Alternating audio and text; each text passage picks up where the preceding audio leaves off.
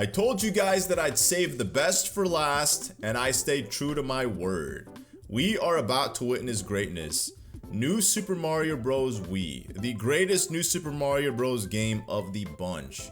Anyone who thinks otherwise needs to reevaluate their decision. Go back and replay every single one of these games. Don't be fooled. This is in fact the best out of all of the New Super Mario Bros. Games. I recently did New Super Luigi U on the channel, and in that video, I was talking about how these games lack any story. Every single one of these games begin with Peach getting kidnapped in her castle. One thing that we can gather, one thing that I've learned from playing through all of these games is that Princess Peach needs better security, because like, how do you get kidnapped in your own castle? Like, what are the Toads doing? What are you paying these Toads for?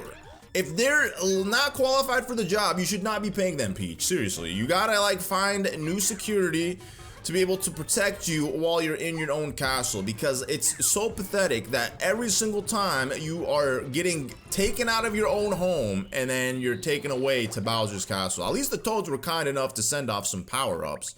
Thank you for that.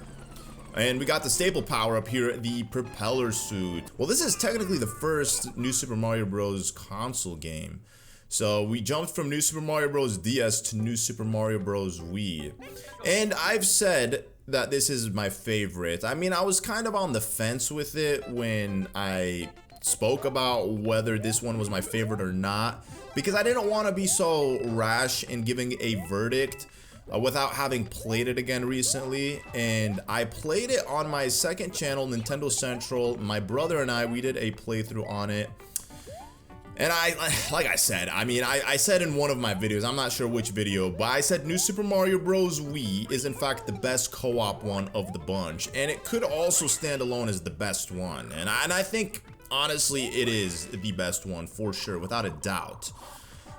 I just absolutely love this game. I think this game is perfect in all of its rights. I mean, obviously, you're not playing these games for a story. If you're going into this saying, I want a rich, compelling story to keep me at the edge of my seat, well, you're obviously in the wrong franchise. Nintendo don't really do that with their games. They're pretty much all the same. Even Zelda games, I would say, like most Zelda games are pretty straightforward. Save the princess.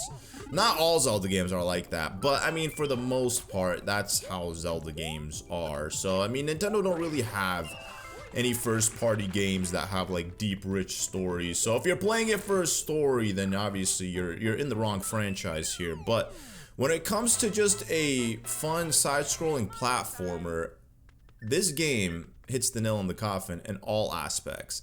I would say that I could play, if I had to pick obviously one of the New Super Mario Bros. Games to play and that's it, versus playing the other ones and then removing this one, I would choose this one versus not being able to play the other ones ever again. Like, if you were to take away DS, Wii U, well, technically it's U, because I mean it is Wii U, but it's also U. So if I were to take away DS, U, Luigi U, 2, I would still choose this one over having access to those 4. I know, that's how serious it is. This is how good this game is. And obviously this game was the reason why so many great Mario ROM hacks were created, because this game inspired them all. Just look at, I want you to pay attention to something. Look at how far the camera zooms out. The game was designed for co-op in mind. That's why the camera is so far zoomed out. Obviously when you're playing it single player, like there's a whole lot of space that you could see that you don't necessarily need to have like in your vision, but still, I mean, and the fact that when you're playing this game, it just feels very open, and that's what I really love about this game. But other than that too, I mean, obviously I think it has the best power-ups. I did not really like the acorn suit from New Super Mario Bros. U.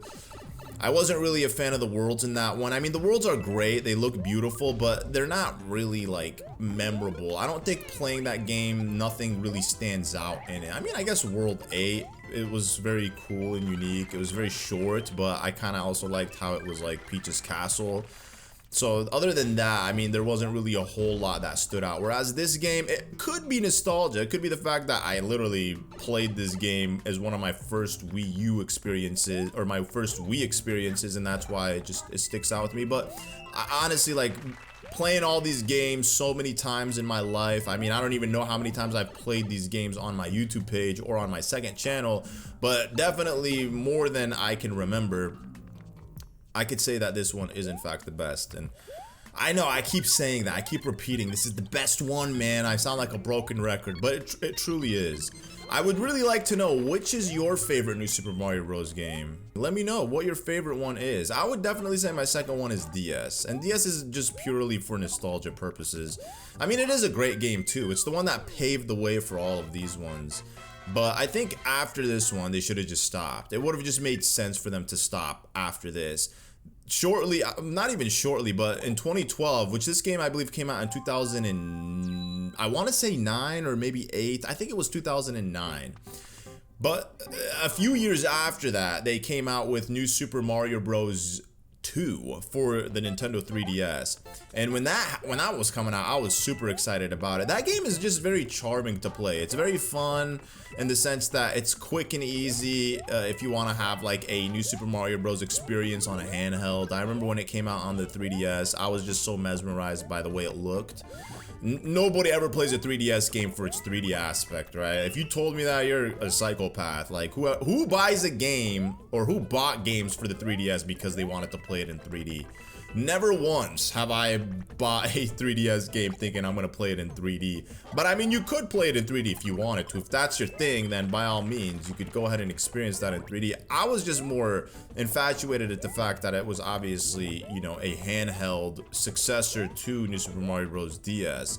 And I really liked the co-op on that. It was just like really fun to be able to just pull your 3DS out and just be able to play with your friend anywhere, anytime. You don't have to like connect yourself to a TV or anything like that, and you get that New Super Mario Bros. Experience. Granted, nothing will beat this when it comes to the co-op experience either.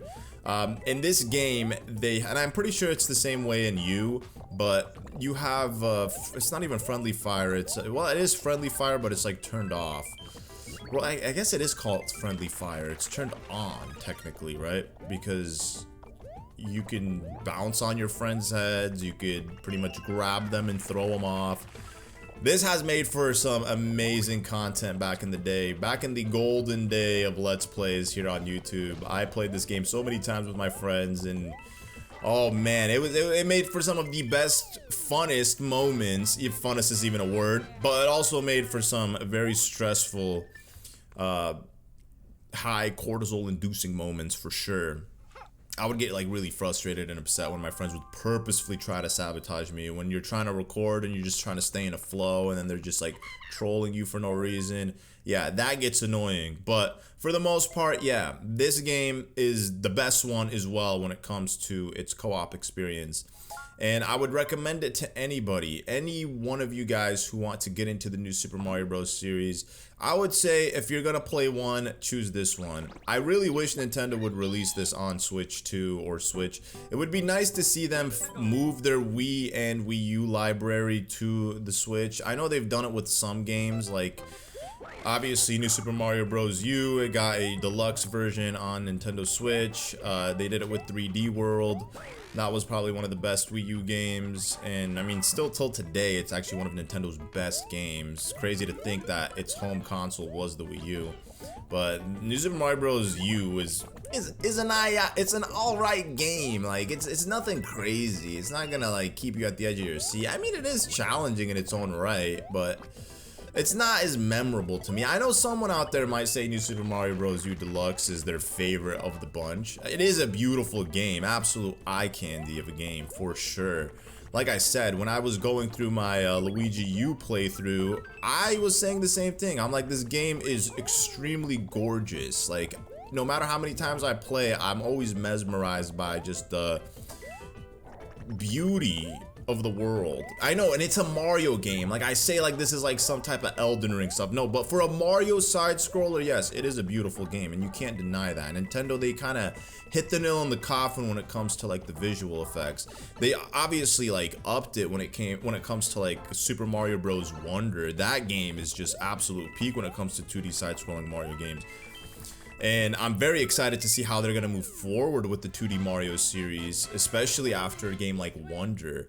I'm not sure if we're gonna get anything in the near future, considering that Wonder just got some DLC, but out of all of the 6 of the games, when we're talking about like new and Super Mario Bros. Wonder is definitely the crowned king. But I don't categorize Wonder with the new Super Mario Bros. Series because that would be unfair. Obviously, this is a formula in its own right, and then Wonder is just something completely different. It's not like the 3D series where every single 3D Mario game is something completely unique. I wish they did that with this series, like with the new Super Mario Bros. Series. I wish every single one of these games was just like a different concept of 2D. Like imagine after Wii, because the only one that I could justify for following the same formula would be the Wii one, because a lot of people probably never played New Super Mario Bros. DS. And it's not even called DS, it's just called New Super Mario Bros. But then when they came out with the Wii version, that was so much different because it's obviously like this, it looks like this, that it makes it so much of a different game than what you play on the DS. Like it's the same concept, you know, obviously very similar level design, but it's on a console. And then you had the Wiimote, which is obviously the way to play this. The only way you could, you know, the only way to play it really. I mean, you could play with a Pro controller, I think, or what do they call the classic controller, not the Pro controller. I don't think the Wii had Pro controllers. They had classic controllers, but if you play with a classic controller, you got issues. If you play with a Wiimote and a nunchuck, I could see it, but still, no. The way to do this is using a standard classic Wiimote, you know, like this. And that's the only way that I enjoy playing it, with a Wiimote. And obviously the Wiimote, I had like the motion controls, which was a completely new concept. So again, it makes it feel different than New Super Mario Bros. On the DS. So for me, if you were to ask me, I think that Nintendo should have made this game and then afterwards just moved forward. I think for the 3DS, they should have never made New Super Mario Bros. 2. I'm not sure how many units that sold, but I'm sure it probably sold incredible. I feel like all 3DS games sold really well because the 3DS in of itself wasn't like its own era. 3DS was king of handheld for sure. It's honestly kind of saddening that we're never gonna see anything like that from Nintendo again, because the Switch is pretty much taken over as their main handheld. But long gone are the days of handheld and console Nintendos. It's crazy, because like even when the GBA was like a thing, before the DS came out, bro, they were moving units. They were selling games left, right, and center.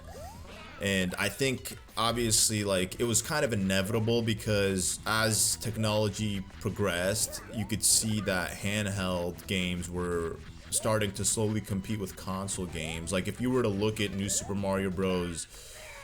2, and then compare that, for example, to New Super Mario Bros. Wii, you would be like, yo, these games are very, like, to somebody who's like unfamiliar, they'd probably like, bro, these games are the same game. They look like the same game, you know? So we were like moving at a rate with technology that obviously handheld and consoles were about to merge, and now we're in that era. The Switch is both a handheld and a console, a home console, which I'm cool with. Honestly, it's cool to have everything on one device.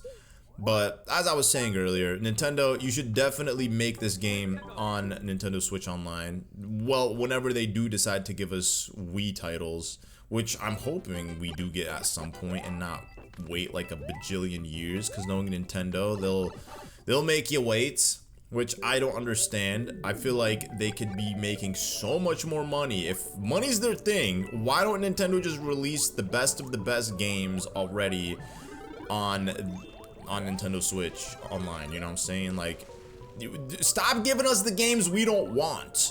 I feel like 90% of the games on the Nintendo Switch Online are games that I would never play or ask for. I mean, it's cool to see some games. Like, I remember when 007, GoldenEye 007 for N64 was put on the Nintendo Switch Online. I was like, yo, this is cool. This is one of my childhood games. Have I ever played it since? No. Will I ever play it? Probably not. I did load it up, but I don't know. There's just something about the N64 games that they did not age well. It's unfortunate because it's the only console that Nintendo, even like from amongst handhelds and Super Nintendo and the NES, I feel like the N64 is the only one that has not aged. But it was because it was the first Nintendo console that went 3D. And again, the graphics were just so bad on all those games. Like, you couldn't convince me to play like Ocarina of Time or Majora's Mask on Nintendo Switch Online. As much as I would, like, if I wanted to play those games, I would never. I feel like I would just, yeah, I would just choose the 3DS versions any day. So, I mean, they do need to give us games that are not just Nintendo 64 games. Or if they do give us N64 games, why not remake them? Like, I don't see why Nintendo doesn't remake, like, Super Mario 64, you know? We're apparently getting an Ocarina of Time remake, and it's not gonna be a 3DS remake where they just port it to Switch. Like they did with Luigi's Mansion. They just enhanced the graphics a little bit and then they ported it over to Switch and they gave us Luigi's Mansion Dark Moon and just slapped a 2 on the title, calling it Luigi's Mansion 2, just to make it consistent with Luigi's Mansion 3. I mean, that was a smart move, honestly, for them to just retitle it as Luigi's Mansion 2, because, you know, Luigi's Mansion 3 is Luigi's Mansion 3, so it makes sense to keep them just numerical, instead of having, like, these standalone titles, and then there's just being the third one called Luigi's Mansion 3, which doesn't make any sense, because it would be confusing for people who are trying to get in the series. But I'm digressing. Actually, I want to go back to a point real quick because I thought about it and it makes a lot of sense. It goes back to what I was saying, like when it comes to Nintendo remake, like think about what I just said earlier. I said that handheld and consoles were competing with each other because handheld technology was advancing so like fast at a rapid rate that like handheld was like almost competing with consoles, and that's exactly what Luigi's Mansion 2 is. It's a good example of that because Nintendo, again, they simply ported the 3DS version to a console, obviously with like graphical improvements and whatnot, but overall it's the same game. It's just enhanced in quality, but it's the same game. They get rid of the touchscreen and then they just port it over to a console. And that's a 3DS game, but when you play it on Switch, it looks like a console game. It looks so incredible. So if they did that with even New Super Mario Bros. 2, yeah, that would be lit, man. Give us that. But obviously they would have to like make it into a, you know, a console game in the sense that they ditch the touchscreen, and you know, it's not a, how do I say it? It's not like a 3DS exclusive Switch game, if that makes sense, because there is no DS or 3DS games. They would have to just ditch the touchscreen and give it the Luigi's Mansion 2 treatment. Oh no.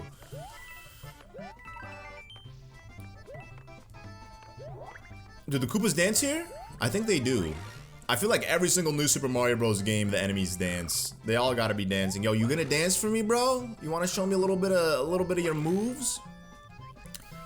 But yeah, this is the best one, man. This is the best of the bunch. Nintendo, y'all gotta give us like a Nintendo All-Stars game where they're essentially putting together all of their best titles and just giving us a package, you know, like 3D All-Stars, where they gave us 64 Sunshine and Galaxy. They didn't give us just a Mario All-Star or a Nintendo All-Star. Actually, I think Nintendo did that with the Wii U. I'm pretty sure I have a physical copy of Nintendo All-Stars. I think that's what it's called, but it was just like it was a disc that had a bunch of different Nintendo games. Granted, there weren't like, you know, AAA Nintendo titles, but...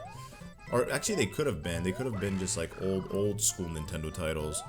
I honestly don't remember, man. It's been so long. I think I did a playthrough on that on my channel like back in 2014. But 2014 feels like a lifetime ago. It's crazy. That's like what, 12 years ago? So in 2014, 12 years ago from that era would have been 2002. Holy moly. That is insane. So in 2014, if I was to say 12 years ago, that would have literally been 2002. 2002, I was like, what? I was 9 years old.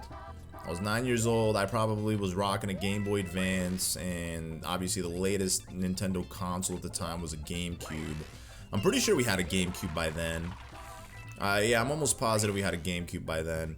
Cause back then, yeah, we were playing Super Smash Bros. Melee. We were playing Mario Kart Double Dash. We were playing The Legend of Zelda: The Wind Waker. Oh man, I love that game.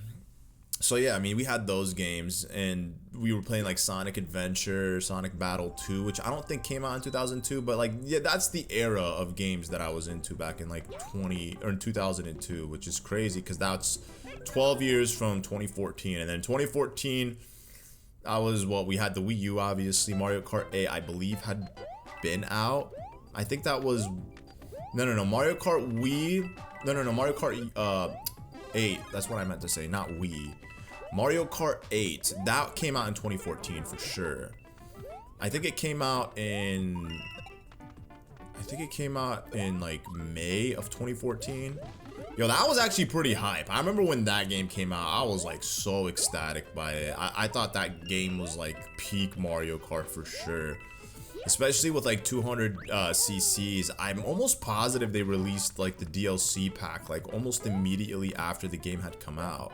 Because I remember like I wasn't even like good at the game, and then I remember trying to record through like the 200 cc's mode, and I was just crashing out left, right, and center because when I was recording my playthrough, I remember I wanted to get 3-star ranks on every single cup, and I just wasn't able to do it because I still was not familiar with the brake drifting. Like, I knew how to do it, but like I was still so new to it, and I was trying to like cram out all the videos before I had to leave for this convention.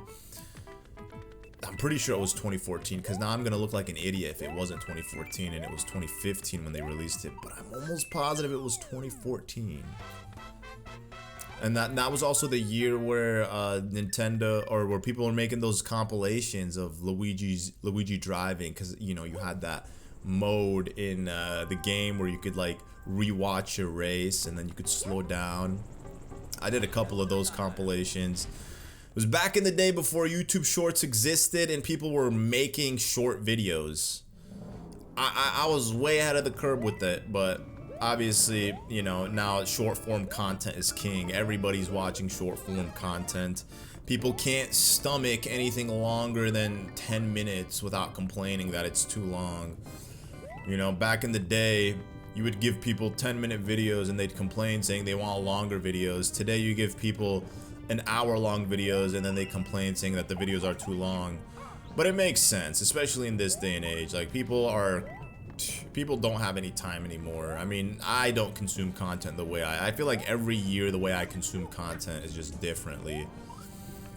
You know, I feel like right now I don't watch the same consistent YouTube channels that I do. Like, the way I watch YouTube is that I'll like discover, like, for example, a channel that I've never seen before, and then I'll just start binge watching their videos, and it'll maybe be something that I do for like a week, 2 weeks, 3 weeks, and then I'll kind of get bored or move on, or I'll consume all the content that I think is enough for me. Like, I got my value out of the creator, and then I just move on. I am subbed to a lot of channels, and unlike a lot of people, I still use my subscription box to find videos. Granted, the homepage is way better. Like, the homepage is actually kind of scary good, because you watch a video and YouTube will recommend you a video just like it. And sometimes it's a good thing, but sometimes it can be dangerous, because then you're just like glued to your computer chair, like at least with me, and I'm just like binge watching all of these videos, and I'm like, yo, I need to work, I need to be productive with my time and my life. I got videos to crank out, and then I'm just sat there watching videos for hours, and then I just put off recording for another time. So it is dangerous for sure. But yeah, I mean, as I was saying, a lot of people are, you know, not free in the same way that they were back in the day, I guess, to watch content the way they used to, especially with like all these other social media platforms like competing with you for your time, or competing with one another rather for your time. So you have like obviously Instagram Reels, which again is super addictive. I used to always, I wouldn't say bash people, but like I used to always like pride myself how I never let myself get into TikTok, because I always would hear how people would complain that TikTok is just a massive time killer, that you get on TikTok for literally a couple of minutes and then before you know it, 2 hours have passed. And you know, I was always like, yeah, thank God I never got into TikTok like that. I did it, I like used TikTok maybe once or twice in my life, in the sense where I like actually let myself like doom scroll on it. And the first time I did, I was like, yep, this is exactly how everybody says it. And this was back in 2021. I remember I was in PA at the time visiting my fiance, and I was in my Airbnb. Well, she's my wife now, but at the time she was my fiance, and I was in my Airbnb, and I was like, let me see what this TikTok thing is all about. And I downloaded it, made an account, or I think I already had an account, I just never really used it. But I sat there and I was laying in my bed, and I swear, bro, like, I look at the clock, I think it was like midnight, and then like 2 hours later I look at the clock again without realizing, and it was like 2 in the morning. I'm like, what just happened to time? Like, and this is what everybody was saying, but Instagram Reels are just as bad, I feel. They're just as dangerous. So unfortunately with me, yeah, that's what tends to get me. So I usually try not to like get on Instagram like that. Usually maybe once or twice a week I'll load up the app and like let myself doom scroll for like 10-15 minutes. But for the most part, I don't usually let myself indulge too much. Look at that, he's disappearing into the pyramids. Okay, so World 2 is definitely my least favorite world in this game. I don't like any desert world. I literally said this when I was playing through New Super Luigi U. Do not like World 2 at all, but whatever. We gotta go ahead and get through this. But what's also very dangerous, that I would say from my experiences, is Twitter, now known as X. You don't need to watch videos in order for you to like find yourself doom scrolling, and I feel like Twitter is like that, and I'm not the only one who feels that way. I feel like even my brothers, because I went to visit my family like last month, and it was so crazy because my brothers were saying the same exact thing. Like when they would see me on Twitter, they'd be like, oh, that's dangerous, bro, you better get off. And then I'd be like, oh, I know, man. And it was just like so funny to hear them saying that, because they know exactly how much of a time killer that is. And it's like, realistically, if you were to like gather all the information, right, that you learned from any of these websites that you spend time on, I feel like other than YouTube, I don't feel like any website I leave I have like benefited in any way, shape, or form, like truly benefited. Like at least with YouTube, I watch a lot of lectures. I don't watch like brain rot content. I feel like everything else on the internet, though, when I say brain rot, I don't mean it's not educational, but I feel like the short form content in general, unless the video is like such an impactful video for something that you are going through in life, or something that you are like currently learning, and you know, you're just like benefiting from a creator. Like for example, you could be watching exercise content or gym content, and that's what you're really into because you're going to the gym and whatnot, and then you're watching like a TikTok creator who's making like all these videos about like stretching and certain exercises, then yeah, like that information will probably stick with you. Whereas like the rest of the you might watch a creator who's like talking about like all these conspiracies, or they might be talking about like certain facts of the ocean or the ozone layer.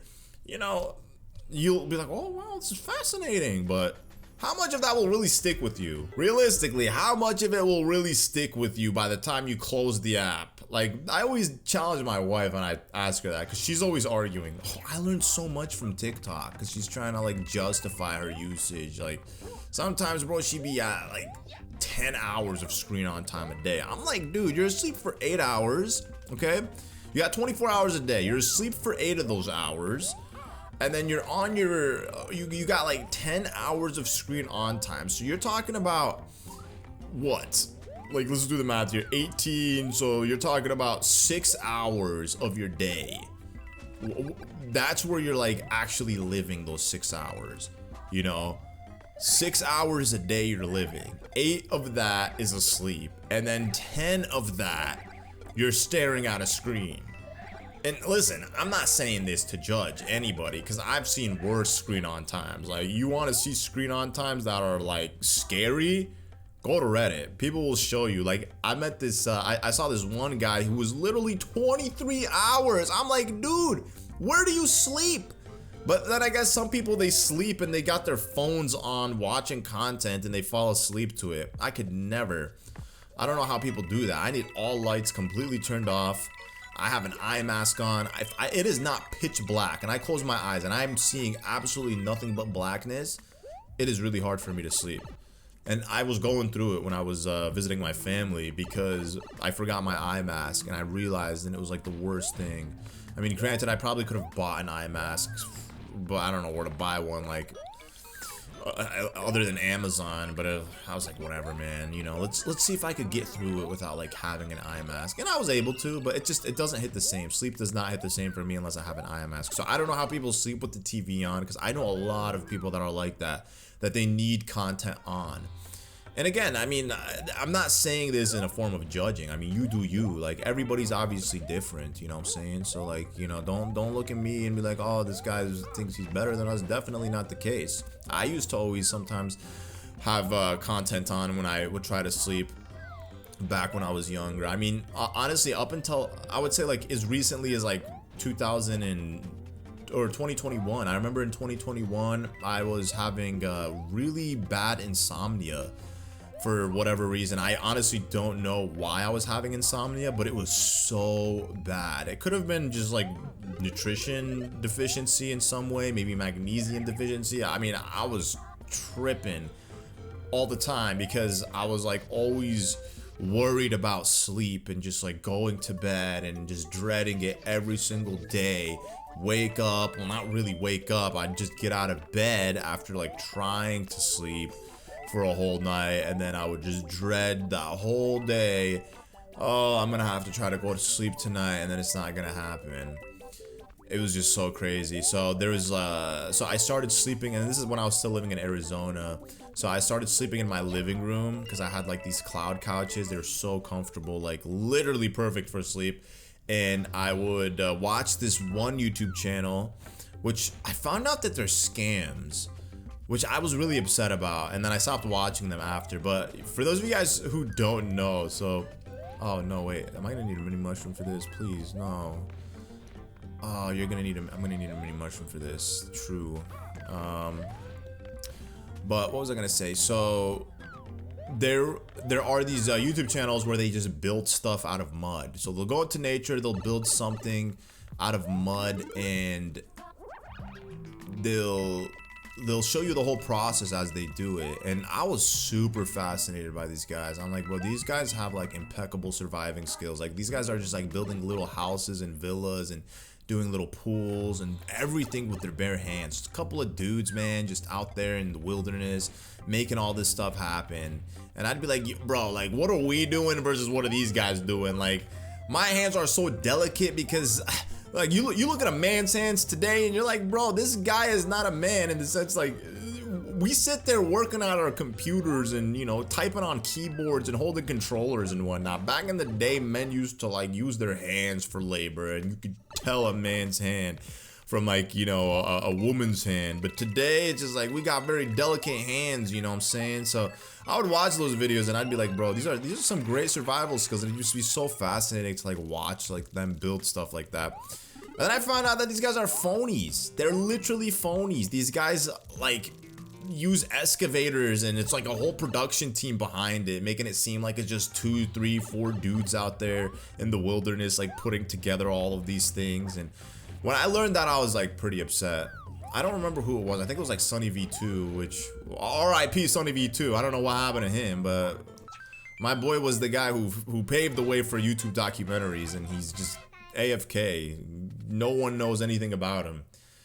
But I think it was him that made a video exposing like these wilderness building YouTube channels and whatnot. But I'd always watch that channel specifically, one of those channels that had like 10 million subs, I think, at the time, or it had millions of subs. It had a healthy amount of subscribers, and I would just have those guys on, and I would just try to fall asleep, and it worked. I mean, granted, I also was dibble-dabbling in like Tylenol PM. I was also taking melatonin, which really wasn't working for me, melatonin.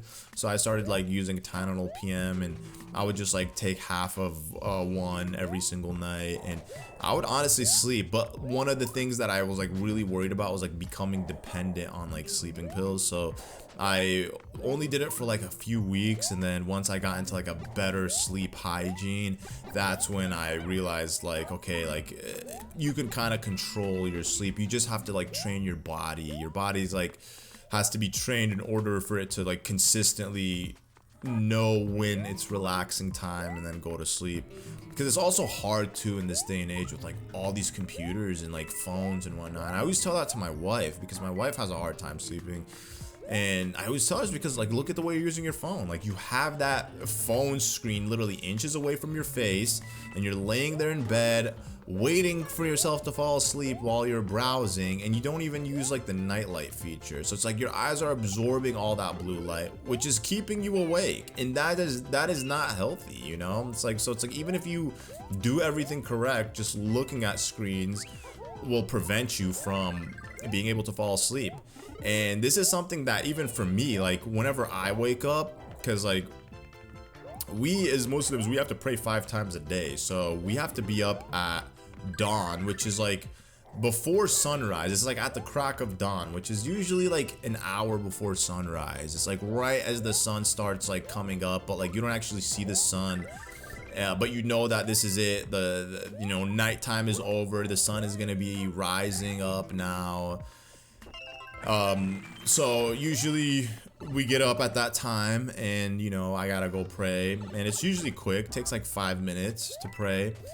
But what I would do, and this was like a huge problem for me that would always ruin my sleep, it's like no matter how late I slept, I could sleep like, let's say dawn is at like 5 in the morning, right? And I go to bed at like 2 in the morning. That's still late. So technically I should be tired enough to wake up and then be able to go back to sleep. Like wake up, pray, then go back to sleep. But what would happen is I would wake up 2 hours after sleeping. I would be very tired. I would pray, and then I would sit on my phone for like a few minutes, maybe like 10 minutes max. And then I wouldn't be able to sleep. I'd put my phone down, and then I'd be tossing and turning literally for hours. And I'd be so frustrated, because then by the time I'd actually fall asleep, it'd be like 9 in the morning. So I'd be like, I didn't benefit from laying here in bed for all these hours. I could have gotten up and just done something with my life, you know? And this would happen for a long time. And that's why I do not touch my phone. Whenever I wake up to pray, I literally don't even touch my phone. I thankfully just do everything on my Apple Watch. My alarm rings off my Apple Watch. I don't even have to look at my Apple Watch. I know where the button is to turn it off. I know exactly how to turn it off without even looking at it, because of how many times I've done it. Oh no. Wait a second. Hold up. Oh, okay. We got this. I think actually this is the way to do it. I don't know if we could have done it the other way. But yeah, I mean the phone is like it's messing us up. And then obviously people, TV, and just thoughts too. Like, I have so many friends of mine, and I've had these conversations where like just thoughts alone keep you up. You'll be sitting there thinking about and it's like weird, because it's like all the thoughts come to you at night when you're trying to sleep. Suddenly now your brain's active and it's trying to problem solve. But I feel like that's just how humans are. Like, obviously every single human being is gonna have problems in their life. It doesn't matter. Like, if you see somebody, right, they could be like, for example, rich, they could have a nice family. They could, you know, from the outside seem like they got everything together, and you're just like, man, I want to be just like that person. I promise you that person probably has problems, and they're probably always thinking about their problems and trying to figure out how to problem solve them. They might not be the same problems you have, but we're all problem solving our problems in our head at all times. Maybe not at all times, and maybe not all of us. I mean, I'm sure there's some people who know how to like deal with it in a good way, in a healthy way. But for me, it's like once I get into the bed, I always felt like, yeah, that's when all the thoughts start coming in, and I'm just like trying to figure out, okay, I'm gonna do this and then do that, and then I gotta like, you know, figure this stuff out tomorrow, and then I gotta like, oh, make sure I call this person and get back to that guy. Just a million things going on. So I've also learned that that's another reason why I probably stay up, because I let my mind wander, and it's just like you can't help it, you know. It's not like you can tell your brain, hey, stop with the thoughts. It doesn't work like that. Like, if once it starts going, it's going, bro. It's zooming. So you just gotta accept it. But what you can do is just practice mindfulness, and that's what I've also learned to do, is just like shut my mind. And I know it sounds easier than it is done, but like, no, you could literally control your thoughts in your mind. You could stop your thoughts just by simply breathing, focusing on your breath, focusing on just quietness. Every time a thought starts to form, just shut it down. Just, you know, or just, you know, repetition of something, you know. That's why they always say, if you want to sleep, count down from 100, you know, because it's just like your brain focuses on a task, and instead of like trying to force yourself to sleep and thinking about sleeping, because that act in of itself could keep your mind racing, that you're not gonna fall asleep. If you just calm yourself down, your mind, and then just focus on like counting down from something, yeah, that works.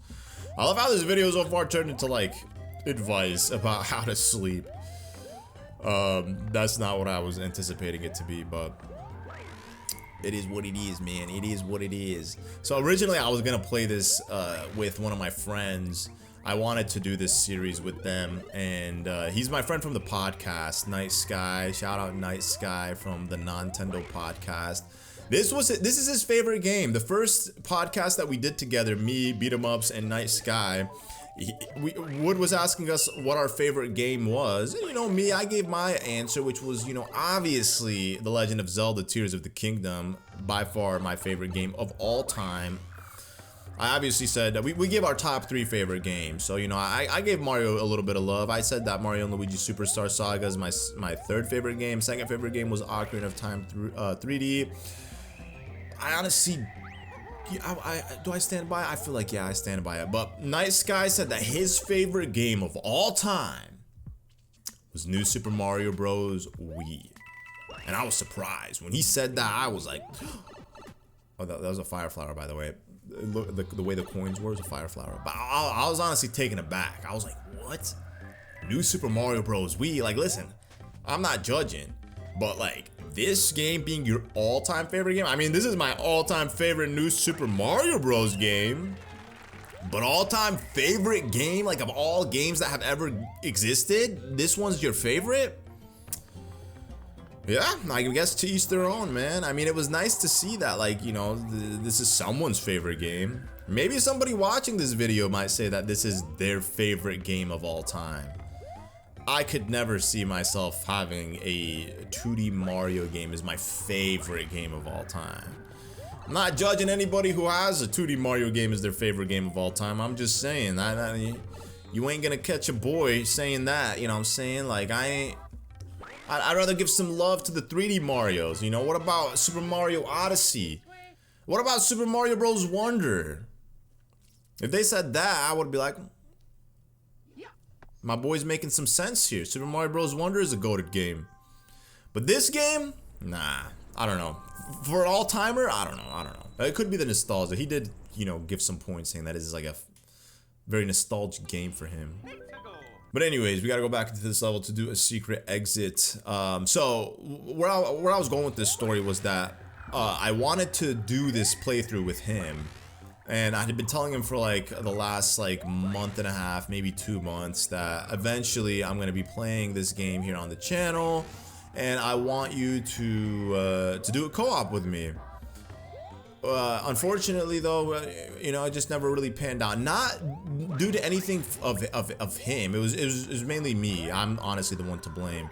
But it was just because I came to the conclusion that it's best to like post these videos as a solo run versus doing multiplayer videos, because when you look at the series of the New Super Mario Bros. Long plays that I've done here on the channel, every single one of those videos is a solo playthrough. So I was like, to keep the videos consistent in the fact that they're all solo runs, I might as well just, you know, do this one as a solo run, and then eventually down the line, if I ever decide to like replay these games in a co-op fashion, then I could definitely have him on for it. So he doesn't know that I'm, you know, posting this playthrough on the channel, so it'll be, I kind of don't want to like let him know, because he's probably gonna be offended, but I'm sure he'll find out and he'll understand, you know. So if you're watching this video tonight, I apologize, brother. I apologize. You know, we just had to keep the continuity. We had to keep it consistent. All the playthroughs have to be solo runs. You know, but one day I got you, brother. Maybe, you know, maybe we could do Maybe we could do like a marathon where we play all these games together on a stream or something. I think that would be really fun. So moving on to 2-5. One thing that's pretty cool too is that when you get to 99 1-ups, Mario takes his hat off. And 99 is the max. But you know what I actually just thought of? Cause when I saw the orange Pokey when he turned orange, it just reminded me of New Super Mario Bros. U. And then when I thought of New Super Mario Bros. U, I thought of Super Mario 3D World. But I was saying this in one of my playthroughs that they should have done a 2D version of Super Mario 3D World. So imagine if in 2013 when Nintendo released Super Mario 3D World, that would have been the 3D version of a game that they had released in 2012 instead of giving us New Super Mario Bros. Wii U or U. I always want to call it Wii U. New Super Mario Bros. U. They should have given us New Super Mario Bros. World, I guess.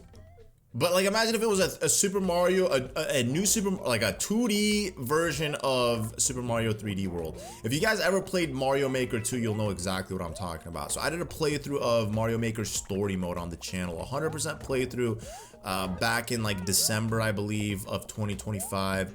And I was, again, like this was the second time that I played through the story mode in that game.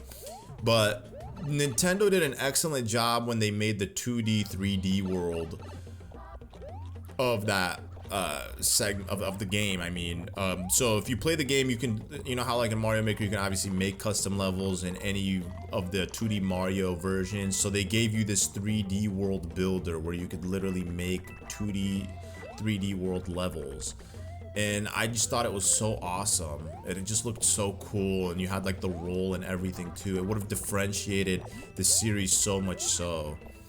But I mean, obviously at the time, I don't think Nintendo was like thinking too deeply. I think they probably just like were like, you know, they wanted to do something similar to what like already works for them, and for them that was like obviously just following the New Super Mario Bros. Formula, which, you know, I guess you could say it worked, right? Sort of. Alright, we need to get this final star coin. We just need a Lakitu if these dang things will spawn. Okay, yo, what's up, dog? Also, one thing that I really find challenging about this game is that the Lakitu clouds barely last. Watch, this thing is gonna start blinking. Yep, of course. Okay, okay, okay, okay. Come on, come on, come on, come on, come on, come on, come on, come on, come on, come on, come on. Ooh. Okay, we got it. And this game is not super challenging and it's not super easy. So that's also one thing that I like about it, because it's very balanced in nature. I would say DS was easy, 2 was easy, Wii was moderate, U was moderate, Luigi U hard for sure. So Luigi U is hard if you're playing it as Luigi 100%.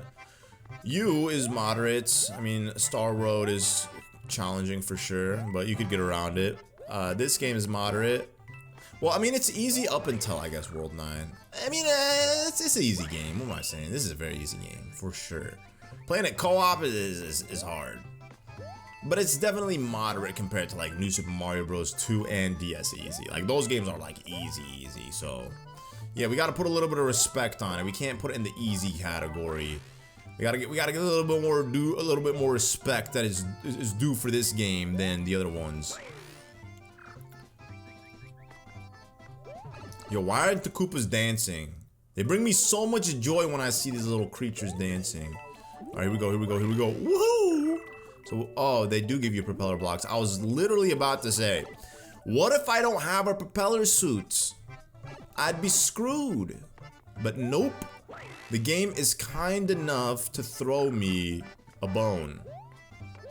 Oh, it's these guys. Bro, I literally know their names. They're called Flame Chomps, I think. I want to say they're called Flame Chomps. Maybe. Oh, there it is. There it is. There it is. There it is. You know what? It's a piece of cake, brother. Piece of cake. Yo, stay away from me. Oh no, my nose is itchy.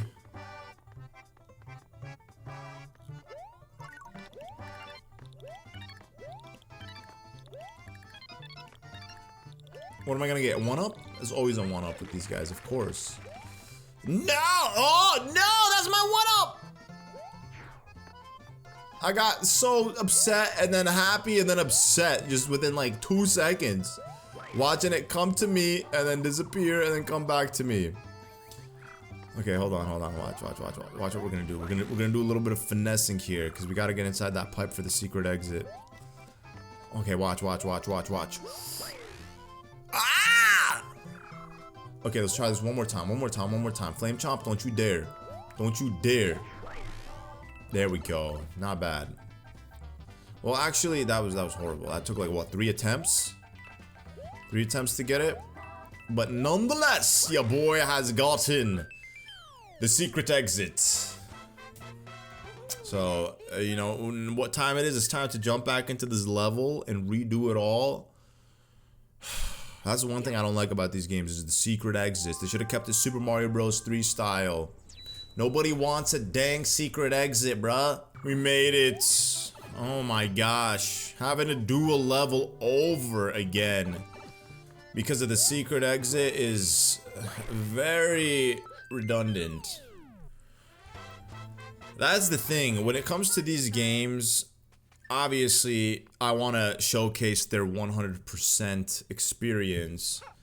But the downside of that is having to, like, you know, do all the secret exits. Just annoying. It really is annoying. This is gonna take me all the way to the castle, which is perfect. We don't have to do any of that sand shenanigans. Anyways, welcome guys to World 2's castle. Who's this, Morton? Oh yeah, this one's a sick castle, brothers. This one's an absolute sick castle. So this one follows the formula of Castle A in New Super Mario Bros. DS. Gotta clarify that. And then it also follows the formula of one of the castles in Super Mario Bros. 3. So you gotta like follow the you gotta find the pathway, the secret pathway that will lead you to the destination, the coupling at the end of the tunnel, as they say. That's why you got like 600 seconds to figure it out, because it's gonna be a lot of trial and error if you don't know exactly what you're doing. But again, like I said, you guys are in the hands of a professional here. So sit back, relax, and don't worry. I got you covered. We're gonna go down, and then we're gonna wait for this guy. Obviously, it's a little suspicious that they put piranha plants right there. So obviously, we're gonna go where the piranha plants are. And then if it's gonna be down, then guess what's next? It's gonna be the middle path. But we need to do this first to be able to, you know, grab this star coin. You know, get out of here, Dry Bones. Your Dry Bones truly might be the most OP enemy in all of Mario. I mean, because like the only thing that can take him out is a superstar. Not even Bob-Ombs can take him out. Fire flower. Oh, I guess technically ice flowers are pretty OP because you freeze them and then you grab them and spin them and throw them, and then they just disappear forever. Nah, fuck. You're telling me you want me to get rid of my propeller suit for a fire flower? Nah. We ain't gonna do that. Come on, triple jump for me. Yeah, baby. Triple jump one more time. Hey, it wasn't Morton, it's Roy. I mean, listen, they're the same person. Morton and Roy, they're probably the closest too, because they look the same. And then you got like Iggy and Lemmy, they're like very similar. Well, I guess Iggy, Lemmy, no, Larry and Lemmy. Larry and Lemmy look very similar, they're small. Iggy is probably closest to Morton. The reason I say that is because Iggy's just an absolute psychopath, whereas Morton is just stupid. Like, Morton literally has a 1-digit IQ. So, like, they're the opposite of each other. One is, like, stupid and the other one's psychotic. So, they're both, like, mentally handicapped in some degree. And then Wendy just kind of her own standalone coupling. Which makes sense because she's the only girl one, so she's, like, the odd one out. Yeah, that makes a lot of sense. I just put all the Koopalings together. Wait, hold on. I didn't categorize Roy with someone. I guess Roy and Wendy would be. Wait, hold up. There's 7 Koopalings, right? You got Larry and Lemmy, Morton and Iggy. Oh, and then there's Ludwig. Duh. Ludwig is like the super mastermind genius of the bunch. So yeah, he's the standalone black wolf of the group, 100%. But with that, guys, we completed world number 2. So now we're moving on to world number 3, Snowman's Land. Oh, the first ghost house, I see. This is where I part ways with my beloved propeller suit. So I want to clarify something because I think at the beginning of this video I mentioned that the penguin suit was a part of New Super Mario Bros. DS, when in reality it's not. I was thinking of the blue shell. Both of these items are blue, so it makes sense that there would be confusion. And again, these games are very much similar, so it makes sense that you're gonna confuse the games from time to time, and that's my bad. So if I did say it, forgive me. I'm correcting myself now. At least I realized my mistake. The penguin suit obviously is a new item, which makes sense why Toad loaded it up into the cannon and sent it off with the propeller mushrooms, because he's trying to hook it up. He's trying to give us something brand new to experience. Now, how did these penguins come about? I mean, again, I'm not going to think too deeply on it, but clearly their suits, they look like they belong to actual penguins, and I mean, penguins do exist in the Mushroom Kingdom. As you saw, there was a couple penguins wearing sunglasses, so we don't know, man, what's going on with these penguins. Something bad might be happening to them, and then they're being used to harvest for suits, just like the mushrooms. I've always said that the mushrooms, there's something weird about them. They got eyes. If they didn't have eyes, I wouldn't be questioning them, but the fact that they have eyes and they look very much like toad heads has always been suspicious to me. I always used to go into the theories of like what the mushrooms are, but people would get upset with me. People say this is too dark, Sully. It's just a game. But I'm sure it would make for some fun lore, you know? If you want to make some creepy lore in the Mario games, then yeah, you could definitely let your imagination run wild. But the penguin suit's actually a really nice item. It's literally the ice flower, except you have better traction on ice. So instead of slipping and sliding everywhere, you could walk like you are walking on normal grounds, and then you could do this, which is just slide on your belly. I was gonna say swimming. Technically, it's kind of like swimming. It's more like sliding. I was watching a documentary actually about dinosaurs and how penguins eventually evolved into the penguins that we know of today. And it was really fascinating because they don't fly, but they do know how to swim. So they technically fly in the ocean in the sense that when they're swimming, they look like they're flying. But they're very fascinating creatures, to say the least. I love penguins. So moving on, we got World 3-2. This one, it would be nice if Nintendo actually named these levels too, you know, instead of like keeping it just 3-2. It would be nice to have some names. I think they did that. I mean, they obviously did it in Super Mario Bros. Wonder. I want to say they did it. They didn't do it in New Super Mario Bros. U. They did it only with the worlds. So the actual worlds have titles, but the levels themselves, I don't think they have titles. Ah, man, you would think I would know these things, but it's just the small details, man. I know Super Mario Bros. Wonder definitely has titles for the levels because, again, that's literally my favorite 2D side-scrolling Mario game, so obviously I'm gonna know this right off the top of my head. But if I'm wrong about the New Super Mario Bros. U not having titles per level, then forgive me. I'm gonna have to look it up here. Next, whenever I can find the chance to do so, I'll do it. Oh, no! Okay, hold up. See, now I gotta do a little bit of finessing here. So watch, we're gonna do a little bit of this. Oh, okay. Well, that sucks. I should have just. Okay. Well, this is not good. Hold on. Do this. I didn't get the bounce. Okay, here we go. There we go, and we got it. So we just had to do a little bounce off of the bullet bill. They're teaching you. Nintendo's teaching you how to be a master platformer when playing these games. Can we take this guy out with the Koopa Shell? Oh, it worked! We got him! They should have given me like an ice flower or something. So ice flowers were also considered a new item. When you play like old school 2D Mario games, you never get the ice flower, you only get the fire flower. So the ice flower first debuted in New Super Mario Bros. DS, and then it became a staple item pretty much moving forward in every single one of the series.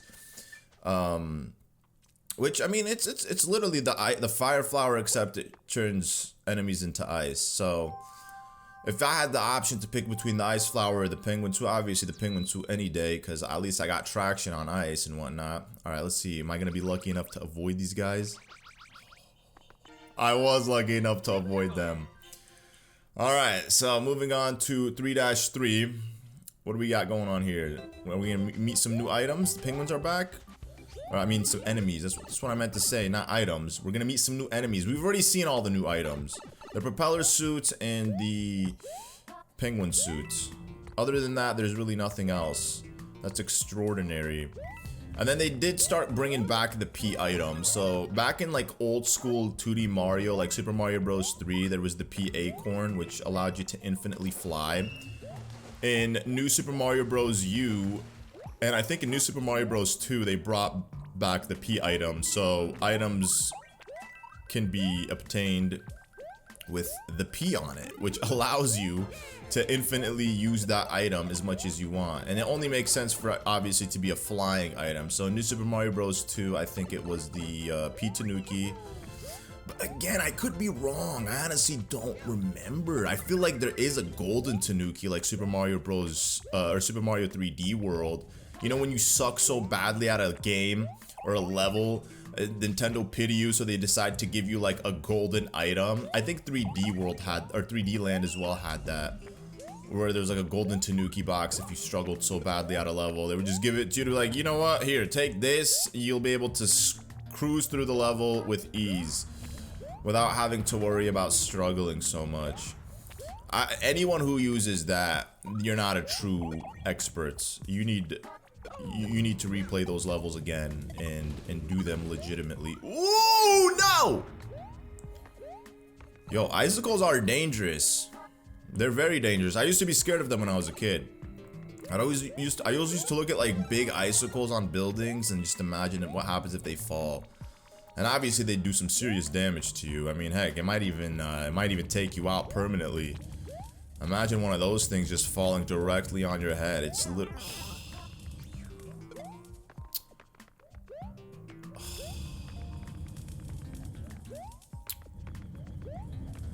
There better be, yes. I was gonna say there better be a barrel here. So like if I'm playing this multiplayer, because I actually remember this happening, I believe, when I was playing it with my brother.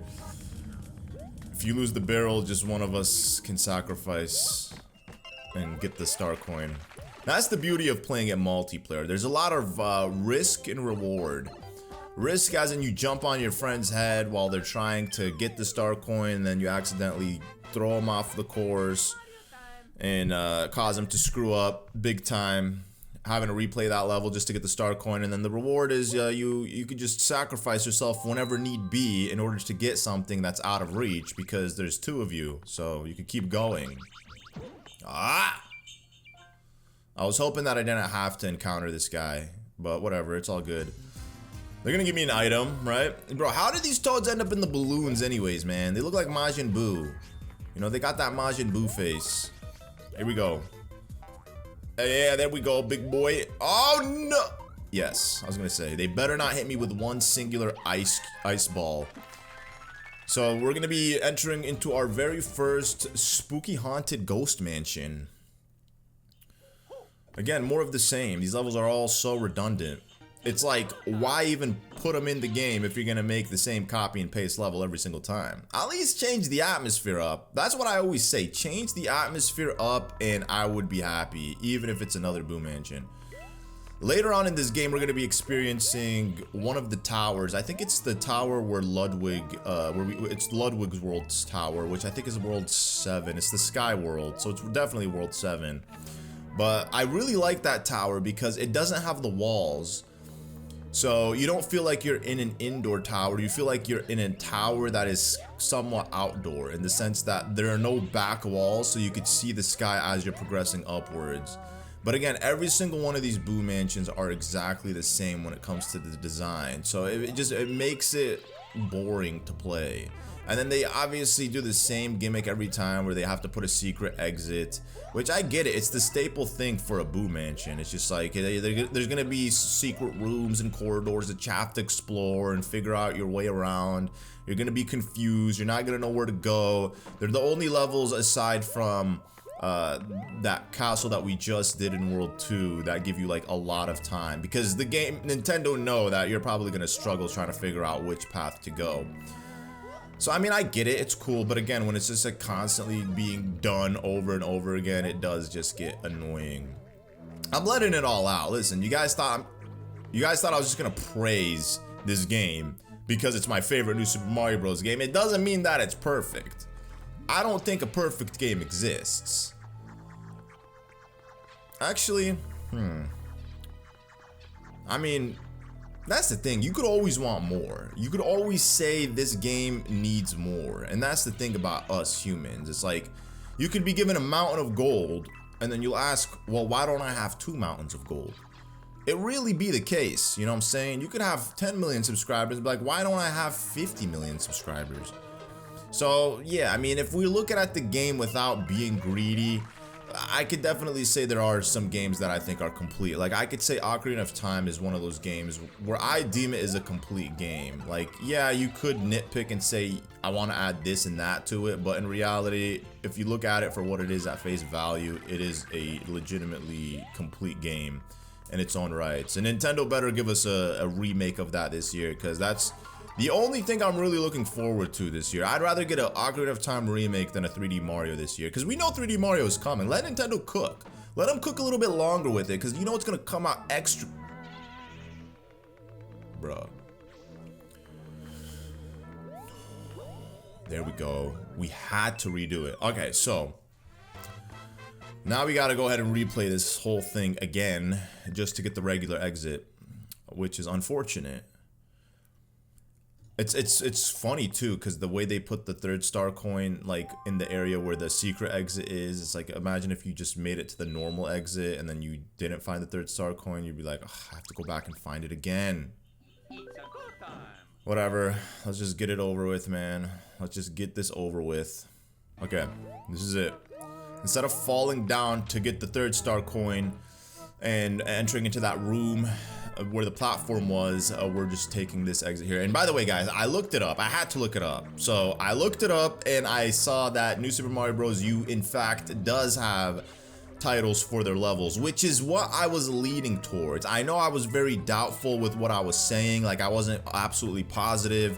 You know, I didn't say it with my chest, all confident and whatnot, but I really was leading towards the fact that it did have titles for the levels, because I do remember some levels having specific titles for them, especially I think in World 9. But the whole game, every single level in that game has specific titles for it, which is, again, pretty cool. So that's a nice little quality of life upgrade to the new Super Mario Bros. Series that Nintendo were able to do in 2013 when releasing New Super Mario Bros. U on the Nintendo Wii U. One of Nintendo's greatest consoles to ever grace planet Earth. A lot of people missed out on the Wii U era, man. Nintendo Land, that was peak gaming. That was absolute peak. And Nintendo's never released anything similar to that game. They should release a Nintendo Land too. I don't know what they've been waiting for. Alright, we're going into the fortress. Lemmy's fortress. Lemmy with the rainbow hair. This one's gonna be easy. But I mean, again, so the fortresses are all the same too, because the backdrop for each fortress is very much the same. The music that is played in every single one of these fortresses is exactly the same. I mean, I guess the music in majority of the levels are all the same. Is like for example, if you're playing through World 1, most of World 1's theme is going to sound like levels from World 1. It's not going to be much of a difference. It's not unique like Super Mario Bros. Wonder. Super Mario Bros. Wonder, the themes in each level were very unique. Not all of them. I'm not saying they didn't reuse any of the soundtrack in that game. I'm not making that claim, because I know they definitely have. But even when it comes to like the Wonder Flower ability, the theme of that, it was like, again, they used this many times for different Wonder Flowers, but each level felt different. Each Wonder Flower had its own unique theme depending on the transformation that you became. So yeah, this is why I'm not like too big on playing like these specific levels, you know.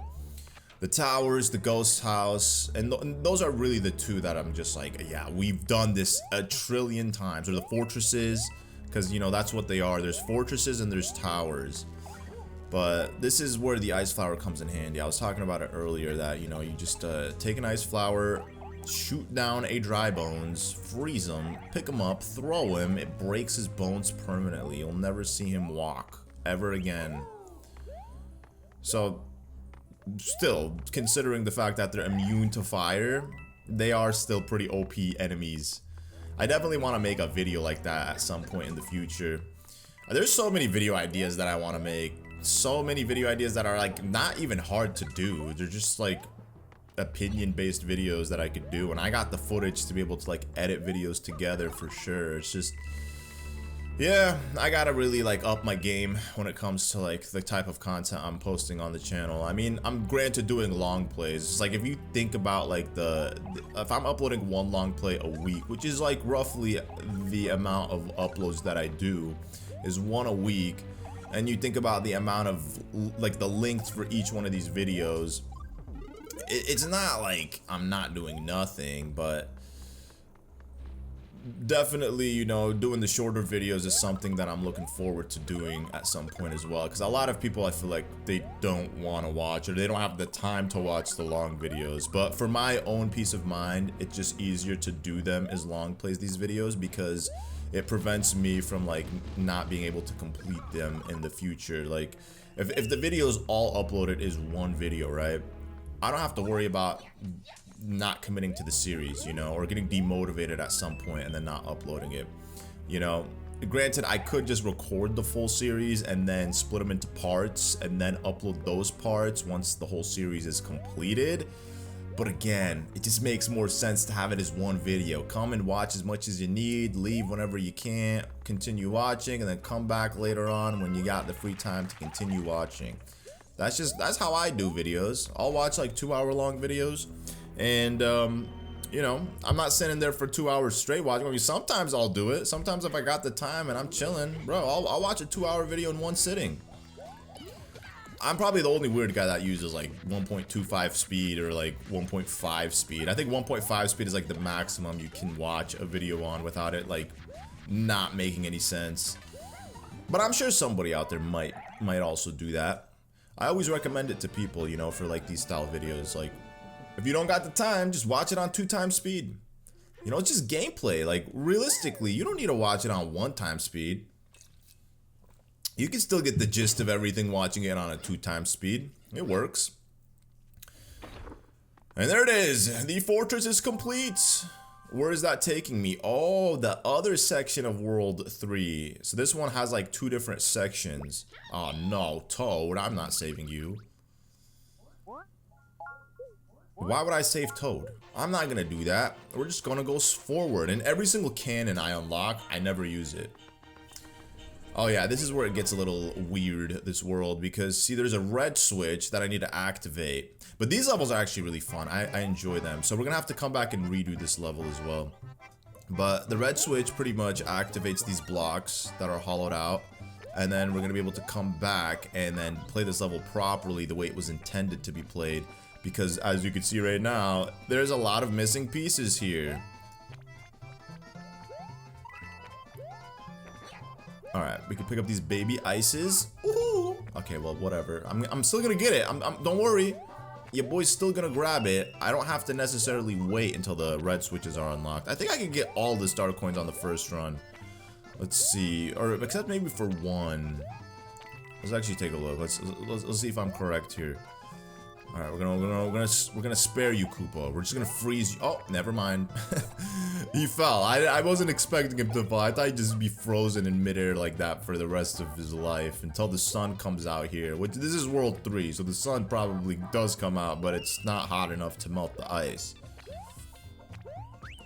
Unless there's global warming. I mean, New Super Mario Bros. U. You could definitely tell there's a lot of air pollution when the Koopalings swarmed Bowser's or Peach's castle with that purple gas. Yeah, they were definitely messing up the ozone layer there. Okay, yeah, so there is like that red pipe that we need to get into, which obviously we can't right now, so we're just gonna have to beat this level right now and come back at a later time once we've activated the red switch. Yo, stay away from me, stay back, stay back. Okay, yeah, so all three of the ooh, why? There's no way. Of course, greedy game, they're not gonna give me anything. We'll just wait here, whatever. We're just gonna have to finish it as regular sized Mario. Oh, that is the secret exit. Okay, what? That's usually weird. The secret exit being at the very end of the level when it should normally be the regular exit. The secret exit is a secret exit for a reason. You're supposed to find it in secrecy.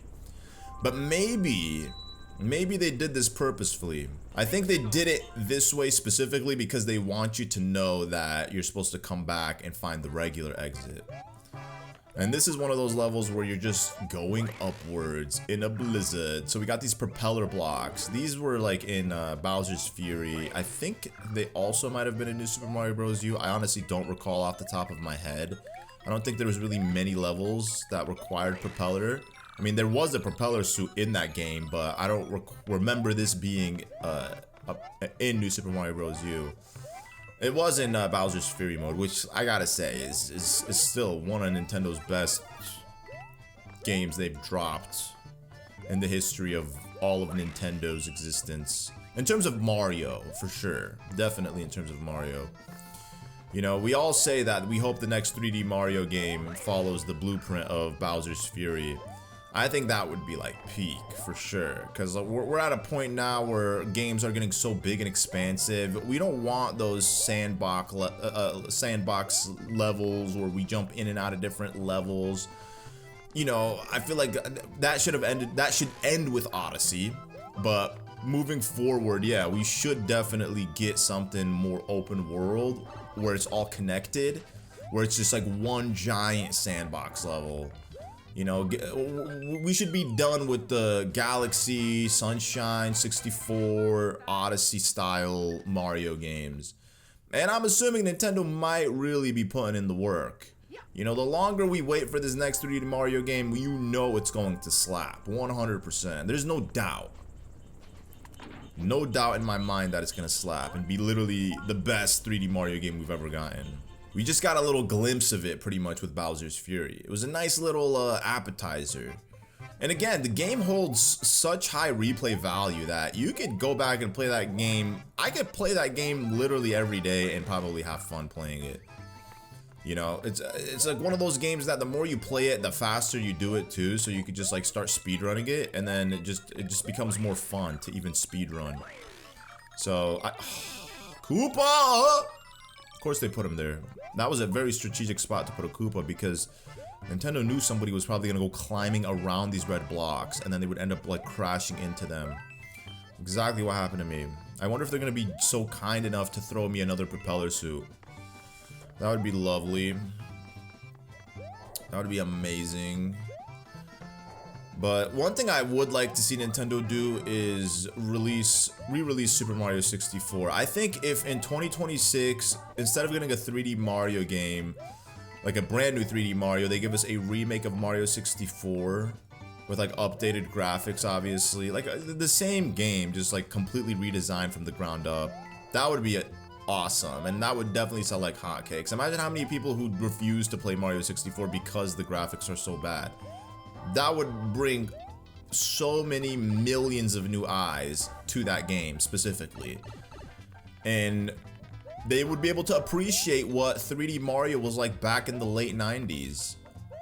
Because when you think about it, that game is older than everyone in Gen Z. Generation Z starts what, in 1997? So yeah, that game came out before Generation Z. And a lot of Gen Zers, you know, I'm sure they've played it like early Gen Zers, but a lot of the alpha generation probably have never played it. You know, a lot of kids that I hear, they say, oh, my first 3D Mario game was Galaxy 2. I'm like, wow. So they skipped over 64 and Sunshine. You know, and for those who say Galaxy 2, they skipped even Galaxy, you know. I know people who play Galaxy, or who've done Galaxy 2, played Galaxy 2, but never played through Galaxy 1, you know, and they'll say that Galaxy 2 is their favorite Mario game of all time, which I do agree. I think Galaxy 2 is, in fact, the better of the two. And speaking of Galaxy 2, I still have yet to do the green stars for that, which I'm very excited to do. I'm just kind of saving it, you know, like, why rush into it? Like, at some point, obviously, I'm gonna do it, but once I do it, then there's no more Super Mario Galaxy fun for me. I'm out of Galaxy games to play. The only 3D Mario game after the Galaxy Green Star run that I have yet to do on the channel would be Sunshine, and it's my least favorite out of all of the 64, Galaxy 1, 2, Odyssey, 3D World, 3D Land. Even less favorable than Super Mario 3D Land on the 3DS. Yeah, 3D Land was special to me. That game was absolute peak 3DS experience. I remember, like, that era of 3DS gaming, I'll never forget it, and it will always hold such a special place in my heart, and it's just such a nostalgic era for me. Like, especially 2011 when the 3DS came out, because that year we got Ocarina of Time, which came out shortly after the launch of the 3DS. We got Mario Kart 7, which came out late in 2011, and then we also got 3D Land, which also came out late in 2011. And again, those three games had me entertained for honestly years. Maybe not Ocarina of Time. Ocarina of Time was one of those games that you play it once and then that's it, you're good, you know, you get your fill, and then every once in a while you go back to it. But 3D Land was a game that I could play constantly. I think that game has such high replay value, especially because it's like one of those games that you could pick up and speed run. Especially, you know, with the Tanuki Leaf. The Tanuki Leaf is such a good item for speedrunning, because you could just like flutter and cut a lot of spots in certain levels, which is awesome. And it was like the first of its kind, you know. It was like new Super Mario Bros. Games, but brought in a 3D format. And then obviously Mario Kart 7 was the latest Mario Kart game. And I love how Nintendo do that. Like, you know, they'll go from like a DS to a console to a DS, you know. And it was the last handheld Mario Kart. After Mario Kart 7, we've never got another Mario Kart 7, which is really sad. Or another Mario Kart handheld. So what do we have for the handheld? We have Super Circuit, we have DS, and then we have 7. I feel like I'm missing one. Because we have Super Circuit 64. Well, 64 obviously I know is not a handheld, but I'm just thinking of so we have like Super Mario Kart 64, Super Circuit, Double Dash, Wii, 7, yeah, and then we have 8. Still, I mean, you look at Mario Kart Wii and then Mario Kart 7. Again, like if somebody didn't know any better and like you were to just like upskill the graphics on Mario Kart 7 like emulated style, and then you could like give that game to somebody, people like, oh yeah, this is a console Mario Kart, they wouldn't know that it's a handheld Mario Kart. That's how good the 3DS was, man. That was it. And I wish I would have, I mean, I definitely did appreciate it. The 3DS is definitely the most console that I own. I have like a stack of them sitting behind me. And out of all the physical like games that I own, because I'm right now like a digital guy, I don't buy physical copies of games anymore, I just go straight to digital. Out of all the physical games that I own, my collection stands the highest with 3DS. Like, I have more 3DS games than any other console period, you know. I would say at least like I don't even want to guess, because I don't want to be inaccurate. It might seem like an abundant amount, but in reality, I might not even have that many. But definitely all the goated games for sure. And then like in 2012, we had Kid Icarus Uprising, and that was the last Kid Icarus game we've ever gotten, which I don't see why Nintendo doesn't release it for Switch. Like, why not just upscale the game and give it to us as a console version of Kid Icarus? Again, bring more eyes to it, you know? Nintendo, man. One day I hope to see them, you know, release all of these goated games. Like even 3D Land, that would be a game that I think would do really well if Nintendo re-released it on console. Again, just give it the Luigi's Mansion Dark Moon treatment. They better not do that with Ocarina of Time, which from what we've heard in terms of the rumors, it's not gonna be like that. It's gonna be a remake from the ground up. And that's kind of also scary because I don't know if you guys have been up to date. Well, I mean, I'm sure the whole internet knows, but Star Fox 64 is getting remade. I do not like the way they made a Star Fox and Gang look in that one. They made him a little too lifelike. I do not like it. If they had like made it more animated, it would have been much better. Like if they made it look like the Mario Bros movie or Donkey Kong Bonanza or Mario Bros Wonder, the animified Star Fox and Falco and all those guys, it would have been much better, I believe. And it would have appealed to a wider audience, but they took this realistic route, which is fine. I don't really care. I mean, I never really was too crazy about Star Fox 64. It's a game that I owned and played on the N64, me and my brothers all the time, but I wasn't like, you know, ecstatic when I saw that they're releasing Star Fox 64. But if they're releasing Ocarina of Time and then Star Fox 64, I don't see why they can't just give us a Super Mario 64 remake, you know what I'm saying? It makes sense. Nintendo, out of all the consoles they should focus on recreating the banger games for, it should be 64, because as I said earlier, it's the only console that I believe the graphics haven't aged well. The games are still great, don't get me wrong, it's just the graphics haven't aged well. The only reason I can play Super Mario 64 happily without complaining about it is because it is literally my favorite childhood game. And it's a game that I've played so many times, and I could like overlook just the graphics any day. It doesn't even bother me. Whereas Ocarina of Time, even though that and Majora's Mask are both like childhood classic games that I've played countless times and grew up watching my brothers play, I just can't play that anymore, especially since we have the 3DS remakes, which I think look infinitely better than, you know, the predecessors on N64. So, and I know they did release some on GameCube. At least Ocarina of Time was released on GameCube, but it was just literally a port of 64 on the GameCube. So there was no graphical improvements to it, realistically. It just looked, I guess, better.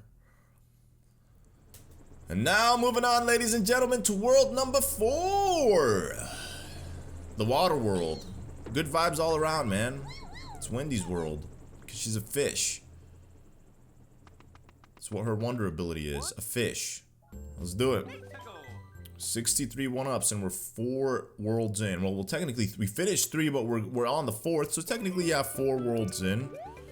I'm always so literal, man. Ooh, we got the penguin suit. I forgot to mention that the penguin suit is the best suit for swimming. I can literally swim on my belly. Okay, well, that was horrible. But what I can do here is I could freeze this cheap. And then the ice block will elevate to the surface of the water, and then I can use it as a platform. So doing this multiplayer is kind of hectic, but as you can see, the penguin suit also swims really fast. It's like the dolphin kick badge from Super Mario Bros. Wonder. I thought the badges too were like an incredible addition to the series.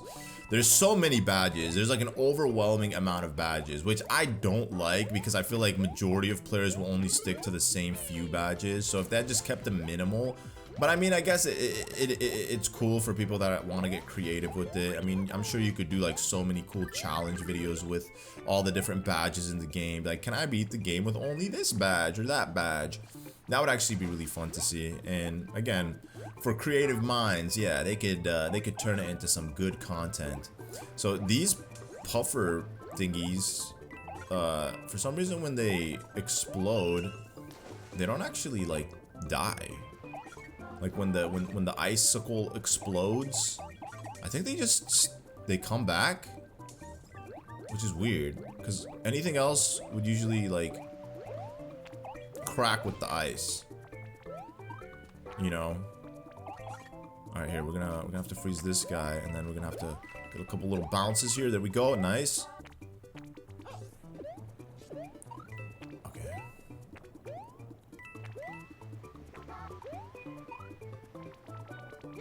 All right. Ooh! So close, man. Their tip was literally on the verge of hitting me. But we were able to slip and slide, and then this is the route that takes us to the tippity top of the flagpole. Woo! Which I'm so grateful there's no golden flagpoles in this game. There's one less thing to worry about. When playing this game, you gotta already worry about keeping your power up. You gotta worry about getting the star coins. You gotta worry about finding the secret exits. And then you gotta also worry about getting the flagpole. No siree, man. We don't need all that. Why? Why? Alright, we gotta just shoot him down then. Oh, actually, hold up. It's only one of them? Okay. I don't know why I was imagining there was gonna be like a bunch of them coming out of the water like cheeps. But it's actually quite easy. Oh yeah, what are we gonna get? Please, penguin soup, please, Toad. No! I don't want mushrooms. Those are his brothers. They were stuck in the chest with him, and he decided to just, you know, survival of the fittest. He ate the bodies and left the heads for Mario to eat, because it's the most delectable part of a mushroom. But we already know Mario absolutely hates mushrooms, which is ironic, because he just eats them all the time to become Super Mario. I didn't make that up. If you watch the Super Mario Bros. Movie, he absolutely hates mushrooms. I'm not a mushroom guy either. My wife loves mushrooms. I do not like mushrooms one bit, bro. They are stinky. They are just... They taste like how they smell. Not all mushrooms. I mean, the mushrooms that I'm thinking about are like the dried mushrooms. So like, my uncle, he put me on this healthy alternative of a snack versus like eating chips and whatnot. Because my uncle's like health conscious and stuff, so he would get like these dry frozen onions, dry freezed onions. So they're like crunchy, dried onion chip, or not onions, mushroom chips. I kept saying onions, mushroom chips. And they season them with like all this delicious MSG powder, and it tastes so good. It's because of the seasoning, but then it's like when you start focusing on the taste of the mushroom itself, that's when it just like, ugh. I do not like it. But my wife, she makes a amazing mushroom pasta, which I gotta admit is really good. You know, I remember the first time she made it, I was like, yeah, this isn't for me. And I didn't really like it. And then I tried it again, and I tried it with Tabasco sauce. And then it was just like, whoa, this is some next level flavor, a symphony going on in my mouth. And then I ended up liking it. So it's like, yeah, I'd want to say I hate mushrooms in all aspects, but 99.9% of situations where mushrooms are involved in, I'm probably not eating them. Whereas in that mushroom pasta, yeah, for sure, I could eat I can eat from it, but probably not. Like, you know, go crazy with it, you know. I'll eat a healthy size plate of it, you know. It has to obviously be accompanied with the Tabasco sauce. If not, then yeah, it'd probably be hard to eat it. But apparently they're really good for you, you know. So I get it, Mario.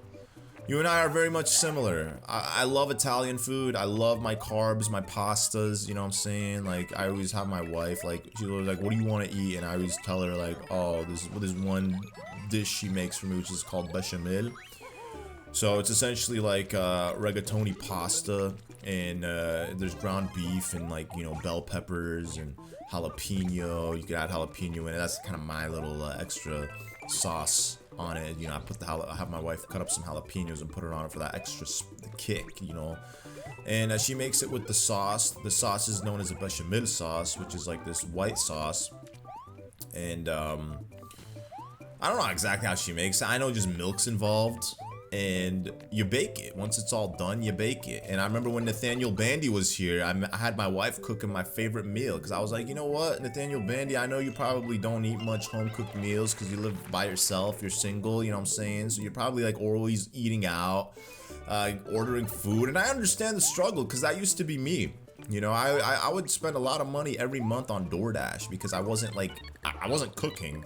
And it's because I just don't have the desire to cook. It's not really my thing. When I did get in the kitchen and I would chef it up, yeah, I mean, I would make something. which is nice. I love how the game gives me a one-up in exchange of an item, thinking that I would prefer to keep this stinking mini mushroom than actually have a proper item.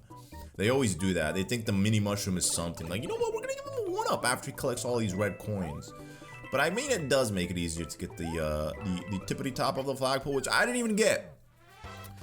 But yeah, I had my wife make it for Bandy, and I was excited to see his reaction. And then he takes that first bite, and he's like, wow, this is really good.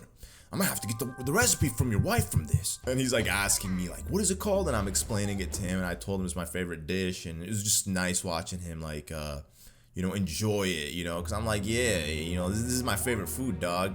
And because it was like a whole tray, that's the only way my wife makes it, is like you have to make it on a whole tray. So when she makes it, usually it lasts me like a week.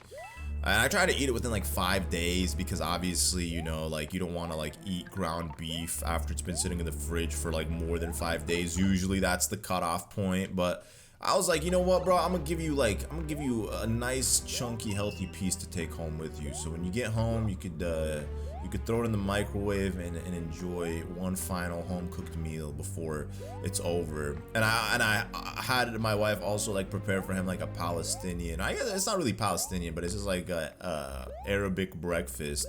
And watching him like use his fingers to like dip pita bread into like the different dishes that we had prepared was really interesting, because it was just funny watching like how he was using his fingers. He didn't really know the form of how to hold the bread between his fingers and how to fold it and then get a proper scoop with the bread, because it's like, here in the West, you're eating everything with utensils, whereas in a lot of countries, especially like Africa and South Asian countries, they eat predominantly with their hands.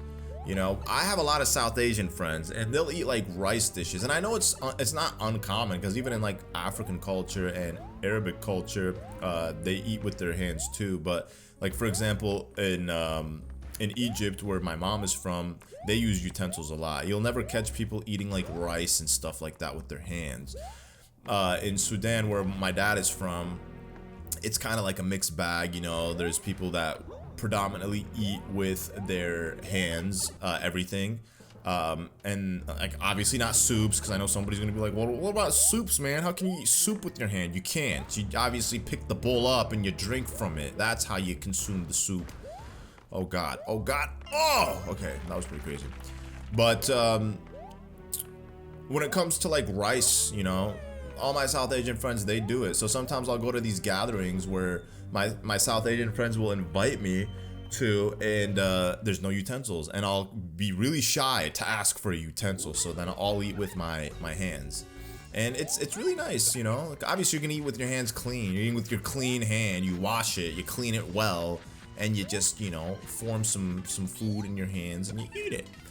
And it's cool because you use the your fingers kind of as like a temperature gauger to gauge the food, whether it's hot or not. You get the perfect scoop. You can put it in your mouth. You know what I'm saying? And yeah, it might look disgusting to a lot of people, but honestly, back in the day before utensils existed, people had to eat using their hands. You give food to a baby, I promise you he's using his hands, because that's just the natural way of humans. That's just the natural way of how a human knows how to eat. Just use their hands, take it from me. I have a nephew and I've watched him eat countless times. Everything, he just mushes it in his hands and eats with his hands. All right, we got to go back into this to do the secret exit. But yeah, I mean, listen, I was going on a tangent there because I was just remembering Bandy, for the first time trying,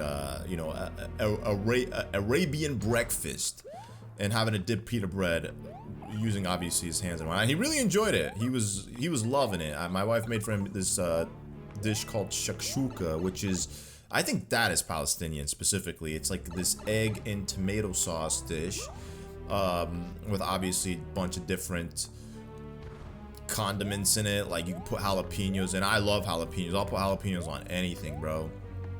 And then we made this thing called fool. I know it sounds weird, it's like fool, but it's literally called that in Arabic. It's like kind of, I think it's called like fava beans, I guess is what it would be translated to. But it's like this specific type of Mediterranean bean. And yeah, again, you like, you know, cook it. You could cook it with tomato paste. You could also throw in onions. You have to throw in onions and garlic, and you know, you dab olive oil on the top of it. And then a bunch of other little things, you know. So he was enjoying himself for sure. And he kept saying, like, I need to figure out what this fool stuff is. I need to get me some of this. I'm like, oh, you like that, huh? I bet you never had any of that stuff here in the West, you know what I'm saying? So it was interesting to see, you know. For me, though, like, Italian food is definitely, like, some of my all-time favorite foods, for sure. I love my pastas and carbs. But if I had to pick, like, one specific type of food or one cultural type of food, because I love Japanese food. When I say Japanese food, I love just, like, you know, just the raw fish cuisines that they eat, like the sushis, you know, the rice, the miso soups, you know, the stuff that you get in, you know, Japanese restaurants here. I know, very cliche, right? I sound very uncultured, but I do like South Asian food. I really do. I think South Asians make impeccable food. There's a lot of spice and stuff in their foods, and it's just always so flavorful. Especially the way they cook their meats, you know. It's crazy how, like, soft and tender and juicy and flavorful all of their meats are. You know, never once in the... I mean, there have been some missed dishes for sure, like, where I've had, and I'm just like, okay, yeah, the dish could have been better, but I'm relatively not a picky eater, you know. Whatever you put in front of me, I'll eat it. I'll eat it gladly. And that's one thing that I pride myself too, is like, I'm definitely not a picky eater by any means. Whereas, like, a lot of people will be like, oh, I don't want to eat this, I don't want to eat that, I'm sick of eating this. And it's like, that's how it was with, like, me and my wife. We'd always struggle to, like, come up with what we're gonna eat today. So I started doing this thing in, like, 2023, and I've been consistent with it. So I have a notes folder, and this is gonna sound weird, but it's literally just to help me, like, gauge, like, my habits of, like, eating out. And then, like, it also helps now to decide, like, what we want to cook. But I started in 2023. Every single day I would put in my notes folder the date, and then I would put next to the date what we ate for dinner that day, and then whether if we ate in or out, and that would be determined by a green check mark next to what we ate for dinner that day. And it's, again, for me to, like, help, like, gauge, like, how much I'm eating out, because even after I got married, I would always just be like, let's just eat out, and then it was just like, okay, I'm definitely, like, you know, it's not good to eat out all the time, you know, unless you're, like, ultra rich, but it's like, it's definitely gonna be expensive. And I was the type of person to, like, also DoorDash food, and I stopped doing that a long time ago, because it's just like, it is not worth it, bro. I'd rather go pick up the food myself and save the extra money. And then, like, on DoorDash, they upcharge you too for, like, the meal that you're buying, because obviously they need to make money, so you're getting charged for delivery, and then you're also paying, like, a little extra for whatever meal you're getting. So, like, to give an example, because Chipotle is one of those common places that we always used to DoorDash, you could get a burrito that's, let's say, $12 if you buy it in store, but DoorDash would charge you like 15 bucks for the burrito, the very same burrito. And then they also make it smaller. And I noticed that when you go to, like,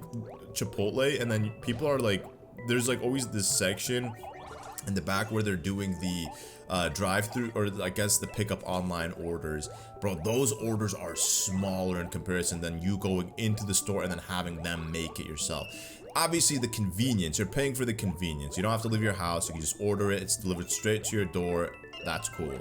So you're paying for the convenience. But when you think about it practically, you can just go in yourself, get it, and save all that extra money, and, you know, it'll come out bigger. But what I decided, what I was doing was I was putting every single day the notes of what we ate for dinner, and then a check mark, a green check mark would go next to it if we ate at home, if my wife had cooked something. And then if there is no green check mark next to it, then that obviously indicates we ate out that specific day. So it helped me keep track of, like, how often I'm eating out, and to obviously, like, make corrections and cutbacks in those areas that are necessary. So, you know, it really did help out a lot. And then a lot of the times now when we're stuck and we don't know what to eat, I just tell them, okay, just pull up the notes, you know, get suggestions from that. And it's like we just scroll through the notes and see like, okay, yeah, we ate this, that, you know, like, okay, yeah, we can get this and, you know, make that. And it's worked out very nice, you know, because there's nothing like home cooked meals. Like, I'm telling you, bro, like, especially like now that I'm a little bit older, like eating out does not hit the same as like eating at home. When you eat something at home and you know the ingredients that are going into it,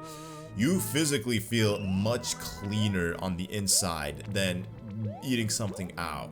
Even eating like processed foods, anything that comes in like packages or anything that comes in boxes, that is something that I feel like a lot of people should stay away from, you know, because it's like, yeah, it's instant pasta. You can make like a quick, you know, I always get these cheddar broccoli pastas. They're literally $1. Get them from like any grocery store. And they're so delicious, but man, they are probably so unhealthy, packed with so much sodium and all that garbage. And it's just, again, it's just the convenience of being able to just like whip up something super fast. It's like, if you want to determine good food from garbage food, cook the food and then see how long it lasts and it stays fresh. If it goes bad within like the first hour, like in the sense where not like it hardens and it's not fresh anymore and you can't heat it up to get that freshness back, then it's probably just garbage food. Every once in a while, yeah, I'll treat myself. I'll eat some bulldog noodles. I love me some bulldog noodles, some Indomie. You know, Indomie is like the European version of ramen. I know it's like popularized now here in the West, but I remember when I first like came back from Egypt, from living there in like 2011, 2009, it was really hard to find it. Or maybe I wasn't looking at the right stores, but you know, nowadays you go to any Asian market, any South Asian market, any Arabic market, and they'll be selling Indomie in boxes, all the different packs, imported, the flavors. So every once in a while, yeah, I'll allow myself to indulge in some bulldog noodles and Indomie. I always have the, you know, pretty horrible bathroom experience the next day. All right. Okay, there we go. We gotta get the 3rd star coin now. A little bit of a struggle to get here because these ghost houses can be a little bit confusing. Ooh. Okay, we're good. We're good. So now that we got the 3rd star coin, we can just simply exit. So we gotta wait. We gotta just get over here. Go back. Okay, whatever. It's all good. It's all good. Gimme. You know, now that I think about it, the boos are probably more OP than the dry bones, because fire flowers and ice flowers do not affect them in any way, shape, or form. The only way you could take a boo out is pretty much with a star. If you do not have a superstar, then look at that. See, immune. He's a ghost.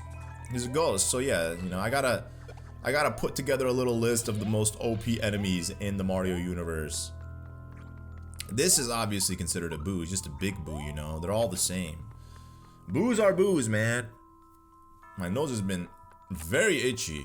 Just gotta keep stopping to itch it, you know. I don't know what's going on with it, but whatever, you know. We're not even gonna try to get the golden flagpole. There's legitimately no need. We're just gonna get the flagpole as is and continue onward on our journey.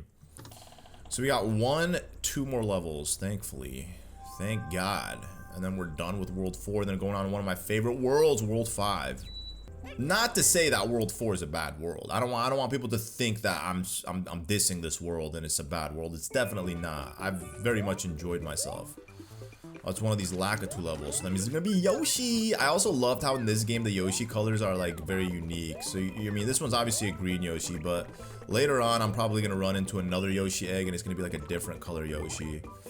And then there's Yoshi fruit, so I can obviously, you know, grab one of these Yoshi fruits, eat it, and then if I eat 5 of them, Yoshi will lay out an item for me. I think since I have an item, I'll most likely end up getting a 1-up. Alright, we gotta get it quick. There we go, 2nd one. Very, very nice. And I'm telling you, these Lakitu clouds barely last. Barely lasting for me, man. But it's all good. Oh, there we go. We got him. All right, one more. Just gotta get up here. I mean, technically, Yoshi could have jumped it. Maybe. Oh, delicious. Thank you guys for all the Yoshi fruit. Yeah, you probably thought that that Lakitu cloud, after hitting it, would just activate a cloud. No, it's a Lakitu, a whole full-on fledged Lakitu, man. 83 one-ups, man. We are collecting these one-ups like hotcakes, man. All right, here, let me get this last one so you guys can see. It's gonna be, what? It is a power-up. Okay, I guess I was wrong. I thought it was gonna be a one-up. Never mind. Look at that. I'm Super Mario with a propeller suit. I was hoping to see if there's gonna be another Yoshi egg. Yo, get out of here, bro. Why? Why would you abuse my Yoshi like that, dude? He's just a silly little animal. He's just a Yoshi. He's just a little Yoshi. Come here. Come here. Come here, dog. There we go. We got him. And we can take it quick. Quick, it's not gonna do me much. I mean, honestly, I was probably better just running it this whole time. Well, actually, no. Ah, it worked! I got the one-up. 84 one-ups. I'm telling you, I'm about to get this capless Mario. Imagine you don't like capless Mario, and then the game forces you to play with capless Mario. Sucks to be you. Alrighty, world number 4. Taking on Wendy Koopa herself in the flesh. There's an airship after this, right? I don't think so. I think it was World 5 that had the airship. There's a couple of those in this game. And I like the airships in this game. Alright, and this one, as you can see, we got the new mechanic where you could go to the opposite side of the wall, which I screwed up. Because as you can see, the star coin is back here, so I gotta go around. Smack it. There we go, and then we go backwards. Okay, we gotta be careful though, not to get hit by that. No siree. Okay. It's always so confusing, bro, because it's like he's behind the wall, but it's like I only see him in a 2D format. It's just so confusing. Okay, here's the second one. Ooh! Sometimes I just don't know if he's gonna grab it. So we'll just wait it here. We'll play it safe, and then we'll go. Alright, oh yeah, look at that. See, having the propeller suit here comes in clutch. Absolutely clutch.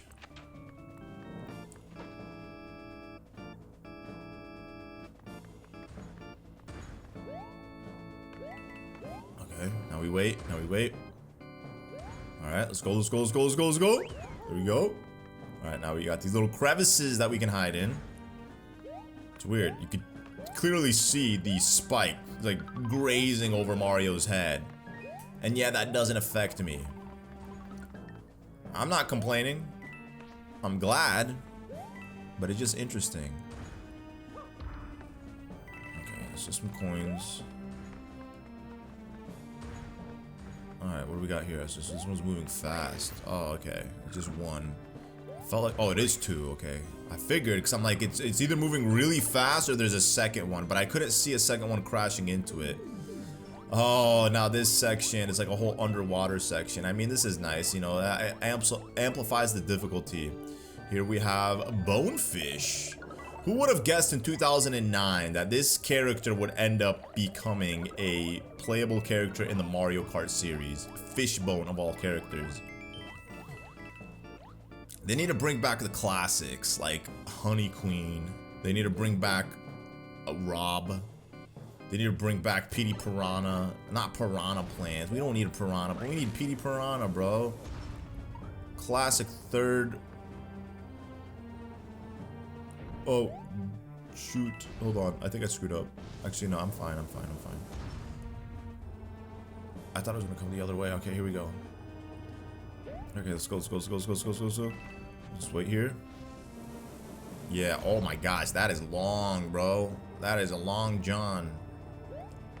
Very long. Okay. We'll just wait here. Go. Okay, we gotta go inside this pipe. There we go. I was wondering where the third star coin was, and it's inside of this wall pipe. Oh no, more fish bone. Please leave me alone. Please leave me alone. Too bad the propellers does not work underwater. Wait a second. Do these? Oh, they die for good. Once their bones get disintegrated, it's GG. GG. So what? These are supposed to be the skeletons of Cheep Cheep?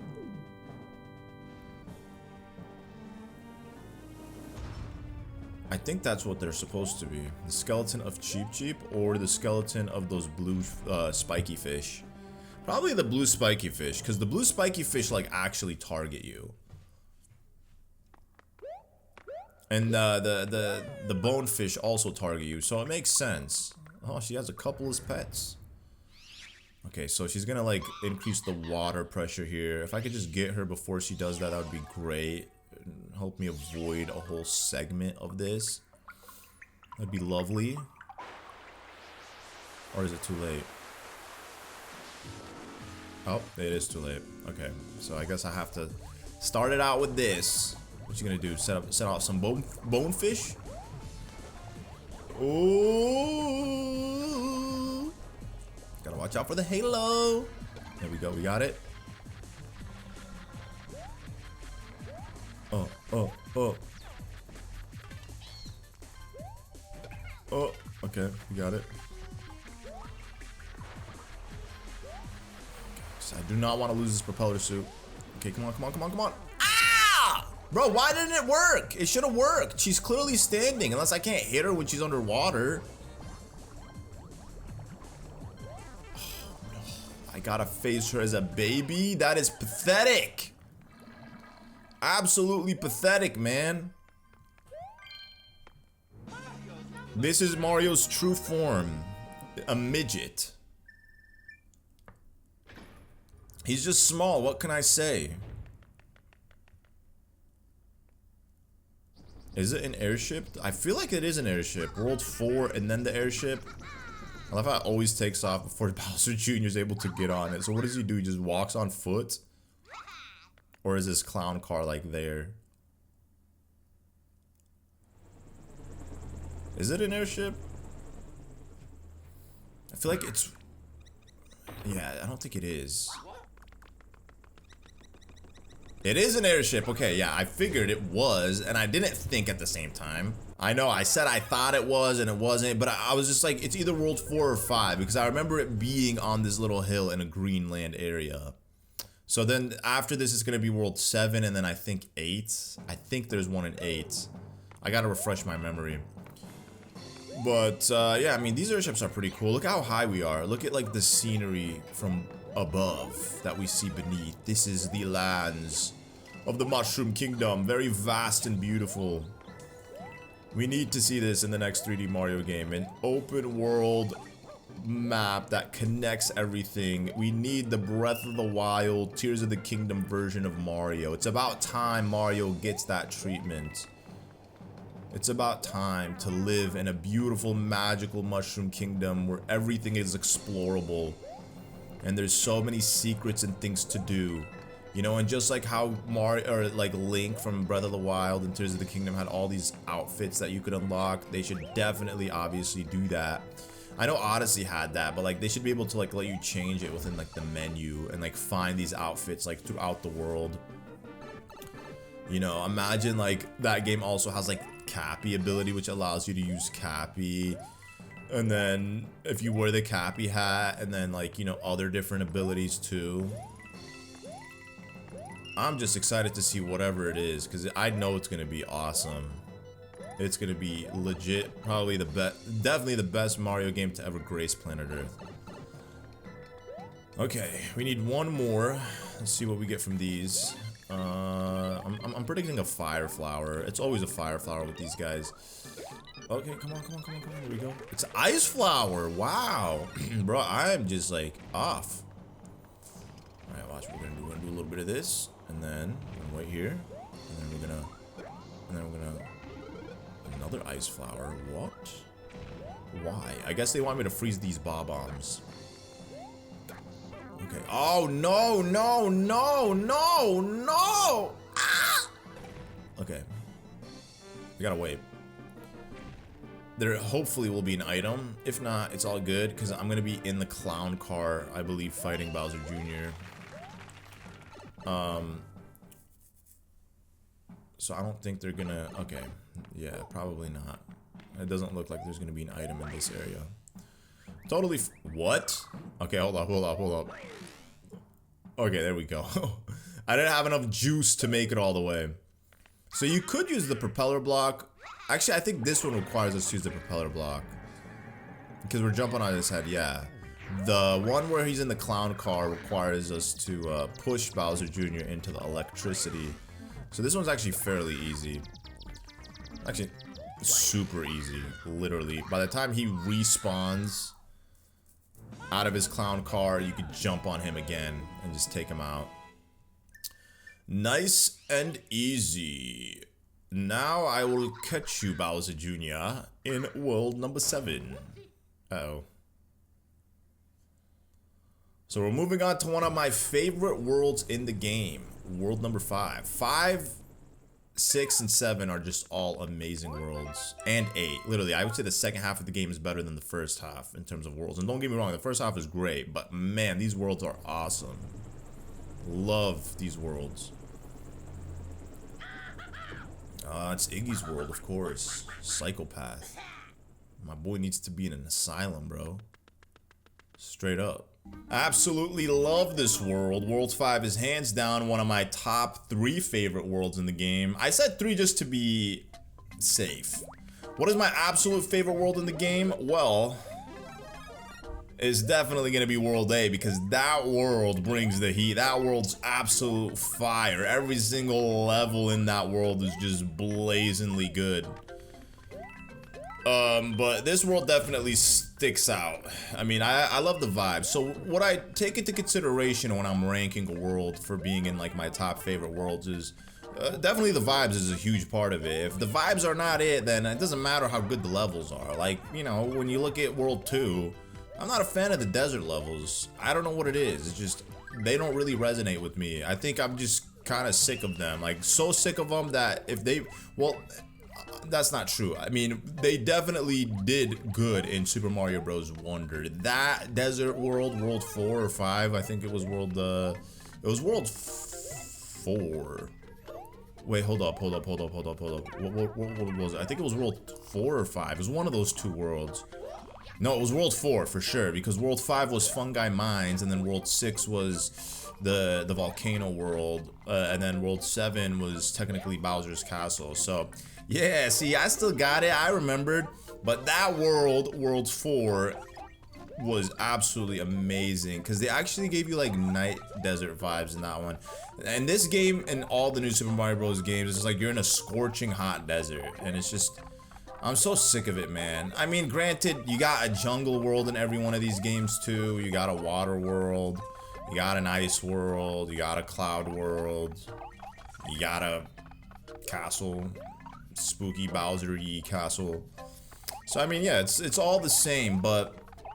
when it comes to, like, this world, I like the vibes for sure. I've always liked these style worlds, World 4, or World 5, rather. In new Super Mario Bros. Games. We got like giant Koopa artifacts here. Like, look at this, how big this Koopa shell is. This is definitely an ancient dinosaur Koopa that roamed the jungles of the Mushroom Kingdom. And its shell just remains there as just like an ancient artifact. Okay, yo, what's good, bro? Like, let's just freeze this guy, and then we'll get up here, and then, you know, we'll just, there we go. We'll hit him, and then we'll grab the coin. Okay, I definitely overcomplicated that. I could have just grabbed the POW block and just spun it and avoided doing all that, but whatever. It still worked out nonetheless. Okay. It would have been a shame if I fell off the platform right there. It would have been embarrassing, to say the least. But yeah, this one I would say 2 or 3. Let's just wait till after I do World 7, because I love World 7. I think World 7 is like one of the best worlds in the game. So I honestly might go 8, 7, and then 5. Well, actually World 6 is pretty nice too. Shoot, now I'm confusing myself. I mean, I had to do this. So here we have piranha. This is not a piranha plant. This is just a piranha. Piranha plants are usually inside of the plant pot. That's what makes them piranha plants. But these guys are just piranhas. PD piranha is one specific type of piranha. He's the one that usually appears in the Mario and Luigi games. I think, yeah, also Paper Mario. I'm pretty sure he was in Paper Mario Sticker Star. Was he also in Color Splash? I wouldn't be surprised if he was in Color Splash. Alright, where are we going to next? This one right here. 5-2, obviously. What do we got here? Do we got the poisonous lake? No, we don't. There's no poisonous lake here, but we got wigglers. Angry wigglers, bro. These guys need anger management classes. These guys are absolute psychopaths. They look so cute, but they're like legitimate psychos. You know, once they get mad over nothing. I mean, we all have that friend who has anger problems. It's just like kind of an unspoken thing amongst our friend groups. We're like, okay, this guy got issues. This guy needs help. We all know that guy. I mean, heck, you could even be that guy. You might be thinking, oh, well, yeah, I know that guy, but it's like that guy might be you in your friend group and you don't even realize it. But that's what Wiggler is. He's just a ball of anger and frustration. He needs help. I don't know what it is. Maybe he got traumatized when he was younger.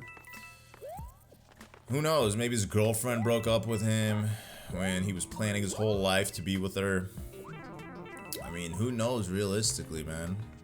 Or maybe he's just upset that he cannot turn into a butterfly. Maybe he wants his wings so badly and he doesn't know how to do it. He doesn't know how to get in a cocoon and do that whole process. I remember they made us do that in like 2nd grade. I feel like every elementary school in America, they make you do the whole caterpillar butterfly spiel where you turn a... Well, you don't actually do anything. You just kind of watch the process as it happens. And it's really fascinating. I mean, as a kid, I'm surprised I wasn't more fascinated by it as a kid, but Wiggler definitely can grow wings. I mean, have you guys played Paper Mario Sticker Star? This dude grows a magnificent, beautiful pair of wings. He kind of reminds me, I don't know if you guys have seen the movie, but A Bug's Life. So in that movie, there's a fat caterpillar that eventually turns into a butterfly at the end of the movie, but then he has like the smallest, dinkiest little wings.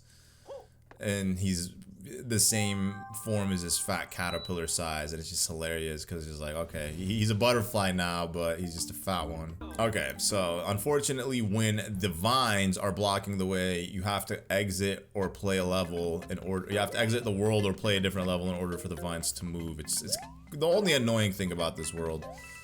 But other than that, yeah, you know, we're good. So we got these thingies. I honestly am surprised I don't know the names, but they appear in Mario Kart World. And the reason I like them in Mario Kart World is because they give you a little boost. They're like on the roads, they do this very same thing, and then, you know, they give you the boost if you drive right through them. They also appeared in the Mario Bros. Movie as well, which was nice to see them in. You know, there's definitely a lot of love for the different NPC characters in the Mario universe in both the Super Mario Bros. Movie and the Mario Galaxy movie. I look forward to the Mario Galaxy movie coming out on digital because I definitely want to purchase it and watch it again. And as I was saying earlier, like with regards to games, like I stopped buying physical copies of games, and that's how I was too, even with like movies and shows. I own a handful of movies physically. Not that I really watch much movies, but obviously we live in a day and age where like streaming is king. Like literally everybody streams content. People don't really load up Blu-ray discs into Blu-ray players or their PlayStations to watch content anymore. The only series that I own in its entirety on Blu-ray is Dragon Ball Z. I have that in like the remastered version, the Bruce Falconer edition, because you cannot watch it any other way. If it's not Bruce Falconer, I don't want to watch it. It's like people rave about how awesome Dragon Ball Z Kai is because it's just like a super cut version of like Dragon Ball Z. I'll take the fillers any day if it means I get Bruce Falconer music. Dragon Ball Z Kai with Bruce Falconer music, that would be hype, but obviously that doesn't exist. So, I mean, obviously I'm gonna stick to the, you know, to the good old Bruce Falconer.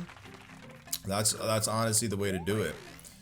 But other than that, I mean, I think I own Lord of the Rings, maybe all 3 movies, because Lord of the Rings for me is just kind of like a comfort movie. Okay, that was actually silly. But when I was a kid, my mom would watch it a lot, and I remember like I would watch it and I'd be fascinated with everything going on, but I never really understood the lore of it, you know, because I was a kid. I was like maybe 8 years old, 9 years old.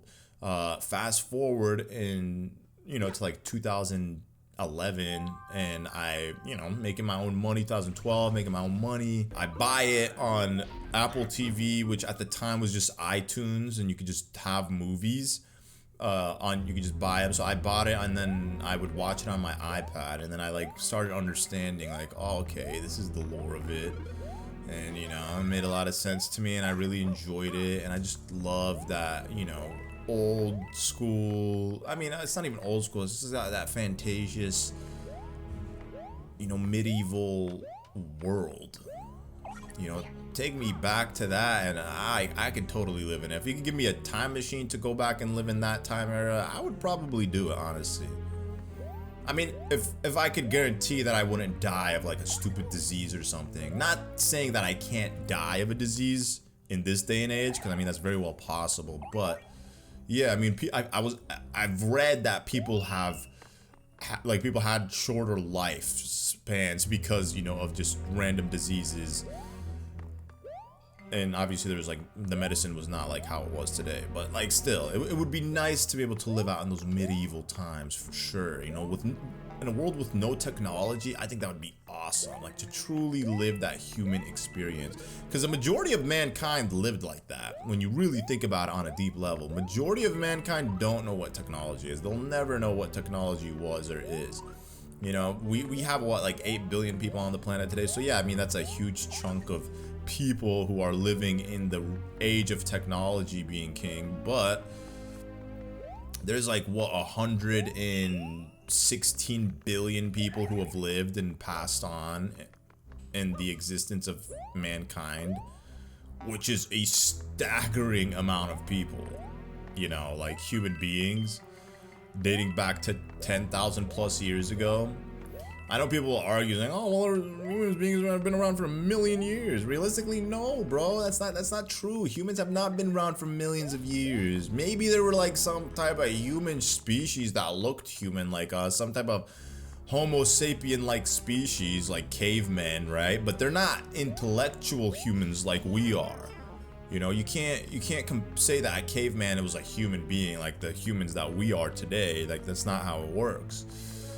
You know, because it's like when you think about it, it took what, humanity, we've only just discovered like writing like not even 10,000 years ago. And it was probably even less than that, right? So it's like you're telling me humans existed for millions of years and they're just discovering how to write like in the last 10,000 years. Nah, bro, it doesn't make any sense. It doesn't make any sense. And it's like, if you're a religious person, you don't have to be religious. You could just literally be a person who believes in, like, you know, you could be a person of any of the Abrahamic faiths. If you look at the Abrahamic faiths and you look at like the stories of the prophets within those scriptures, right? Whether it's like the Old Testament, the New Testament, or the Quran, which is what we read as our scripture. We believe it to be the, you know, the word of God, the unchanged word of God. But it's like, if you were to look at like the prophets mentioned in these books, right, you could essentially count backwards and go back in time. Like, so it's like, okay, we know that the prophet Muhammad, peace be upon him, he existed 1400 years ago. And then it's like, okay, Jesus, peace be upon him, existed 700 years before him. So then it's like, okay, now we're 2,000 years back. And then you could say, well, okay, well, Moses existed 3,000 years ago. So then now you're 3,000. And it's like you keep going back all the way until you get to the first, you know, man, which is Adam, peace be upon him. You know what I'm saying? And then there you go. That's like what, 10, 12,000 years? It's not that hard, bro. It's not that hard. Talk about millions of years, bro. We've been around for millions of years and we're just now advancing at this rate. It doesn't make any sense, bro. Crazy talk. We made it, guys, to the level that has purple vomit. So it's my famous vomit time story.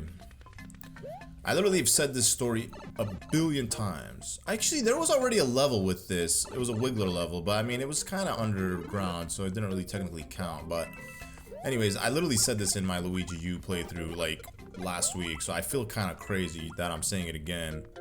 It's like, I have nothing more to say, so I keep repeating the same things, right?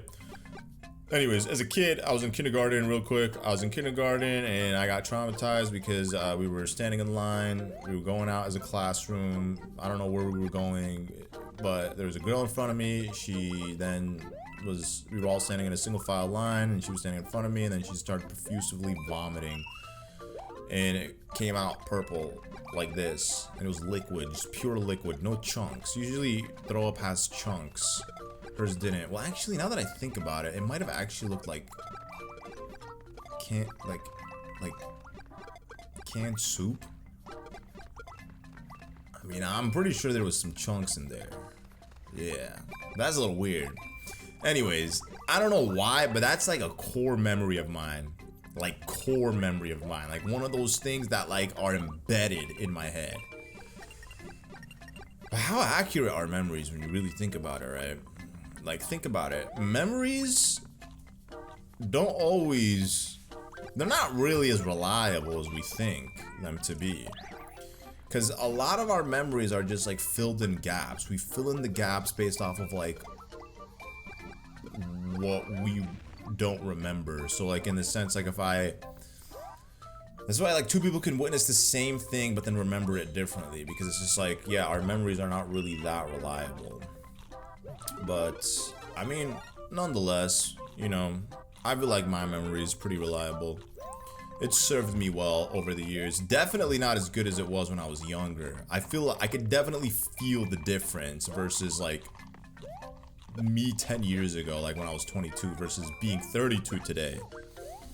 It could be that, you know, life is just more stressful in a lot of ways than it was 10 years ago. I feel like as you get older, you know, you start changing in the way you think in a lot of ways. Okay, perfect. That was actually crazy. Imagine if I didn't get it, but you know what? No, I would have gotten it because there's already 3 bob-bombs right there. So the game is so generous to just shovel these bob-bombs in your face. Can we get it? No. We didn't get it, man, unfortunately. Oh well. Oh well, man. But yeah, I mean, you know, as you get older, you're just, your memory just doesn't serve you the same. Because I feel like even 10 years ago, I was really good at memorizing things. And nowadays, like, I can still memorize things, but it's not the same. Like, I feel like I wouldn't retain it as easily as I was able to, like, maybe 10 years ago. And I'm sure that's the case if I go back 10 years from 10 years ago when I was 12. Yeah, it'd probably be the same thing, you know. But here we got some stingray floating in the sky. They're like, they kind of reminds me of those levels with the parabeetles that fly. Except these things, hold on, let me see. Oh, you got one of these. Cool. Okay, well, if I get on one of these stingray, I wonder if it will go upwards or downwards, like ascend or descend. He's gonna take it? He does take it, nice. Okay, so it looks like something's happening here. He goes down. Oh, he does not like that. No wonder they give me the propeller suit. Or the propeller block, rather. It's not a suit, I know. I missaid it. It's a block. I get it. This was also in Super Mario 3D Land, now that I think about it. Because they had them in a bunch of levels. I think they were just orange in that game. I think this is the only game. This and Bowser's Fury where they're blue. Unless Bowser's Fury has orange ones, which I don't recall it being orange. Bowser's Fury is definitely like a darker color, like a blue color like this one. Unless that's like a dark blue. Still, it's blue. I mean, we get into the nitty-gritties of it. Whether it's dark blue, teal blue, sky blue, whatever it may be, it's a blue. A blue is a blue, right? A blue is always a blue. This is one of those slow auto scrollers, man. Okay, there we go. We got the second one. Oh, we're actually dangerously close to 99 1-ups. This is gonna be what? The rest of this game's gonna be without a cap? Oh, yeah, baby. Alright, we're gonna need to take this. And then we gotta wait. Alright, where's it gonna be? Where's it gonna be? Where's it gonna be? We gotta wait so it doesn't fall into the ground. Okay, hold on, hold on, hold on. Here we go.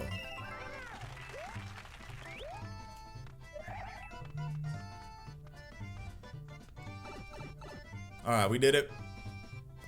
We did it. We did it. Oh no! Okay, here, I got this, I got this. Yeah, boy! 94 1-ups. It's a Mario time. It's a me, Mario. Good job, Mario. Oh no! It's a ghost house. I feel like I just did one of these. Ugh. I really do not like these ghost house, man. No. Oh well. I guess I gotta do it, man. There's literally no ifs, ands, or buts about it. It has to be done. It has to be done. Okay. We got these blocks here. They're kind of like flashlights, but you have to carry it on your back. It's kind of silly, but this one's actually not bad. This one you could do pretty quickly if you know exactly what you're doing. I wonder if they're gonna give me. Well, actually, I don't even really need a firefighter, to be honest. Okay, so this is where the first one is. We gotta just go over this way inside this room.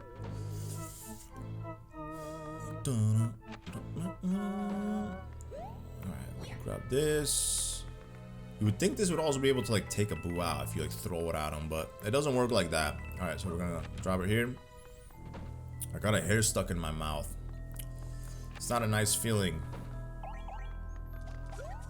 Okay, grab this. Take it this way.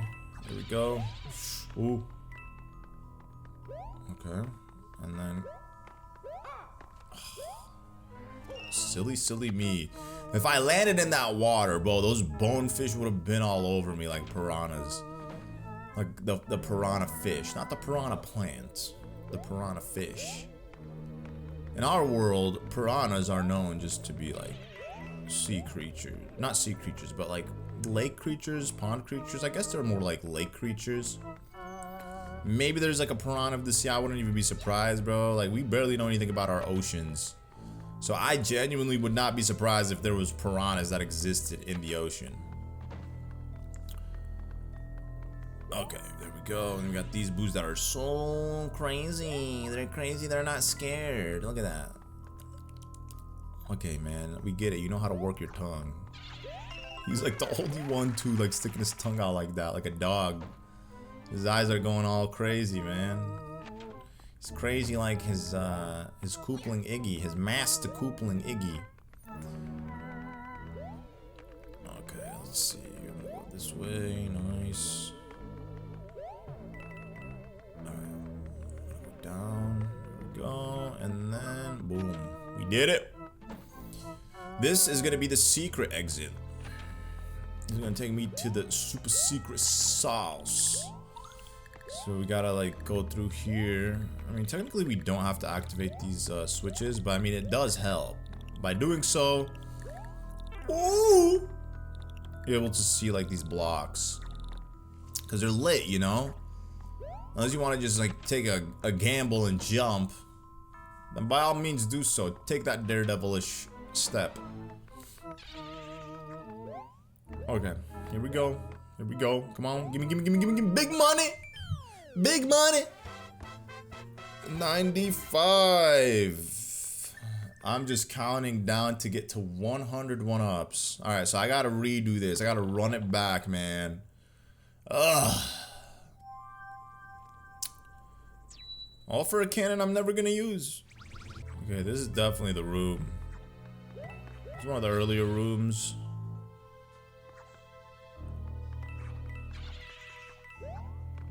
This is where it be. Okay, so we gotta wait. Get in. And boom. We made it to the secret exit. Okay. I mean, this is the regular exit. What am I saying, bro? Unfortunately, could not get a one-up on that one, considering that the POW block was low and it wasn't gonna take me up there like a magic carpet ride to the flagpole. Now the real question is, can I get to the... Wait a second, what? Oh yeah, okay, we can do this. We gotta go down this way. Yeah, I mean, I have to do this. I have to fight him. There's literally no ifs, ands, or buts about it. But I got the fire. Oh, I mean, I guess I can take him out, right? Feel the wrath, you stinking plants. Feel the wrath of my fireball. What is this? It's a toad. Please do not give me your decapitated brothers. Why, Toad? Why? Nobody wants those toad heads, bro. Here we go, guys. World 5-Castle. Imagine if we could fight a giant wiggler at the end of this world. That would be lovely. You know, give us a Iggy riding a giant wiggler. I'd take that. I actually really like this castle. It's very fast-paced.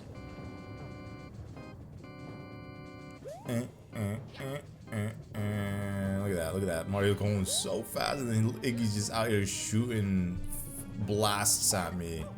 You know what? I'm gonna take you with me, bro. We're going for a ride. I'm gonna use my shield. Oh God. Okay.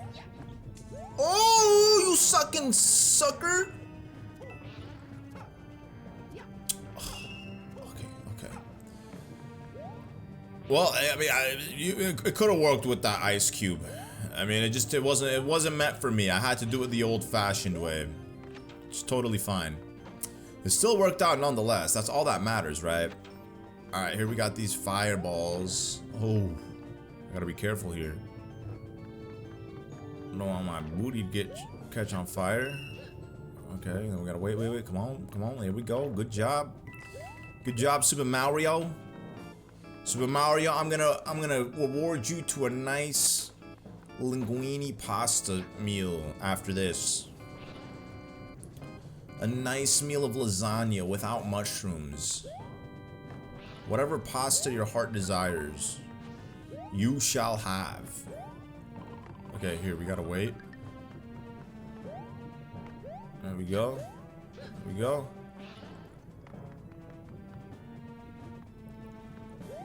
Okay, perfect. Okay, nice. Okay, oh!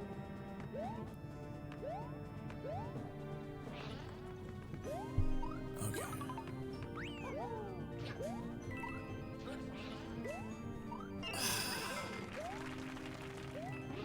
Listen. You can only do so much, man. You can only do so much. Alright.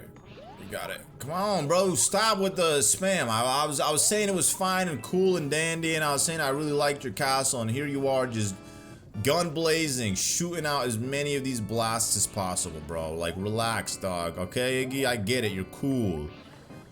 You got a wand that does fun things. Just breathe, brother. Breathe, my dog. Alright, we're gonna fight him with a propeller suit, which only makes sense because my boy's about to show me his dog. He has a pet dog, and he's very much in love with it. Very much infatuated with his doggy. There it is, it's Chain Chomp! Because what are chomps other than dogs? They're literally the dogs of the Mushroom Kingdom. Giant metallic chompers. Alright. It would be nice to be able to just, like, you know, not take any damage. Which is not hard. It's honestly not hard. These bouncy things right here actually do get annoying. They're kind of meant to sabotage you in a way. Because, like, you're trying to jump down. And then guess what? You end up bouncing into him. Oh. Oh, Iggy, you think you're slick. Oh, yo, 3 times? He managed to get away 3 times. That's ridiculous, bro. Mario #1. Mario did it. That's awesome, Mario. You're gonna get a delicious pasta meal from yours truly. Ain't no way we got another airship. Definitely not, right? We definitely do not have one after World 5. If we actually have one after World 5, then I'm tweaking, because I could say almost for certainty there is no airship after World 5. Okay, yeah, you see, there you go. We're going straight up into World 6. No. Okay, there you go. You got all the star cones in World 5. Hey. Hey, what am I gonna get from this? Nothing. But we made it to Rock Candy Mines. Except it's not Rock Candy Mines. It's Rock Candy Mines Senior. It's before the candy got developed. It's still one of the best worlds in the game. I would honestly say 876. 876 are the best worlds in the game. In that order. 876. This one is just vibey, bro. So I know I was saying World 5 is definitely top 3. Nah, definitely top 4. It's definitely the 4th one, but nah, this one definitely is up there. I would say is probably my 2nd favorite. I mean, I gotta check out the vibes of World 7. I know I just played this game literally so recently, so it's still kind of fresh on my mind, but I gotta be in the world in order to like re-experience it, to see what I feel about it. But this one is just vibey, bro. Come on, look at the beautiful blue sky. Look at the mountains in the back. You got the bullet bills. You got Spike's cousin, Bike. You know, or Pike. I don't know, whatever his name is.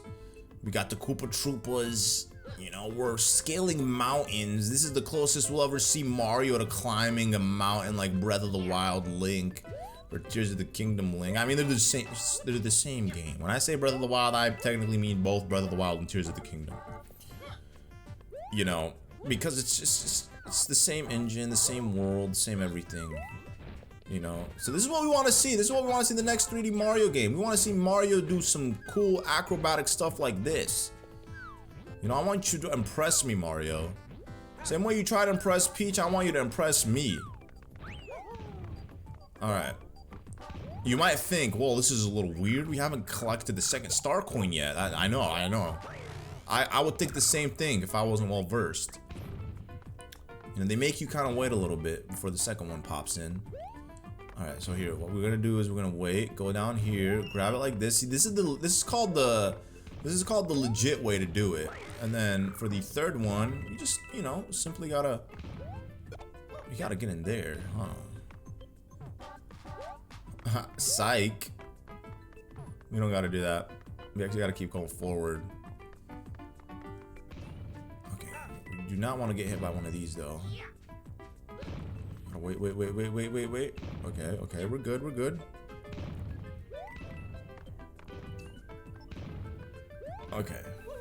Okay. Ooh. Yo.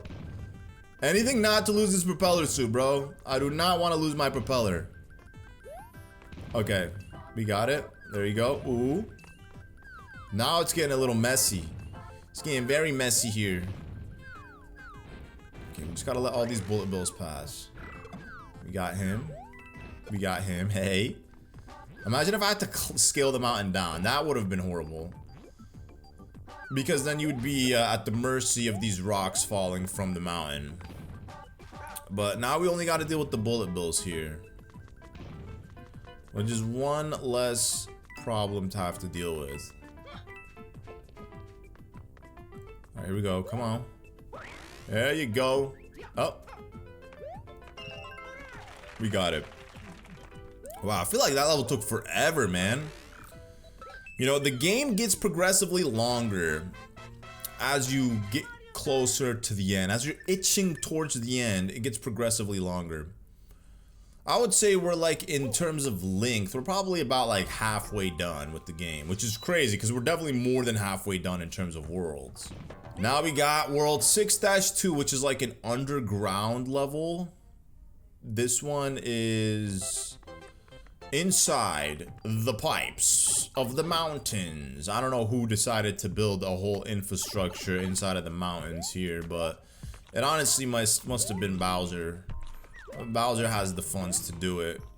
It's clearly filled with his baddies. Maybe this is how they funnel like fresh water into Bowser's castle or something. Who really knows? Ooh, okay, relax. You know, I'll take you with me. You know, you wanna go on a joyride? I got you.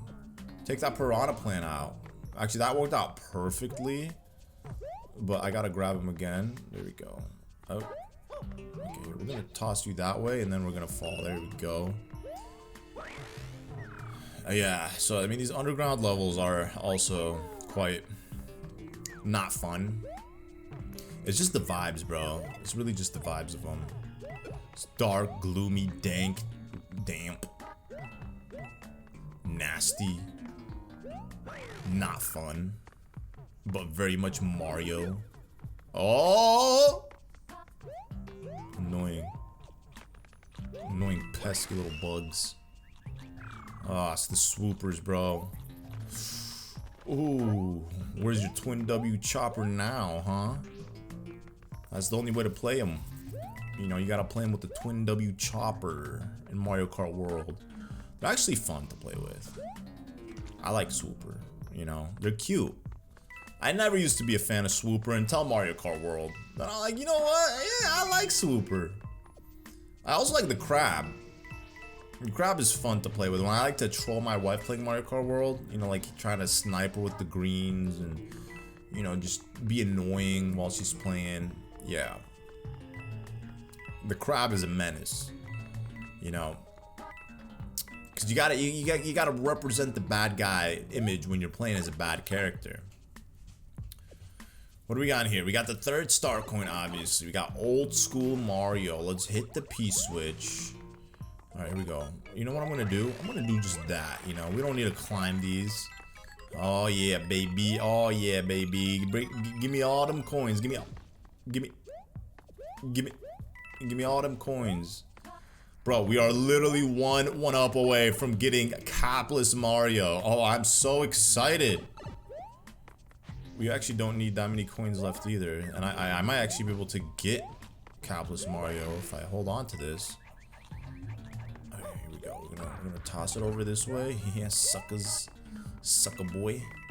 Sucker boy. Oh. Okay, well he's obviously not gonna be capless without the propeller suit on. Obviously not. He needs the little wings on the tip of his onesie. But when I become regular Mario, that's when you'll see capless Mario. Because as you can see, after getting a second one-up, after hitting 99, I was still not able to progress higher than that. So, you know, we are now at maximum amount of one-ups. Let's do this. Let's go, Mario. Let's go. I feel like it would have been easier to go right than left. But this is a fun level. This is more of like underground pipe infrastructure level.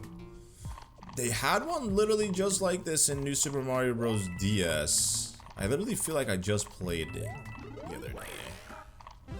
Even though it wasn't the other day. It's probably been a couple months by now. Yo, relax. Look at that, I'm capless Mario. I just realized that. Yo, I'm capless Mario. I'm a Super Mario. I don't need a hat. I'm a Mario, mamma mia. Alright, we gotta go quick here. We gotta be fast with this one. We gotta be quick with it. Oh, you son of a monkey. Okay, you're gonna pay for that. I will make you suffer. Alright, whatever. I'm not gonna make him suffer, you know. I'm gonna have mercy on him today. I'm gonna spare you. You know, forgive thy enemy.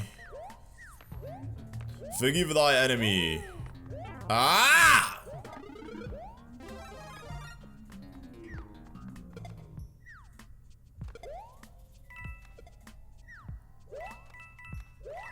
Bro, it's because the water, man, they put it at such a strategic like level, because they know that it's like not too high for you to swim in and drown in it, but also not too low for you to like walk in it.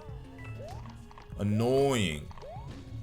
All right, watch. We gotta do. Oh, we gotta squeeze our way through here. Here we go, and then we gotta, you know, do a little bit of this, a little bit of that. Wall jump. Boom, boom, boom. Shalang. We got ourselves one of these, and we go back down. Boom. We did it. We executed it nicely, perfectly. Yo, stay away. And then I guess we could just shoot this guy down, because why not? You know, I'm sorry I had to take y'all out, but you guys are blocking the way. There's nothing that I could do for you, okay? Either you move out the way, or I have to shoot you down. You know what? Actually, I'll do this, because we gotta do this anyways. Go, go, go, go, go, go, go. Come on, come on, come on, come on. I feel like if you try to spam while you're in the water, it's not gonna make you any faster. You would think it would make you faster, but in actuality, it doesn't. So, I mean, spamming is definitely not the technique here. Oh. Oh, yeah, baby, we did it! Well, there's nothing really to look forward to now. I already got the 99 1-up, so what else do I got to look forward to? I guess Bowser. Fighting the boy Bowser.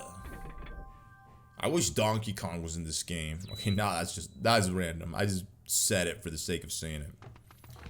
Obviously, he's not gonna be in this game. Yeah. You know, but it would be cool, you know, if, you know, Donkey Kong and Bowser could really go at it, like, you know, Godzilla versus King Kong. Oh, this one's really fun. I actually really like this level, too. We got some pesky Monty moles here. They're kind of cute.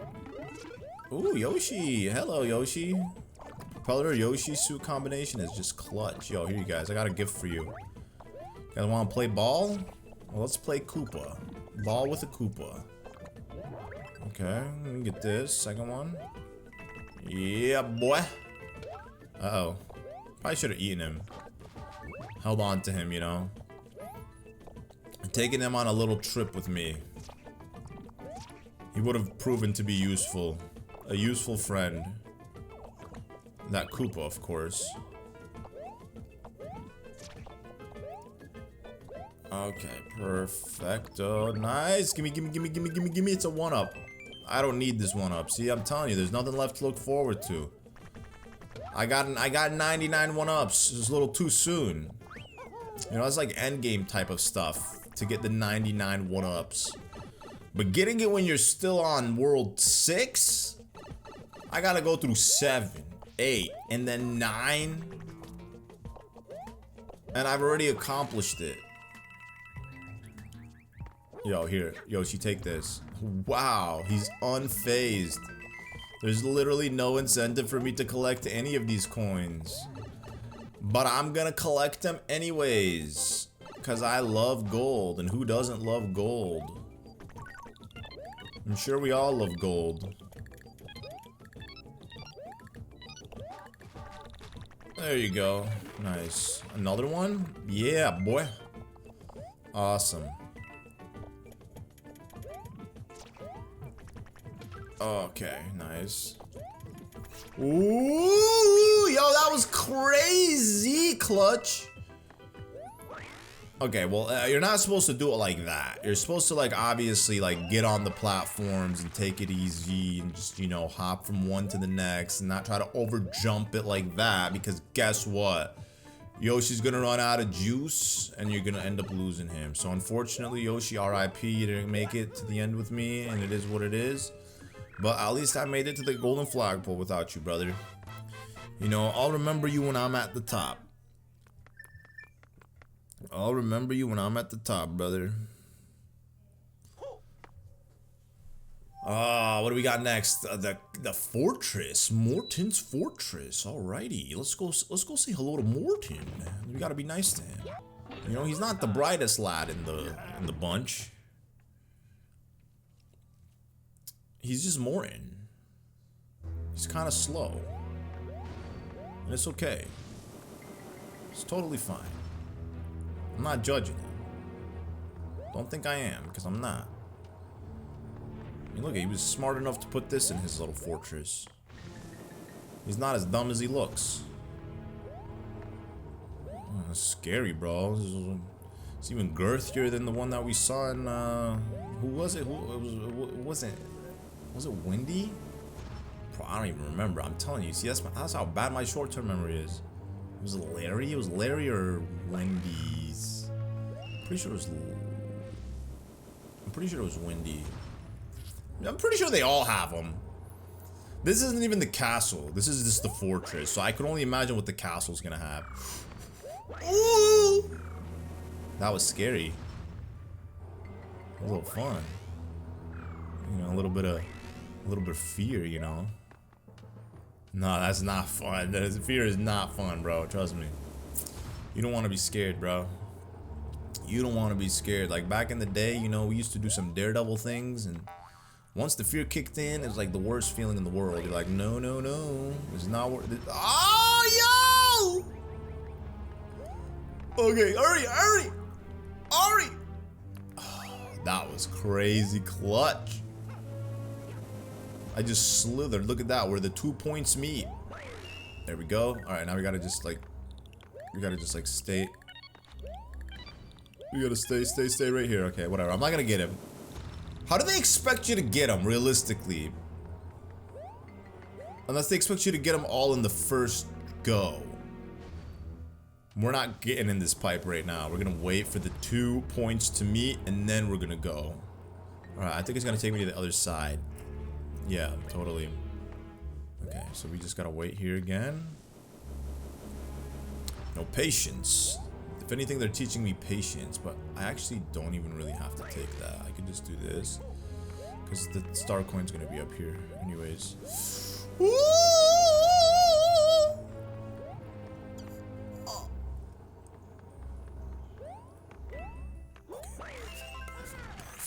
Wow. Morton, that was crazy. That was intense, Morton. Morton, that was so intense. Oh, he hasn't even here. Okay, well, I mean, this is gonna be easy. You just gotta. Oh no! Alternate sides. Ooh, there we go. All right, wait. Wait. Oh! Okay, well, I could have gotten him there. Could have gotten him there.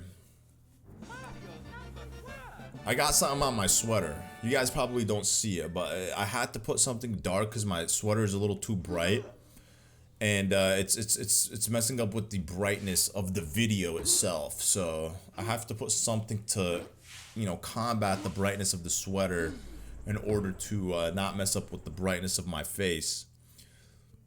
So I put like a wiping cloth on my chest, which again you won't be able to see, so it doesn't matter.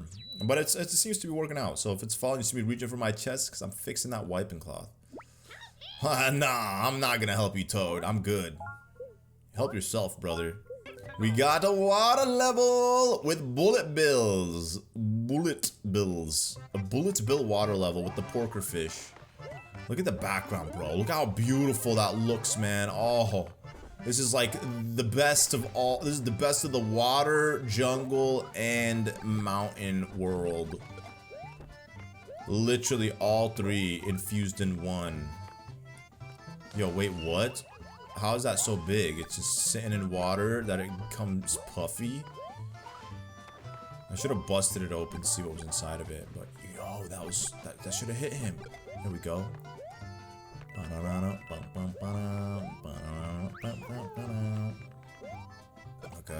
There we go. Come on. There we go. Nice. Okay, there we go.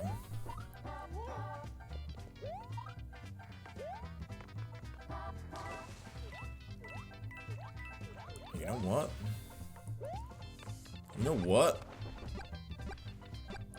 Yup. Come here. Okay, we might as well just go quick.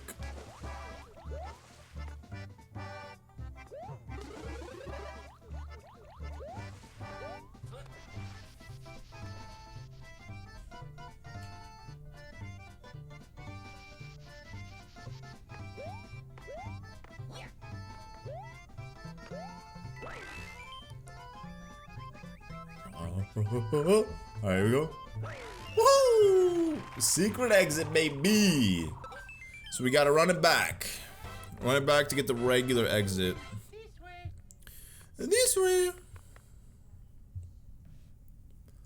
Alright, so I'm gonna do that. I'll meet you guys at the regular exit, which will take us. So where does this one take me? It takes me all the way to the castle. Cool.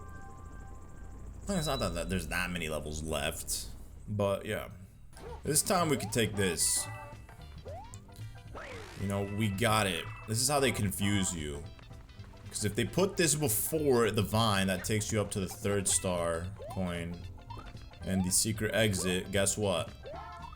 You're just probably going to assume that the game wants you to grab it, and then you're not gonna go looking for the vine and the secret exit and the 3rd star coin. But yeah, this was a very vibey level, man, for sure. Everything about this level, you know, chef's kiss. Maybe not the porker fish, but other than that, it was great, fantastic. 6-6. I think this is the final level before the castle. I think. What is this one? I'm trying to remember. Oh, this one. Okay. Okay, I see. Ah, this is a slow level, bro. This is very, very slow level.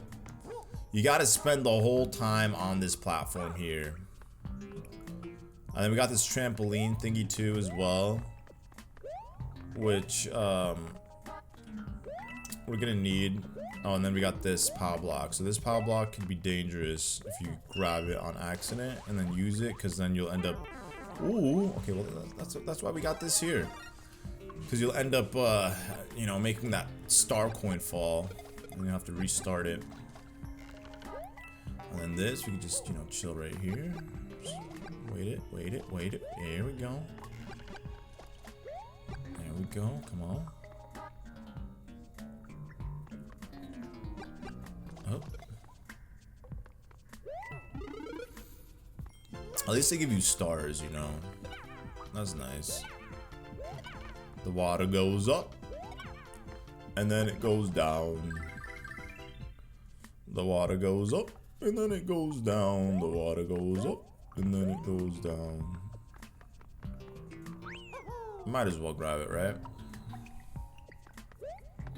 Alright, where's this second one? I'm telling you, bro, this is such a slow level.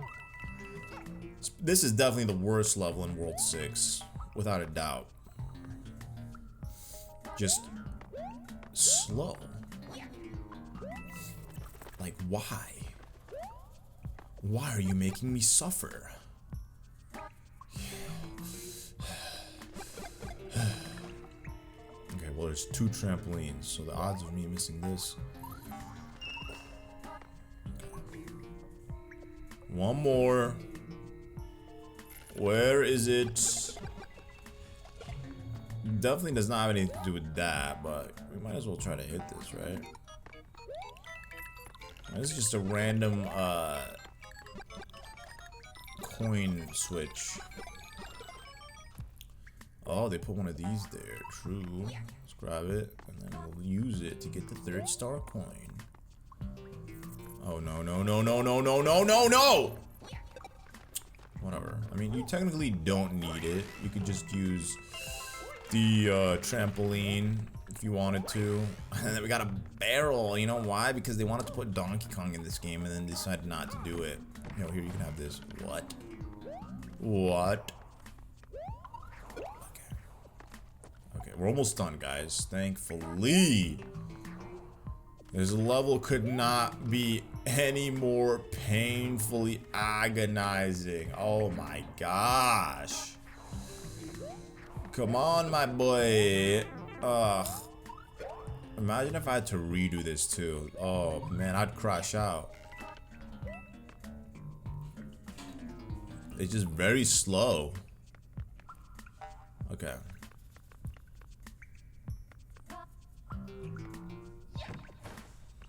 We made it. Thankfully. Oh my gosh. That was so slow.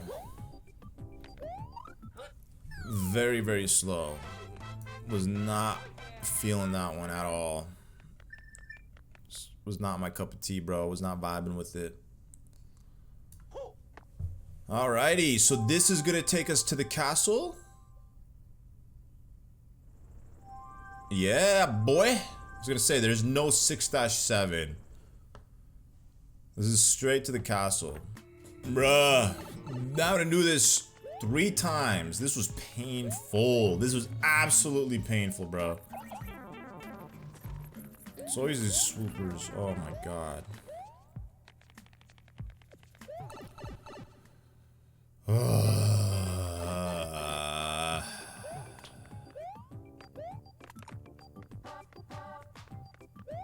I lost my capless Mario look. And I couldn't even get it back. Unfortunately not. Well, with that, my friends, we can now finally move on to World 6-Castle. Which is, so that just took me to the cannon, true. It's crazy, I'll be unlocking these cannons and I never even use them. I never even use them. At least we can go into this one with a super mushroom. Make my job easier. Alright, this is it. This is where the castles start to get a little challenging. Not really. I mean, these you could do them easily, no damage. One of my most viewed videos on my channel, which is a random video to be one of my most viewed videos, but it's literally me playing through New Super Mario Bros. Wii, all the castles, no damage. I don't know why that video did really well, but I guess there is something about all castle videos. You know what I'm saying? The most viewed video on YouTube that is Mario related, I think, is a all castle video of one of these 2D Mario games. I guess it's just something about these castles, man. People like to watch. Yo, go ahead, bust them open. Bust that dry bones open, bruh. Bust them down. Right here, watch. We're gonna wait for this to go up. Boom. Nice. Alright, perfect. Uh-oh. Come on. There we go. Nice. Oh, yeah. 3-5-4-5. Here I come, Morton. Bro, I'm telling you, that last level burnt me out. 3 times. 3rd time was that charm, bro. I mean, technically, it was twice. It should have been twice, but there's that 3rd time extra. That 3rd extra time. It's such a slow level, man. Never really was a fan of those auto scrollers. I like to be in control. I always like to be in control. Give me. I'll take this. Ooh. Okay. Ooh. Oh. Oh my god. Okay, we got it. Alright, we're good. Bro, wait, how am I supposed to get that? Oh, yeah, I guess I did. Duh. Oh. I guess it all worked out, right? It all worked out, nonetheless. So how is this gonna be different from the fortress battle against Morton? I'm curious. Morton, what you got up your sleeve this time, brother? Oh. The walls will start squishing me. Oh, this is brutal. This is a painful mess. Okay, here. Alright, we gotta grab him right here. There we go. Just watch out. There we go. Nice. Wow, 99 coins and 99 one-ups. It's awesome. Team 99. There we go. Easy. Very easy boss battle. I mean, he didn't even do any of his gimmicks because we didn't even give him the opportunity to do so. By the way, have you guys ever noticed that the keys after defeating each Koopling look like, well, not exactly, but they look very similar to the keys in Super Mario 64 once you've defeated Bowser. There's only 2 of those keys. Ha ha ha, you're left behind, sucker. I'm pretty sure this one does not have an airship either. Yeah, no airship here. Unless I'm wrong. Oh, it does have an airship. Wait, so then there's 1 in 6? So there's 1 in 6 and then 1 in 4 and then 1 in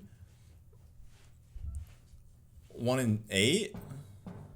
So I guess every other world. I don't know why I was under the impression that it was world 7 that has it, but I guess that's one less thing to worry about. One less thing to worry about. I think this one is the one where we get into the clown car. Hello, Rocky Wrench. What's up, little guy? This guy is also a character in Mario Kart World. Believe it or not. I don't think I've ever played with Rocky Wrench. Never played as him. Out of like all the NPC characters, he's probably the least exciting one. But at least in this game, you can take them out, you know? Unlike Super Mario Bros. 3, where they're immune. You take them out once and they just spawn so fast. They just come out of nowhere. Like, we back, baby. Hello.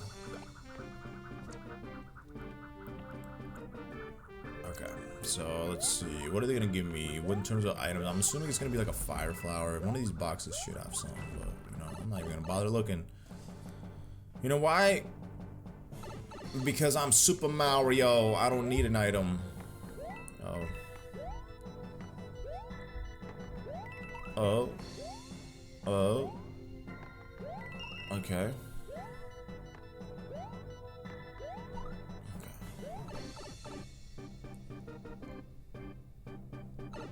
Checkpoint time, nice. Okay, see, bruh. They go into an auto-scrolling section. Like, do I really need this right now?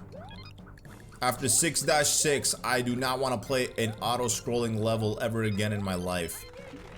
It's too slow. Look at this, like, why?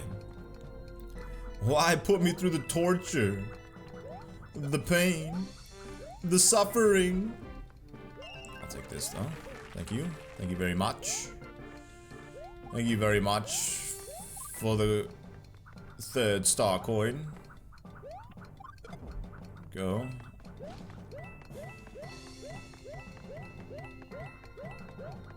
I was expecting it to turn into like one of those coin block heads. But this is not the right game. In this game, they don't do the coin blocks. Okay, come on. So slow, bro. Oh my gosh. There's auto-scrolling segments, bro. It's like they really want to test my patience. Finally, we get some good stuff here, bro. We get some Bowser Jr. action. Hey, let's do this. Okay, so all we gotta do... Yo, his thing's already busted? What the heck? It's like already beat up. Ooh, no. Come on. Boom. Electrocute him. Sucker. It's about to explode anyways. Electrocute him. Oh, one more time. Oh, no, you're not gonna hit me. Oh.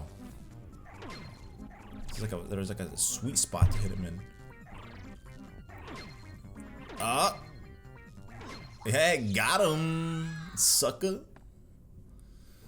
Yeah, I personally prefer this one over the other one. The other one was not bad, but I mean, none of them are bad, honestly. They're both fun, but this one I just like more than the one where you spin on the propeller block and then land on his head. That's like way too easy. This one seems like more of like a Mario Party minigame, which I like. I vibe with it. And with that, now we can go to Marine Clouds Senior, because we know this ain't no Marine Clouds. It's very much like it though. Very much like it. Ooh, yo, I love the Cloud World, man. Not the Ghost House though. It's Ludwig's world, of course. Ludwig von Koopa. the toughest, the baddest of them all. The way they make Ludwig sound, he sounds like a real villain. Like, he's the most badass sounding Koopling, maybe even villain in all of the new Super Mario Bros. Series. I mean, way more badass than Bowser. He sounds like he's intelligent, like he knows exactly what he's going to do. Ludwig's my favorite Koopling, I'm not even gonna lie. Did you guys see him in Super Mario Bros. Wonder? He was such a badass in that one. He was huge. He was like shooting thunder from his clouds, or I guess lightning, but you know, the sound of thunder was coming out whenever the lightning was coming down, raining on Mario and gang. You know, he's definitely the most competent Koopling from what it seems. I know in Paper Mario Color Splash, which is a game that I have not played in literally 10 years, it's probably a game I should play later this year, you know, just as a long play, because it would be really fun to play that game again, considering that I have not played it in 10 years. Like, the only time I played it was once, and that was back in 2016 when the game came out. I do remember enjoying it. I thought the story for that game wasn't bad. Like, there was a lot more lore than there was in Paper Mario Sticker Star, and the game was really gorgeous on the Wii U. I know, saying that about a Nintendo Wii U game. What am I, a Wii U fanatic? No, I mean, listen, it was a beautiful game, and I remember it was card mechanic, so it's kind of like the sticker mechanic from Sticker Star. I enjoyed it more. I don't know what Nintendo's really doing with the Paper Mario series. I feel like they're trying to find something that sticks, because they switched up the formula in the Origami King, and then when you look at Super Paper Mario, they also switched that formula up from going from 2D to 3D, and that's a huge shift from obviously the Thousand Year Door. The Thousand Year Door and the original Paper Mario were obviously like the fan favorites. I personally really liked Super Paper Mario. I thought that game was incredible. I was definitely a fan of the battle system in that game versus like it being a turn-based RPG battle system. And I also really liked, you know, Sticker Star and Color Splash. People dog on Sticker Star just because it is like so different and watered down from like the other Paper Mario games, but for a Paper Mario game on the 3DS, on a handheld, I'm happy for what it is, to be honest. Like, listen, I get it. It's for kids. It's super easy. It's lackluster in story. The sticker mechanics might not be for everybody, but it's still Paper Mario on the 3DS. And that's pretty much what we got with Color Splash. It was more of the same of Sticker Star, except, you know, presented differently, packaged in a brand new way that's supposed to entice players to be excited for the Paper Mario adventure. So it is very exciting to see what Nintendo does next with the Paper Mario series, considering that the last brand new Paper Mario game we had was 6 years ago, because the last Paper Mario game we had was the Origami King, and that one actually like took me by surprise when it came out, because at the time I wasn't making content consistently, and this was in 2020, like around, it was like early COVID. I don't want to say it was peak COVID, because I honestly don't even know what peak COVID is. Like, when is peak COVID? When people talk about peak COVID, what part of the year, what time of the year is that exactly? Is it like 2021, or is it like end of 2020, or is it like early 2020? I don't know, because you gotta, like, I guess think about how long the lockdown was. I feel like I honestly don't even remember, because I was staying at home anyways, so like the lockdown didn't really matter much to me, and I lived in the same complex as my uncle did, so I would just go see him whenever I wanted to. We literally lived in the same building. I just walk out my apartment, go down the flight of stairs, walk to the other side of the building, and then boom, I'm at my uncle's crib. You know, so it didn't really matter to me. Like, obviously I was breaking, you know, no contact rules during coronavirus. I'm sure a lot of people were when it came to like seeing family members and whatnot. But if like you're cooped up in your crib anyways and everybody's working from home, then what are the risks of, you know, getting sick and then spreading that? But anyways, I digress. I went on a tangent there just thinking about the Origami King. The Origami King, when it came out, it definitely was a surprise for me. I was really excited for it. I didn't like the battle style as much as, I guess you could say, like Sticker Star and Color Splash. Maybe because it's like more complex, so I kind of like felt like I didn't know what I was doing most of the time. But I mean, it grew on me. The story for that one was obviously much better. And obviously the graphics and everything in that game were just like impeccable. You know, because it's a Switch title Paper Mario game. And I'm surprised Nintendo even gave us that, to be honest. With the way Nintendo has been, I'm surprised we got a Paper Mario game for the Nintendo Switch. And then we also got the remake, the Thousand Year Door remake for the Nintendo Switch. And that was in 2024. And that's a game that I haven't played yet. Even though I own it, I still haven't played it because obviously the intention is to like record it, do a let's play on it, a long play rather. It's just, you know, there's just so many long plays that I want to do. And when I first started these long plays, I was doing really well, uploading like twice a week, and then the momentum kind of slowed down a lot. But like, as you guys know, your boy is about to be a dad soon, and you know, coming to be a dad, obviously, you know, there's a lot of responsibility around it. And you know, I've just been, you know, busy in life with that, and you know, a lot of family stuff going on, which I guess, yeah, you guys don't know about, but like, I'm not gonna get into it in this video because, you know, it's not appropriate to get into that kind of stuff in, I guess, this video.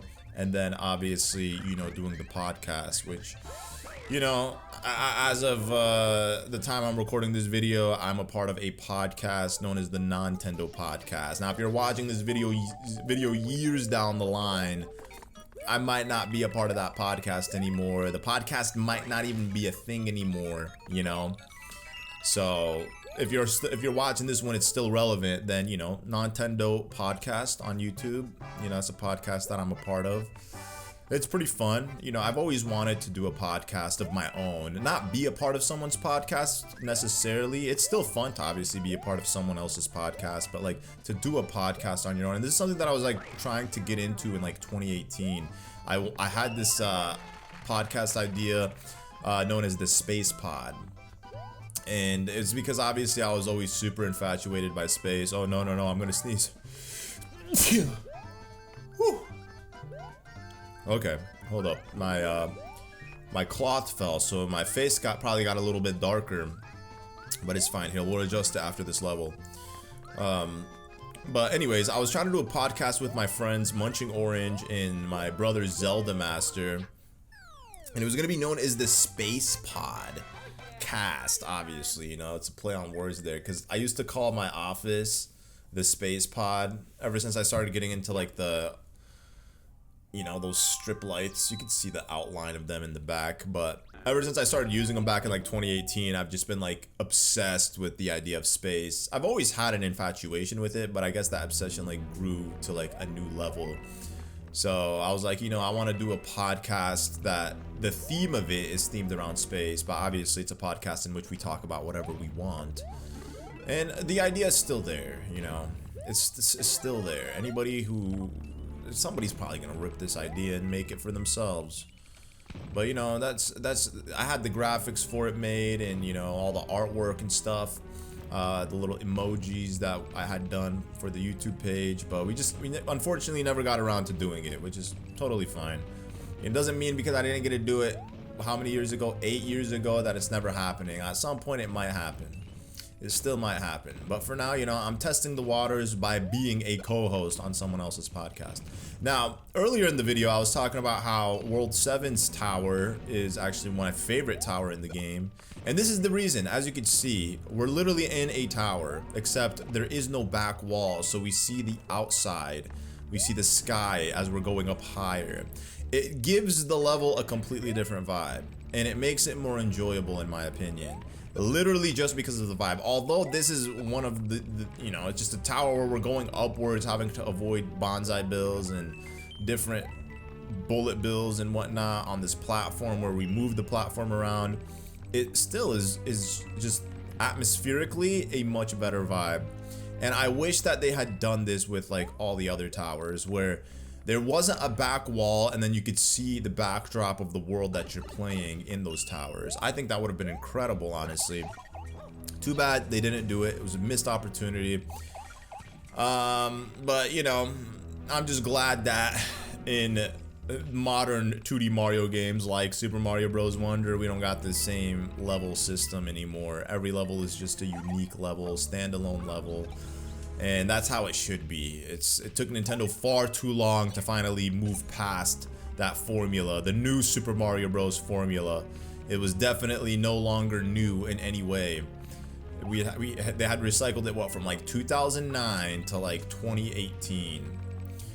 Because technically, that's when New Super Mario Bros. U Deluxe had come out. They gave us the same game, but on Nintendo Switch. So it's technically the same game. Alright, this one's gonna be a little bit difficult. Oh gosh, yo. Actually, you know what? It's fine, because even if I don't get it, I could just jump downwards. Okay, yeah, see, because I figured that would happen. So what you want to do here is, you want to just let this platform go down, which I actually kind of messed up. Oh, no, okay, good. It stays there. What? Hold up. It didn't blow up? Are you kidding me? Okay, what? Okay, there you go. Now it blew up. Okay, so I gotta just stand back here. Let it go down. It's annoying, bro. I'm telling you. It's an annoying star coin. Okay, here we go. Ah! Alright, we good. They better give me an item. I'm so desperately in need of one item. Nothing here. What about here? Oh, yes. The super mushroom. Left behind for me by the beautiful Princess Peach. She knew exactly that I would come to need this to fight Ludwig. I'm a badass. I'm Ludwig. Yeah.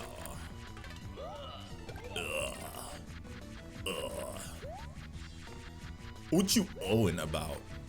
There's nothing to about, bro. There's nothing to about, bro. You know what I'm saying? I'm drinking a Ludwig flavored Red Bull.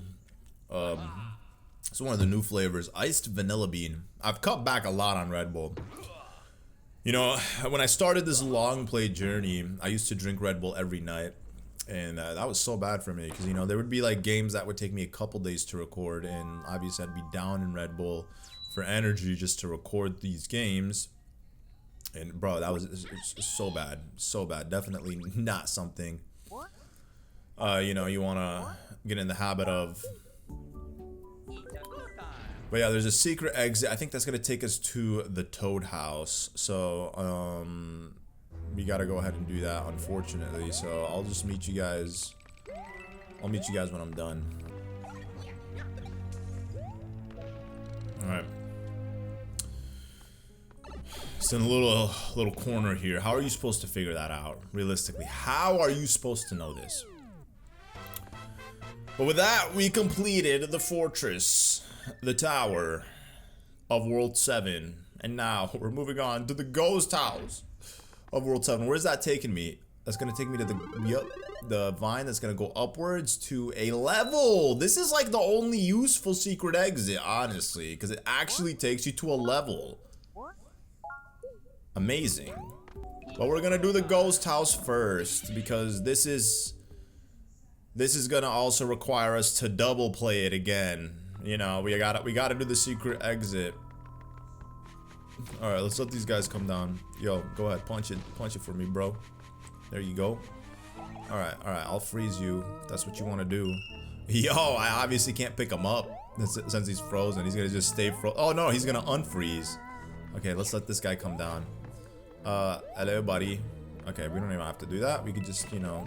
Oh! I think one of them I'm gonna need to save. Yeah, right here.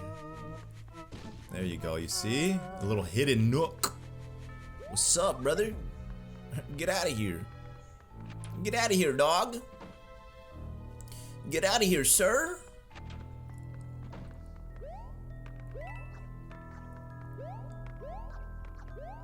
All right. Let's get a little vine here. Get a little vine here. Grab this. Upwards. And then we're gonna activate this. Alright, now we gotta go quick. Gotta go quick while these platforms are still here. Okay. Okay, we did it. And then we gotta just wait for this guy to get out the way. Oh no. Oh no.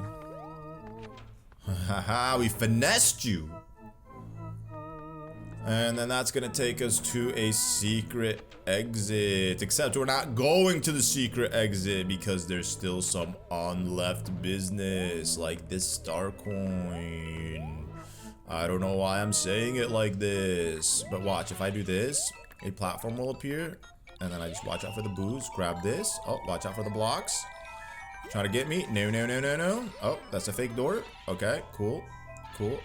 They got me there. They tricked me by faking me out. And then I guess now we can get the secret exit because obviously we don't have the second star coin. But that was the third one. So I guess I was supposed to get the first and the second. And then I was supposed to get the third one with the secret exit. But whatever, man. It is what it is. I did it backwards. Doing the secret exit first before the regular exit. And then that's going to give us a shortcut over to that level. Alright, cool. Alright, let's go back into this and get the regular exit now. Along with the second star coin. Ah, these guys, man. What are they called? Bruisers? I'm pretty sure that's what they were called. Bruisers. Yo. Same. Bro, it's literally deja vu doing the same thing. Except this time we got this boy. And then he's gonna give me... Nope, nothing. Not even a fire flower? Come on, game. Oh, no! Okay, here. We don't have to do all that. Let's go past here. Okay. Oh. Yo. It's too many, bro. Too many to dodge. Way too many of these clowns. Let's progress further. So yeah, this is obviously a new spot. Star. Okay, so the secret coin, or the secret coin's technically a secret coin for real. You know why? Because they hide it in a place that is quite secret. A secret coin. Where is it? Which one is it? Let's try this one. Yeah, let's see. It's one of these doors. There's 1, 2, 3, 4, 5 of these bad boys. Oh, this is definitely it. Yo, I need you out the way, bro. Yeah, look down on me. Yeah, I see. You got the gold. You're hiding it, huh? Silly ghost. You don't need any gold. You can't buy things. You're dead. You don't need this gold the way I need this gold. And then we got a little outdoorsy spot with these crows. These crows will always remind me of, I think it's New Super Mario Bros. DS. Or is it 2? I think it's both of those games, because in World 8, there's a couple levels that have them, and they're kind of annoying. But I think the one that I'm thinking of specifically is New Super Mario Bros. DS, for sure. Yeah, it's definitely that one. Alright, that took me just... Oh, no. We gotta do Lakitu. Okay, we got 1, 2, 3, 4 levels left in this world. Alright, whatever. You know what, Lakitu? I'll just run into you. Let's just fight like men. Let's fight like adults here. Hopefully I don't have to fight you. I could just, like, pick these up. Oh, no. Oh, no. Oh, no. Oh... Oh, there we go. Amazing. Toad, please, anything but your brothers. No! Toad. Why?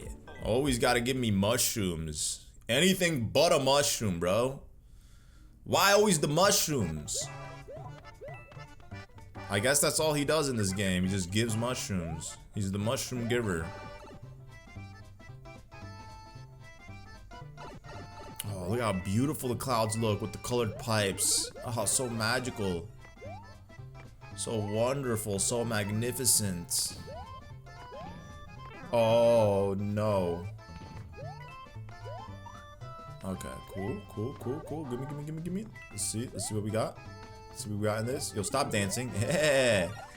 It's an ice flower. Here, watch. We could also take this and then shoot a bullet bill at the piranha. How lit was that with an ice flower? An ice flower bullet bill. We got a bonsai bill here too. It's all good though. Go ahead, come out. I guess he doesn't want to come out. It's shy. He's scared to poke his head out. He just wants to be hidden. Hidden away like a little magical flower. When he's not a flower, he's a metallic bullet. A scary bullet. A bullet that goes slow, but it's a different bullet. It's a different type of bullet than the bullet we're used to because, you know, I don't think it's meant to penetrate its victim. It's meant to explode on the victim. So, you know, it operates differently here in the Mushroom Kingdom. Alright, here, watch. You know what? See? Look at that. Just one by one, bro. Take these Koopas out. Ooh! Okay, it would have been nice to get like a... Ah, okay, that was good. That was 2 for 1. 2 for the price of 1. Okay, be careful. There we go. Nice. Get him out of here. There you go. What else we got?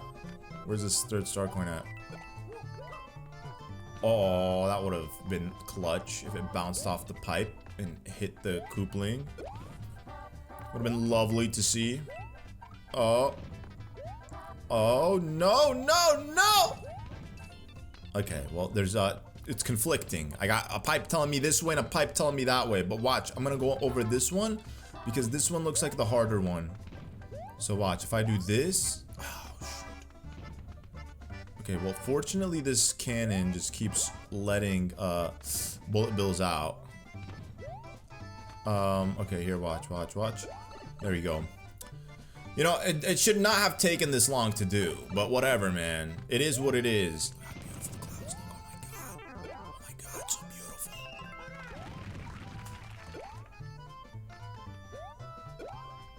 beautiful. Ooh. Amazing. Dun, dun, dun, dun, dun, dun, dun, okay, we did it. So the only way you could get the third star coin is if you're skilled enough to bounce off the bullet bill and make it into that pipe. Alright, 7-6. Six-a-rooney. Or 7-5. What am I saying? 6. Oh, look at how cute these little baby Goombas are. They're so tiny. They're Pumbas for being punily small.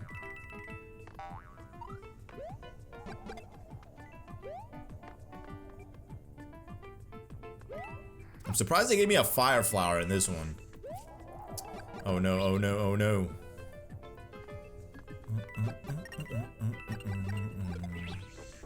You know, why not an ice? Is it because these things are like blowing cold air at me? Chiseled cold air? Is that what it is? There you go. Get out of here.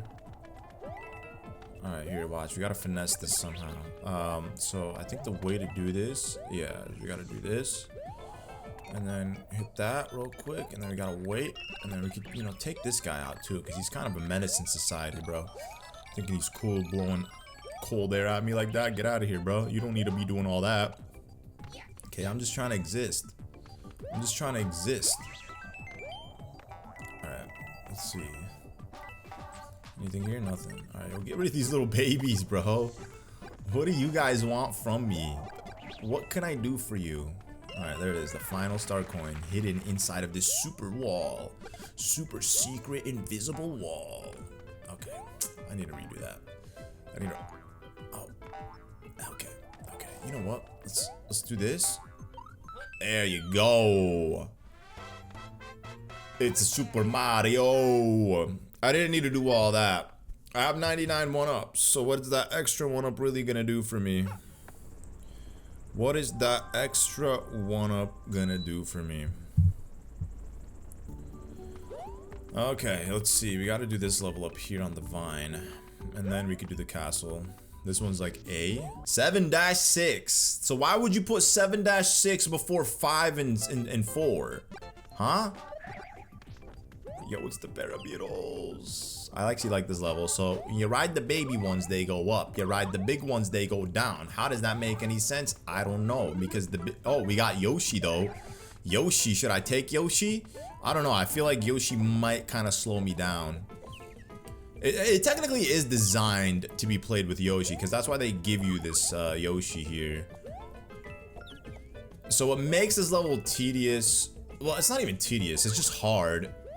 It can be hard. What makes it hard is because the Parabeetles, like I said, either go up or down, and it's auto-scrolling level too. So you gotta make sure that you're timing your jumps properly, going from each Parabeetle to the next. That's how it works.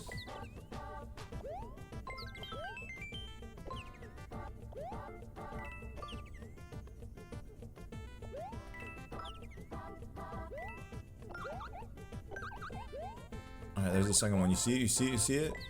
I think Yoshi could do it. If Yoshi can flutter far enough, there you go. You see, Yoshi did it. Impeccable. What do we got here? A 1-up? Oh, bro, this is the level of 1-ups. I think if you jump on like a specific number of Parabeetles 2 back to back, you have, does that thump? Yeah, see, the higher pitch it gets. Okay, that's 5, 6, 7. Is what, 10, 8. After each 8, you get 1-up. Okay, so 2, 3, 4, 5, 6, 7, 8. Yeah, it's every 8, bro. I told you. Okay, with this one, we gotta like use one of the ones in the back. Oh, actually, I think I messed that up. Well, actually, no. I think we're good. I could ditch Yoshi if I really needed to.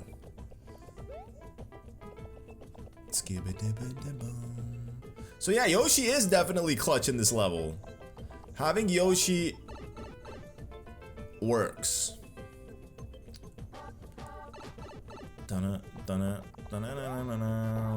Alright, here, I'm gonna ditch him right here if he can't reach. There you go. Thankfully, Yoshi, you could reach because I wanted to take you with me. The adventure is not the same without you, buddy. You needed to come join me. So thank you so much for bringing me all the way here. I really appreciate you, Yoshi. You're a great companion. You're an excellent friend. Where is this taking me? Straight to the castle. Oh, yeah. Oh, we can go through the back door. We can go straight up to the back door. But we don't want to do all that. We're gonna do it the legitimate way. We're gonna go fight Ludwig. In the sky. Look at this. A castle with no back walls. You see, they're destroyed. I feel like some of the castles in New Super Mario Bros. U were the same way in this game. And that's why they were awesome. This is definitely a New Super Mario Bros. U type castle for sure. Definitely giving off those vibes. Alrighty. Alrighty. I'm gonna grab this guy. Oh, I wanted to like toss him on the dry bones there, but whatever. It's fine. Wanted him to slide into his brother and would have been lovely to see. So these big dry bones are immune to like ice balls. Alright, here. We're gonna need to bounce on your head unless this comes down. Okay, wait, actually, hold up. Oh, nice. Okay. Alright, let's see how's that working out. There we go, 1. Ooh. Oh, clutch. Ooh. Okay, we gotta wait. Ow, no! Oh man, no, what's going on here? What? Whoa. Whoa, I was not expecting that. Okay, we good. Now we just gotta like move this out the way. Oh god. Okay, because the clouds throw me off. I don't know, like where am I going? What's happening? Okay, we gotta go in this pipe. There better be an item. The game you oh, what? Hold up. Oh, this looks like it's gonna be painful. Yo, that thing is long. That log is long. It goes all the way to the depths of whatever. The ground of the Mushroom Kingdom. Yes. Yes, the ground of the Mushroom Kingdom. Yeah, I mean, I was expecting nothing less than a mushroom from this room. Especially after everything they've put me through, that is the least they could do for me. Oh, no. Oh, again! Brother, please. It would have been nice to just, not get hit there, because then I would have been able to, like, have a power-up here, but whatever, it's fine. It's a difficult power-up, man. This is Ludwig's castle, so, you know, we can't underestimate it. He's the final of the Kooplings, you know, he's obviously gonna make it difficult here. If I wasn't ducking, I would have been squished. Alright, you have to give me propeller suits! Hey, my boy! Wait, hold up. Wait, so that warp pipe then, if I come in from the top of the castle, I'll probably end up making my way through here.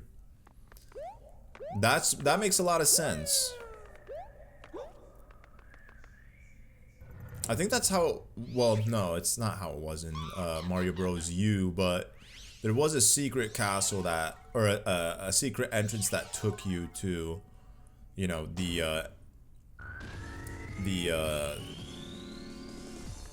like the back end of the castle.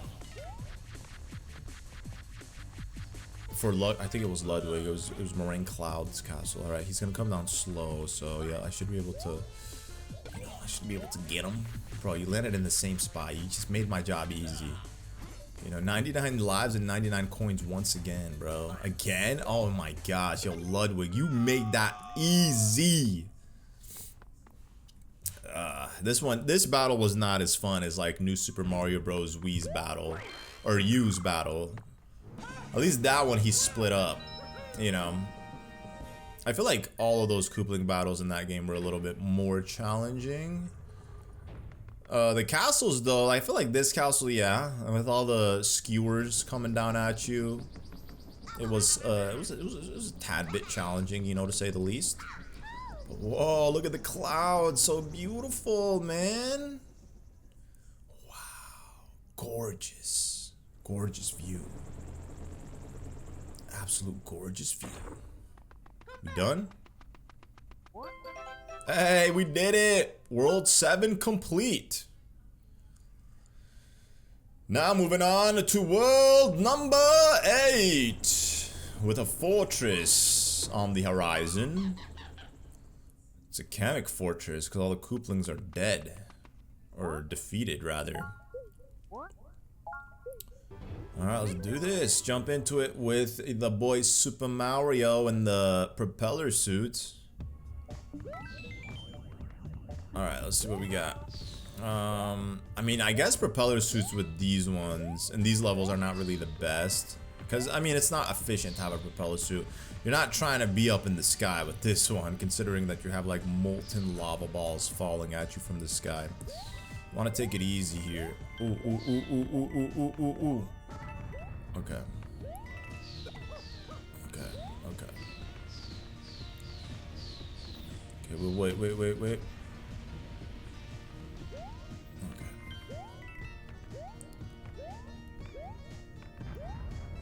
Oh, shoot. The volcano erupted. Oh, no. You know, there is one level in one of the new Super Mario Bros. Games. I think it is, World... I think it's New Super Mario Bros. 2. Or is it DS? It's one of the handheld ones. Well, okay, it's a level, because again, I'm telling you, all these games, just they blend when it comes to like, when I'm trying to remember them, they all blend to me, because they're very similar in nature. But there's one that is like super hard with the way the rocks are falling on you. It can't be you, because I remember U's levels distinctly, and there's really not that many levels in World 8 in New Super Mario Bros. U.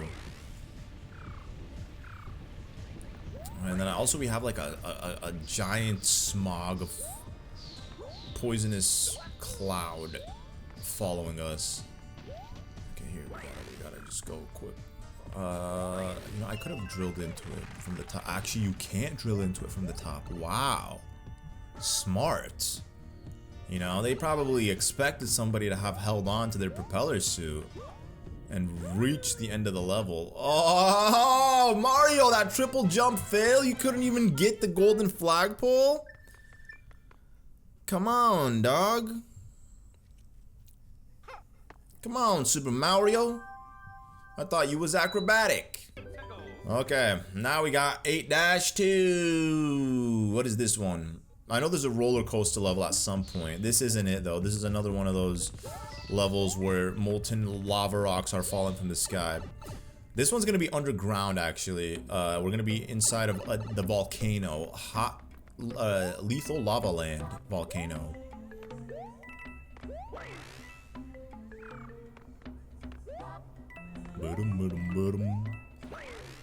Okay, we gotta watch out for those. Oh, giant Goombas. Yo, where'd you guys come from? I guess they get mutated down here in the heat. You know, they just get bigger. They just get more humongous. The heat makes them big and hot. Alright, we're doing excellent here. Excellent work, Mario. Fantastic work, my friend. You are a true trooper. An excellent trooper. Okay. Ah! I was enjoying that propeller suit. I guess it was bound to end. Nothing lasts forever. What is this? Ice flower. Alright. I'll take it. I'll take it. I'll take it. I'll take it. Ooh! That was my bad. That was all on me. Those things are gonna fall down. There we go. Alright. Cool. Cool. Nice and easy. Aside from the fact that I lost my propeller suit. There we go. Great job, Mario. Great job.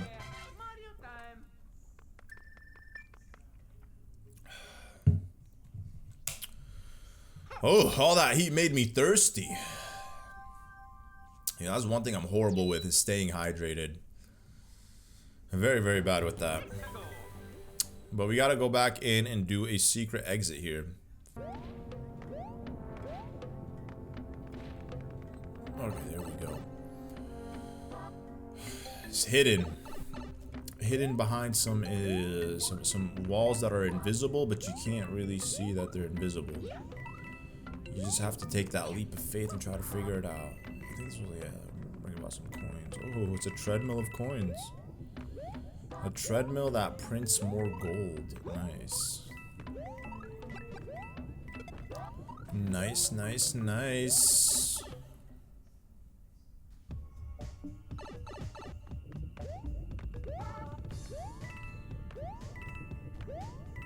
There you go. We did it! And again, where is this secret exit gonna take me to? Let's see. It's definitely gonna be the fortress. Or is it gonna take me straight up to the castle? Oh no, that's a secret level, duh. Alright, moving on to 8-3.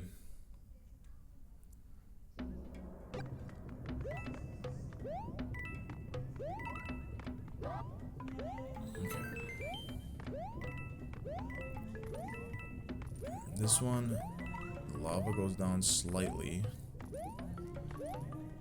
I mean, these platforms, I mean, go down slightly. There we go. Uh-oh. Uh-oh. Uh-oh. Uh-oh.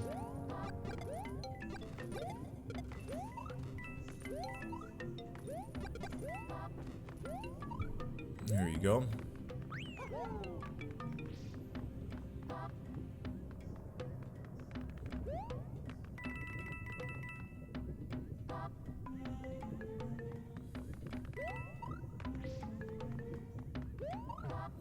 careful here. It's gonna go down and slither, grab me this star coin real quick. There we go.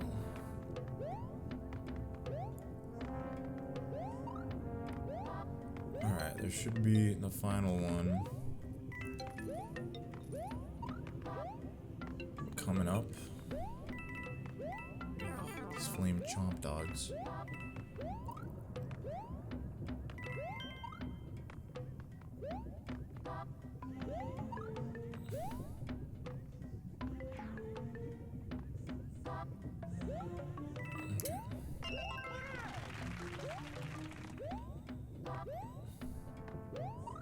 Uh-oh. Uh-oh. Uh-oh. Uh-oh. Uh-oh. Okay. There we go. We did it. Get that triple jump? Nope. Couldn't even get that golden flagpole, bro, but close enough. Close enough regardless. What else we got? We got the fortress, or should I go do the level beneath the fortress? Which one should I do, guys? We'll do the tower first. How about that? Get rid of, or I guess the fortress. Cammy Koopa has to step in. There's no more Kooplings. Ooh, the lava, is it gonna rise? I don't think so.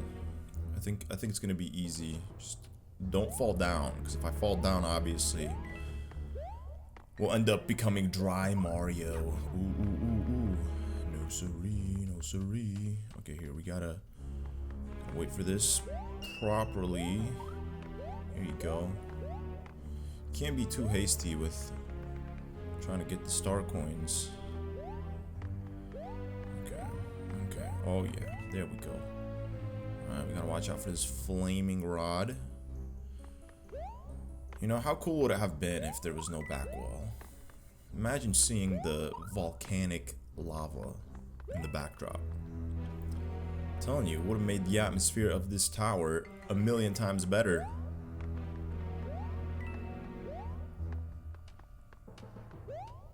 Alright, let's see.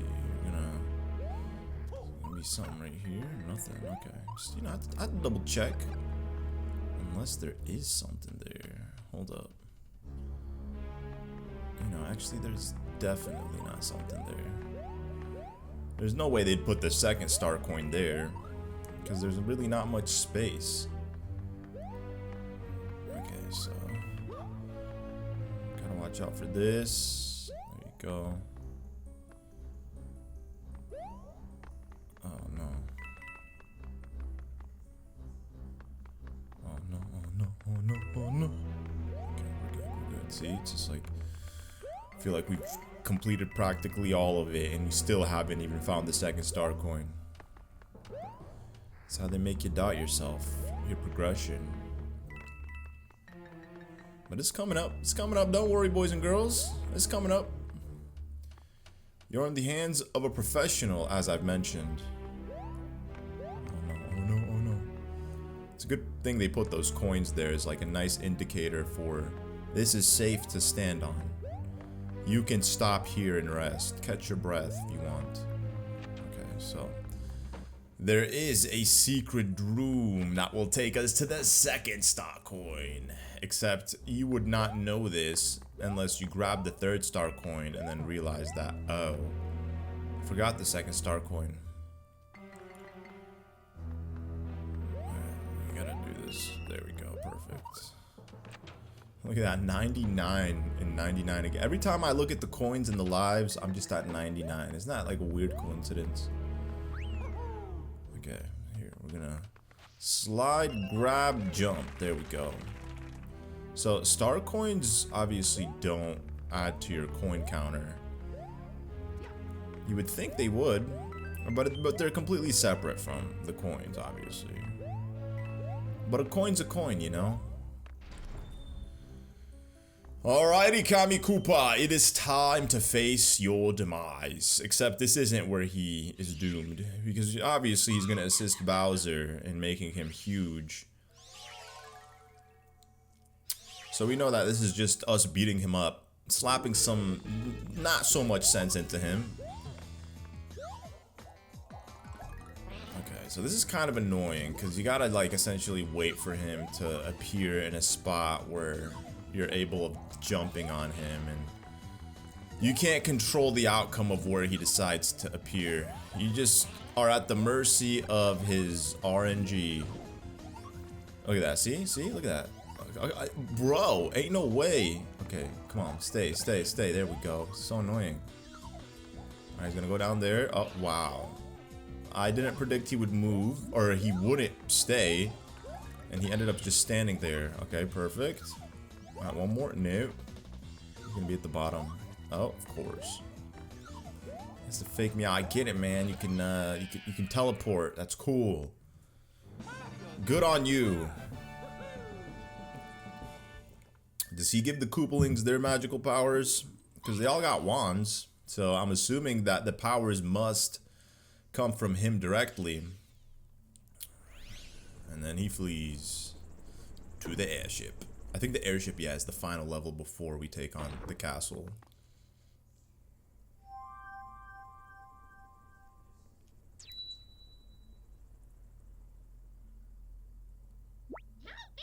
No. No, sirree, Toad. We're gonna do this level. 8-4. One of these levels is gonna be a roller coaster level. I'm trying to remember which one it was. Okay, it's not this one. We got some blocks, though. Some light blocks. Glow blocks is what I would probably call them.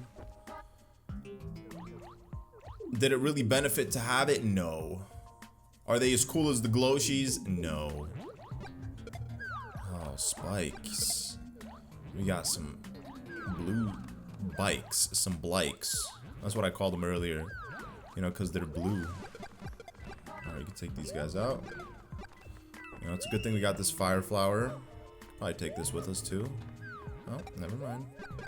I mean, it still took out a fish, nonetheless. We don't really need it because we have this fire flower. That's the way to do it. Stay on top. Take him out. Avoid being in the water. And not being able to see the creepy crawlers of the ocean. Oh, now I'm like actually submerged completely underwater. We got the jellyfish. You know, when I was a kid, I used to think jelly came from jellyfish. I was a stupid kid. Granted, I was like 5 years old, so I can't really blame myself too much. But I really thought jelly came from the jellyfish. You know, because when you look at a jellyfish, right, it is kind of slimy, similar to the texture of jelly. Oh wow, the star lights up the whole place. It's the green cheap. Star, yeah, baby. Gimme. I guess this is where we chain them. Oh. You're blocking the path. It seems like somebody doesn't want any visitors. I think I could have chained the stars here. Oh well. We'll never know if that was possible. Also, how is there an underwater level in World 8? I'm just realizing that now. Like, it doesn't even make sense logically. And if it was there, the water should be like boiling hot. Because we're literally in the middle of a volcano. We're in the depths of Bowser's lair.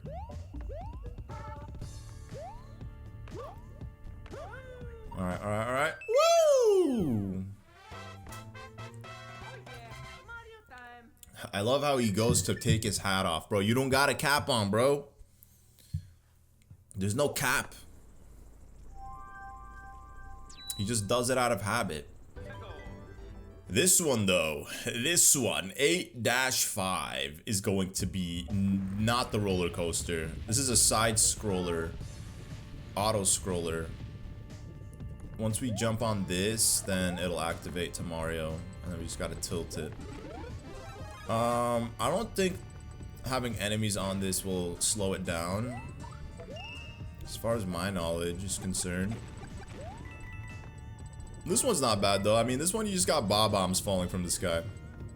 I think we're gonna need a bob-omb for one of the star coins later, obviously. That's the only annoying thing about like these bob-omb levels, is they're required to like blast through like an opening to get a star coin, or to create an opening to get one of the coins. Okay. Oh no, he's on the ship. We gotta push him off. I don't want to touch him. We'll just let him ignite right here. Okay, cool. There you go, nice.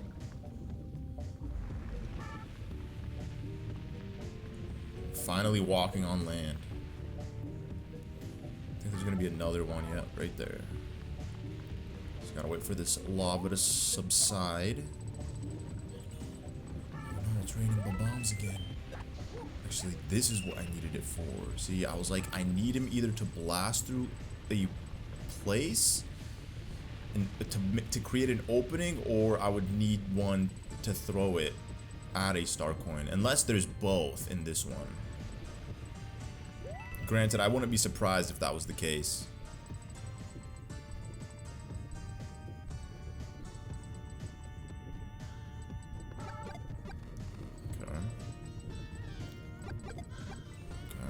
Okay. Stay away from me, crows.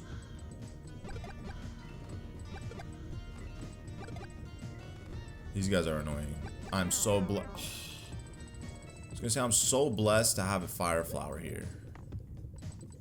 Okay, the last one, just right there in plain sight! Oh no, oh no, oh no! Oh no!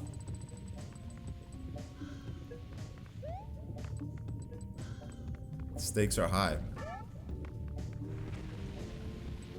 I don't even recall there being a checkpoint here. Okay, go. Go, Mario! You know what would be nice? If I already have 99 1-ups, instead of giving me a 1-up, make me transform into Super Mario if I'm hitting the top of the flagpole as Baby Mario. Or as Little Mario. It's only fair. We're going into it as a fetus. I could use my mushroom, but whatever. Oh, this level, yo, I actually like this level a lot. This one's really fun. So this one's like a tower. We're going upwards, but you can go from either. You could go like from either side of the wall, from left or right, and it will still like take you around, if that makes any sense. I'm definitely not doing it. Actually, I don't know if that's how it works in this one. I think it does. Actually, no, I could be wrong. I don't think it does. There's some levels like that, where if you go like all the way to the left side of the wall, you'll come out on the right side. And vice versa, you know. We got that. Oh, that would have been horrible if I accidentally missed that. Okay, I think this one turns into the roller coaster segment. Oh, no, it doesn't. The roller coaster one's gonna be soon. Oh no! The lava is rising! Gotta go.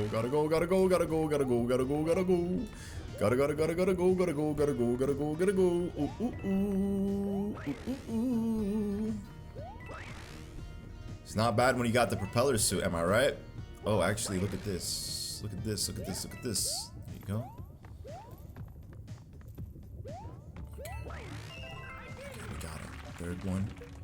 Third one's the charm. Alright, what we gotta do is we gotta wait to use this hammer as a platform to be able to reach the pipe. And with that, ladies and gentlemen, we were able to beat the level with successfully keeping our propeller suit. Beautiful, man. Beautiful if you ask me. So then the level all the way at the bottom has to be the roller coaster level. Let's peep this bad boy out. Going into it with the propeller as well. So this is going to hopefully make my job a little bit easier. I wonder what the default item here is. It's a fire flower. Okay, well, we're gonna be using the fire flower. You know, because the propeller suit, it's nice if you want to have it to survive, but in reality, you don't want to accidentally shake it, because that will make it difficult for you to land back on the roller coaster. And if you have nowhere to land, and then you'll just end up landing in the lava. So it could be easier in a sense, but it could also make your job more difficult. This is actually one of the easier roller coaster ones. I would say the hardest roller coaster level in any of the New Super Mario Bros. Games would probably be New Super Mario Bros. U. I think it's in Rock Candy Mine. They have one in that game, in that world, which is slightly tedious because when you're trying to go for all 3 star coins, you can easily miss one of them. But once you get the hang of it, like, I would say all the levels become easy. Alright, I think the roller coasters are gonna split here too. There's gonna be like 2 of them. Okay, we got this. Second one. Nice, nice, nice. We don't need the red coins.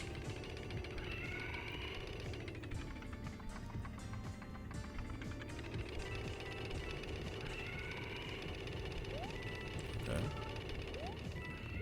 Okay, maybe not here. I mean, maybe here. What's this? I was gonna say, if it's a propeller suit, I just would have to cop it, you know? But of course not. It's just a measly fire flower. Okay, there you go. So they're gonna be twin dragons dancing in the flames. There you go, there you go, there you go. And voila! We did it. Very fun level. I absolutely enjoyed that one. Great stuff, if you ask me. So now with that, we can go ahead and take the airship level on, and then do Bowser's Castle. And this is a direct path to the airship, which is great. Yes, sirree. Let's do it.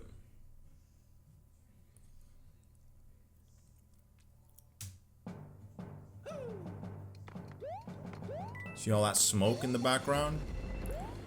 That's from the lava. Volcanic smoke. Whoa, these Mecha Koopas are immune to fireballs. Interesting. Interesting. Okay, grab that. Watch out for these cannonballs. Oh, big ones too. We'll just propel our way over and across. How about that?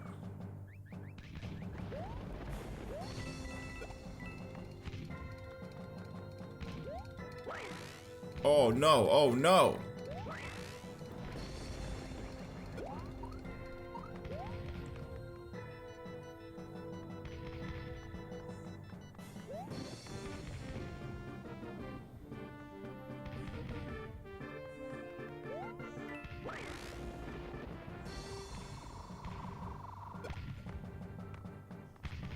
You just want to wait here now.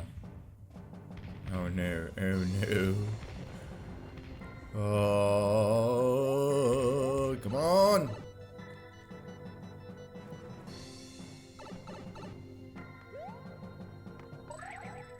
Let's move this down. Grab these bad boys. Okay, I think the second one's gonna be here. Oh, never mind. Not what I expected. I thought it was gonna come down with the spinny maneuver thingy, but it didn't. Maybe it'll rise upwards. No. Just brought up some coins. What is this gonna do? Move this platform over. Okay. Wait.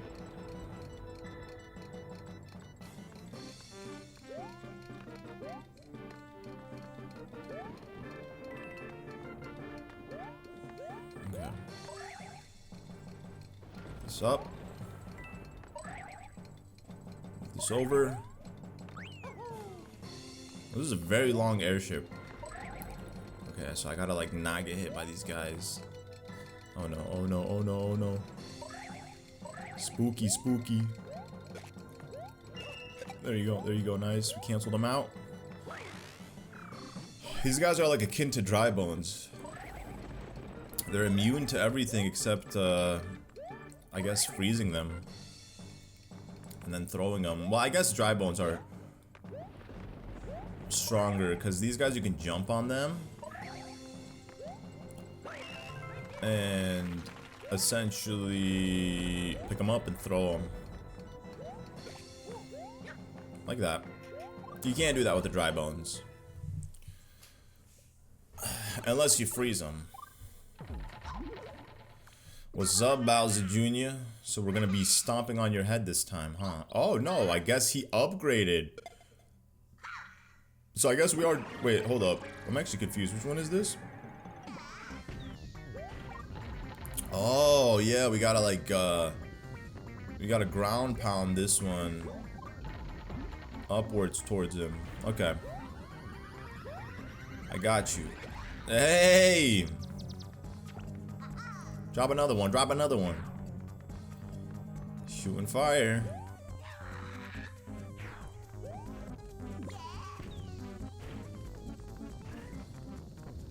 He lit it up. Ooh, yo, so close, man. Almost let myself get burnt.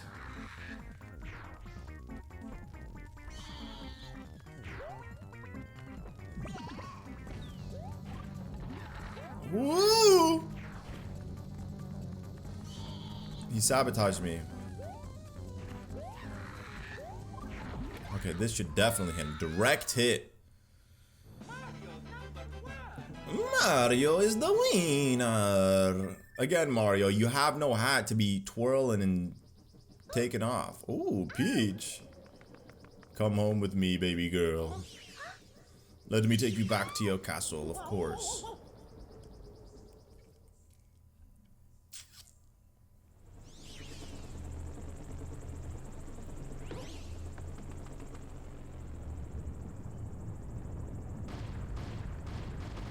Oh, it's Bowser's castle. Ladies and gentlemen, it is time. It is time for Bowser's castle. Let's do this. Look how beautiful the castle looks like from the outside. This is what a Bowser's castle is. This is a castle worthy of the great Koopa King Bowser.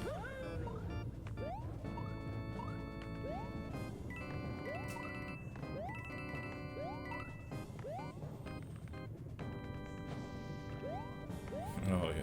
Oh yeah. Oh yeah, boy. Yeah, boy, look at this. Look at these moves, bro. Look at these moves.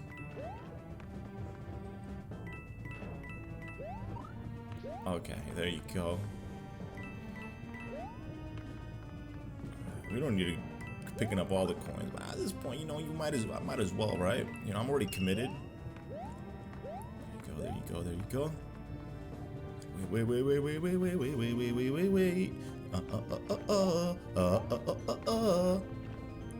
I missed a coin. I missed 2 coins. 3 coins in total. This is it. This is the end of the castle, pretty much. After this point, there's really nothing left. We gotta be a little bit careful though on these platforms because the second star coin is coming up pretty soon and we don't want to accidentally miss it. It's actually right over to the right side, but hold on, we gotta make sure that we have some type of platform to be able to fall back on. Oh, there you go, clean. See all these extra coins that they put around for multiplayer. Alright, we did it. See you later, dry bones. See you later. This is it. It's time to fight Bowser! Look how cool that door looks with the stone architect around it and the 4 horns at the ceiling of the door.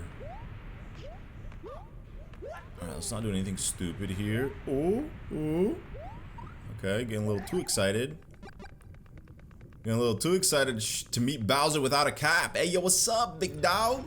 Obviously, we know that's not Peach. Alright, here, let's shoot him down. Let's just toy with him a little bit. Yo, what's up, big dog? You wanna fight fire with fire? No siree. No siree. Watch. This is where Kamek's gonna reveal himself. Making me think that that's Princess Peach. I know Princess Peach from a mile away. You can't fool me. Ew. I knew it was you, ugly boy.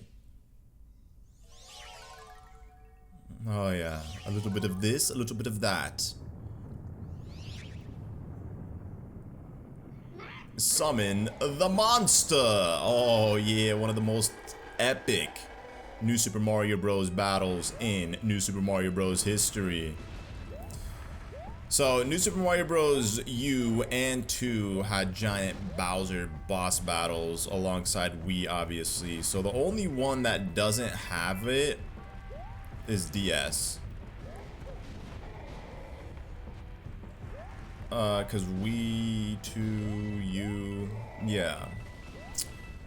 So it's only one game that doesn't have it. But the cool thing about all 3 of the games is that they're different, you know? So they're not just like copy paste.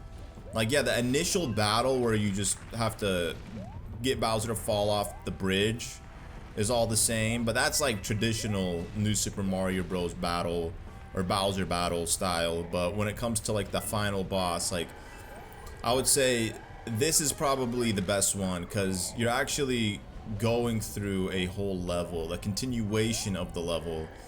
That's why the 3rd star coin, you don't get it before fighting. Ooh, Bowser. You get it whilst fighting Bowser because this is technically the remaining bit of the level here. Oh. Okay. But I would say like the hardest castle to navigate out of the 3 castles to do 100% would be the DS version. Oh no! No. I can't meet the Princess Small. I can't meet her tiny. She's gonna judge me if she meets a midget. Oh no! No! Come on, Bowser, just relax. I get it, you're angry, I get it. I'm coming, Peach! Ah! Oh no! Dude, that was inches away of hitting my face. Bowser. I love how his hair is like glowing too. It's almost as if his eyebrows and hair are made out of fire. It's pretty cool if you ask me.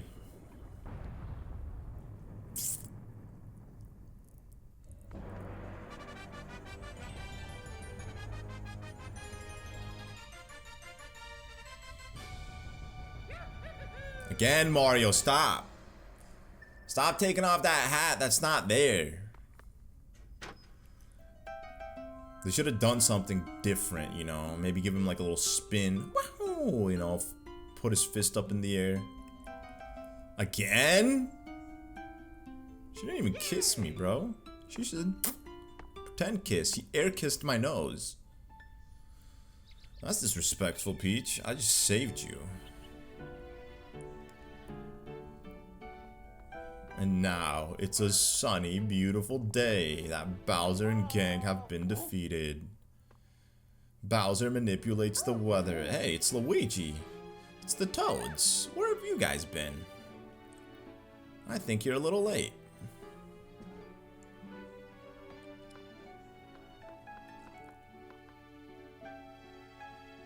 Let's go, Peach.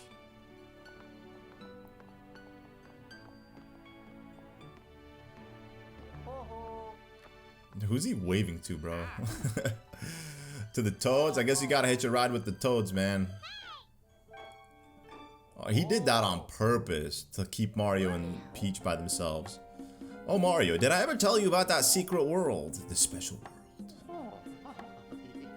See, Mario's like, oh no, please. It's low-key how I kind of feel. We gotta do it, man. We gotta do the special worlds. So, we're gonna let the credits run, and we're gonna do the special worlds, guys.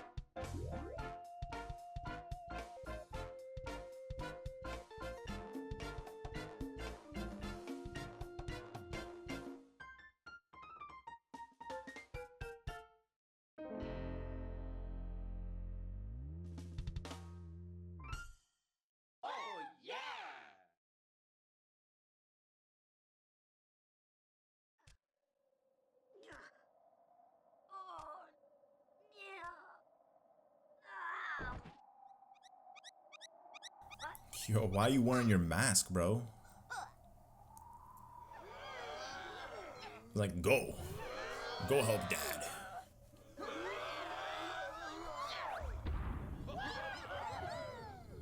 Uh-oh. Uh-oh. Uh-oh. Rest in peace to Kooplings. Hey, world number 9 is now available.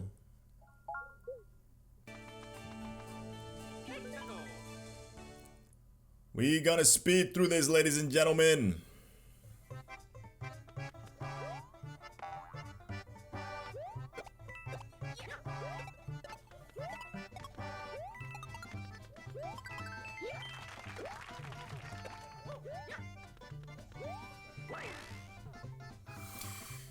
You know, doing it with the propeller suit is gonna be easiest.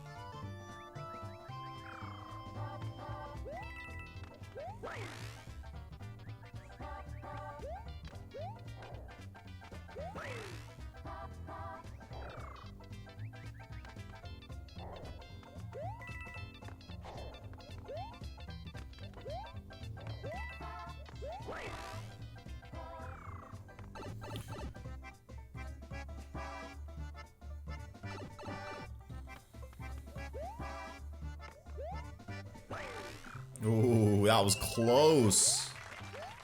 That was close. Fortunately, there aren't any secret exits, or ghost mansions, or towers in World 9. Just 9 hard levels. And there's no P items that I could use to cheese my way through these levels. So, you know, we just gotta do it the legit way. Which, I mean, as you saw, this one is not bad. Most of the levels are akin to this. Alright, let's do this one. 9-2. What do we got going on here? Oh, an underwater Porky Fisher level. Alright, this one's not bad. This one, just don't get in the water is the real thing. Stay out of the water. You know, and see how they give you a ice flower because they know that the ice flower is not gonna do anything to the porker fish. I mean, it's smart because obviously they want you to struggle. You want to make it a little bit challenging. Ooh, okay, yo, we're gonna get him with this guy. Oh, nice. 2 for 2 so far. All right, we gotta watch out for this guy. This guy's gonna eat me. Big Bertha. Big Bertha. I know one of these things are called Bertha. I didn't make that up. We'll wait, and then there we go. It worked. Awesome. I mean, it's very short-lived, so you know I can't get too excited because they're gonna respawn like just as quickly as we took him out. Oh, he's back. Okay, we could probably shoot him with a Koopa. It's not the same. It doesn't have the same range as the ice flower. You know? I mean the icicle. Okay, we just gotta wait for this and go quick. Ooh! No. Okay, here. We're gonna wait. Ah, it moved. Come on. Bro, it was inches away from hitting him. That sucks. Literally inches away from hitting my mans. Oh, this is gonna be annoying. I think we need a Koopa shell here.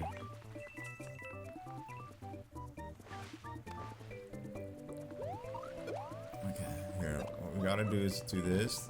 Okay. We need another one now. Look at that, bro. They're just making it hard. But actually, we can do this. Okay, we're good. Oh, I'm gonna have to take one for the team. Yep. Oh, no. I'm stuck.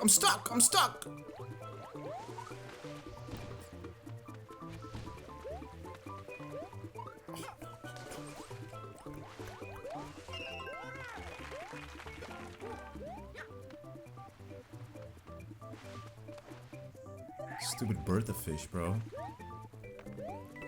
Ooh. Just get me out of here, bro. Get me out of here. That is dangerous.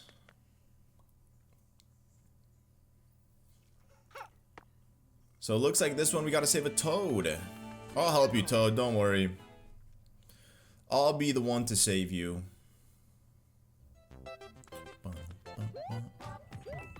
Some bullet bills here. Ooh, they got upgraded. Look at that. They home in on me, and they're the small ones too. So they're very like acrobatic in nature. Oh no.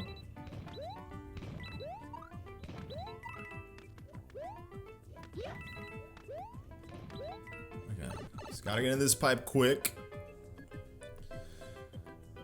Oh, we gotta be fast here. Okay, so we gotta figure out the path. I mean, technically we could just break the blocks if we get stuck. And this should launch me back up. Yeah, boy.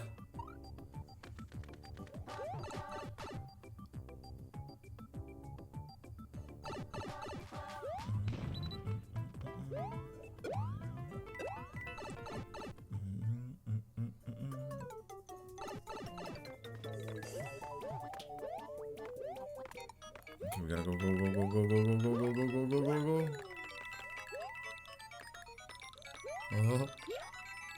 Oh, perfection! Perfection. That was clutch. Hey, what's up, Toad? I gotta carry him, I think.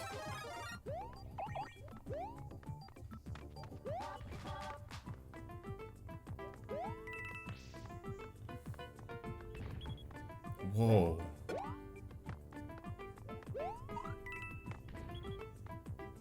Oh, God.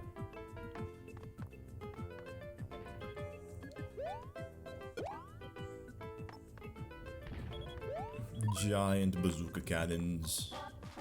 Okay, we're actually gonna need him, but he was... Okay, this is the one. There you go. So yeah, propeller suit would have really come in handy here.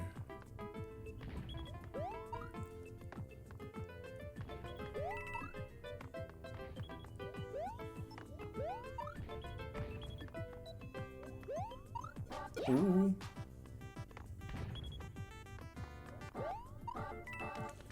Not bad, not too shabby, man. Not too shabby.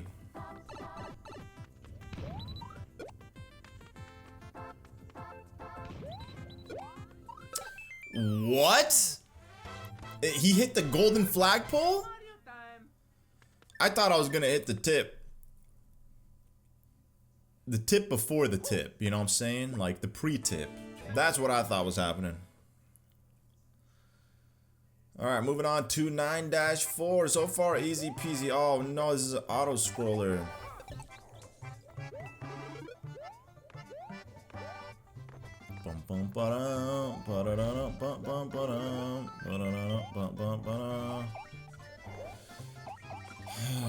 Alright, let's grab these. Take out these bombs. Where are they coming from anyways? They're just like sat there, huh?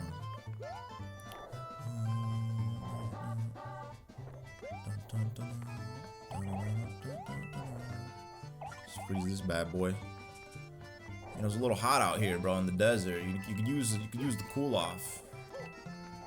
You know, he does not stay frozen for long, as you can see. Not for long. Alright, here, watch. We're gonna do that. Oh, oh.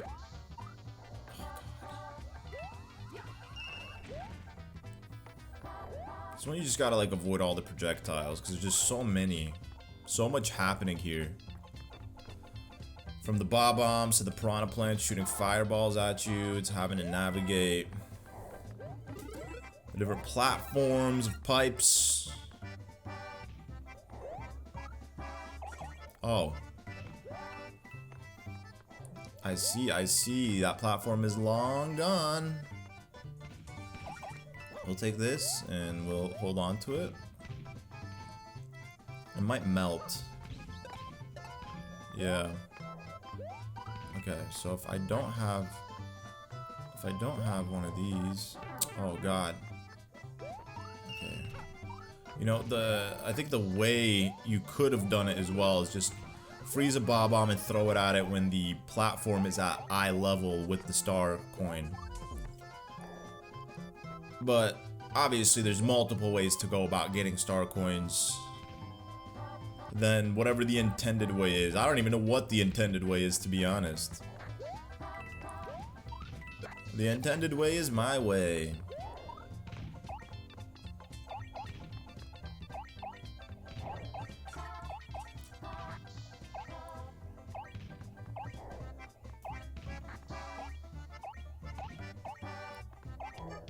Come on, bro. We gotta shoot this guy.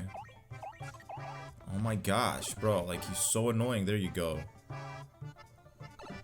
The whole idea is to get inside of this warp pipe and grab the 3rd star coin.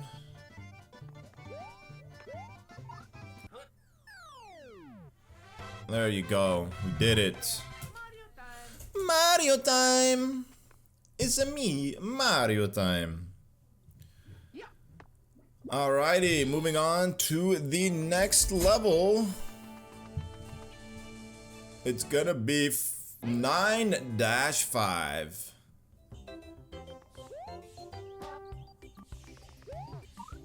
Okay.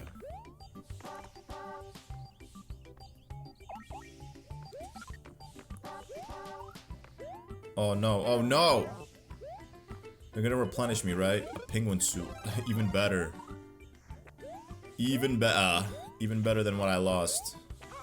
Get out of here. Get out of here, penguin. Okay, here, we gotta go quick. Oh, ooh. That would have been a head-on penguin collision right there. Would have been horrible. Okay, here. Yeah, oh god. Okay, there we go.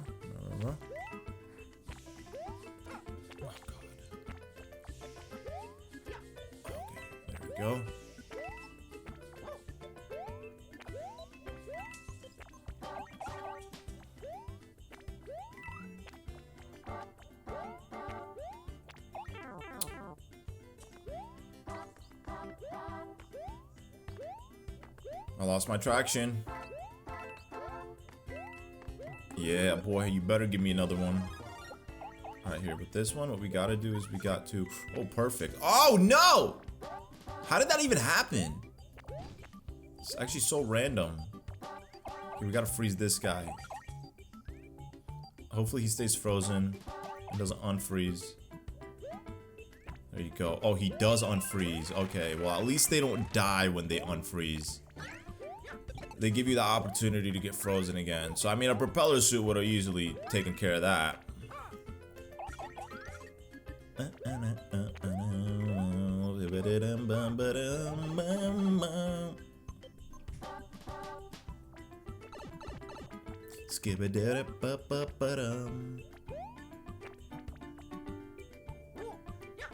know, I could try to do it and get the golden flagpole, but like, really, what's that gonna serve me? Realistically, I don't need the golden flagpole. We're down to the last 3 levels, and there's another stinking toad, bro. We going in with the propeller suit, baby. You know, you might as well abuse your propeller suits while you have them here.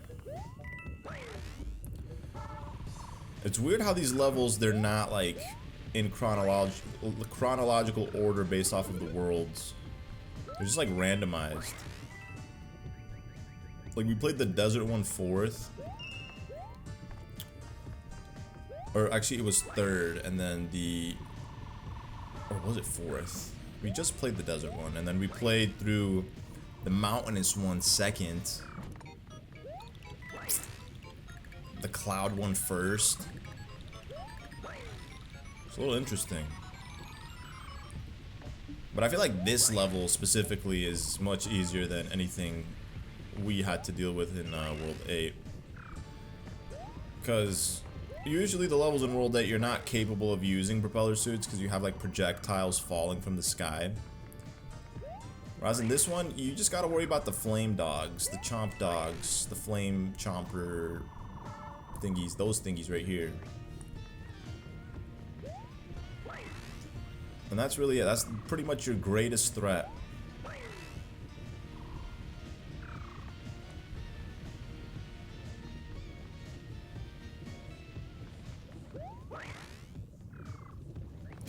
Here. There you go. Okay. We did it, big boys. We did it, we did it, we did it. We did it, we did it, we did it. Amazing. Mario time!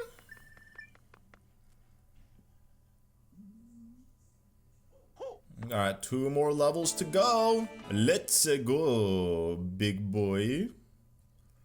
Super Mario, let's go. Ooh. Jungle vibes with snow. Yo, I like this one a lot. I really dig the vibes of this one. Oh yeah. What is it gonna be, penguin soup? Oh, it's actually probably gonna be a fire flower. That's gonna be the item of choice that they give you in this one.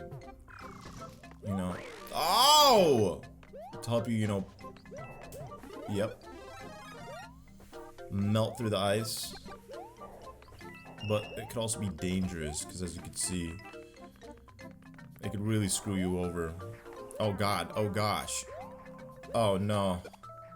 Yo, get him out the way. Alright, how am I supposed to do this? I gotta get him out the way first, because if I leave him, he's gonna keep like melting ice blocks. Oh god. Okay.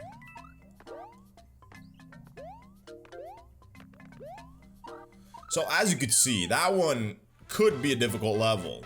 But like I said, y'all are in the hands of a professional out here. This is a walk in the park for me. This is a walk in the park for Mario. 9-8, here I come.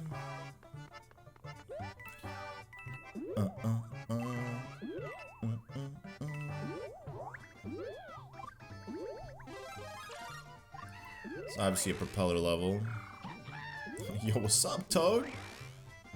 What was you doing stuck in that block? Who put you in there? Was it Bowser? Was it one of his minions that stuffed you inside of that block? Is this why Peach told me to come to World 9 because she wanted me to save you? She's too lazy to fend for her own, so she sends the butler boy Mario, Super Mario, to go do it.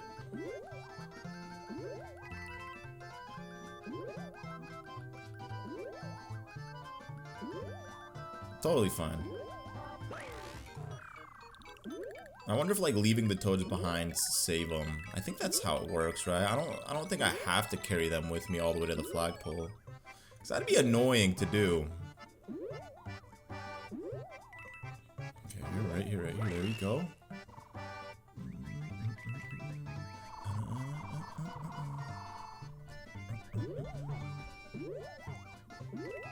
Okay, there we go.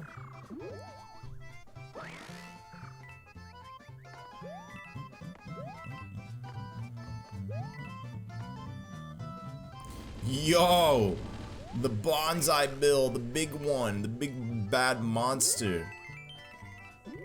Oh, there's gonna come one from there too. Yeah, look at that. Wow. Beautiful. That is the same one that Mario had to run off in the Mario movie.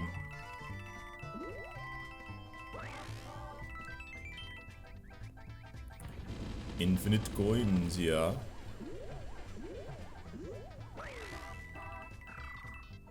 This is it. The finale, guys. The end of the game. The end of the run. I hope you guys enjoyed this playthrough. You know, don't forget to let me know down in the comments below which is your favorite new Super Mario Brothers game. This one was my all-time favorite. As you guys already know, it's the OG. The best of the best, the cream of the crop. And there it is, guys, world number 9. So, we've showcased all 9 worlds in its entirety 100%. Anyways, guys, that'll do it. Thank you all so much for watching, and I'll catch you guys in the next one. Peace.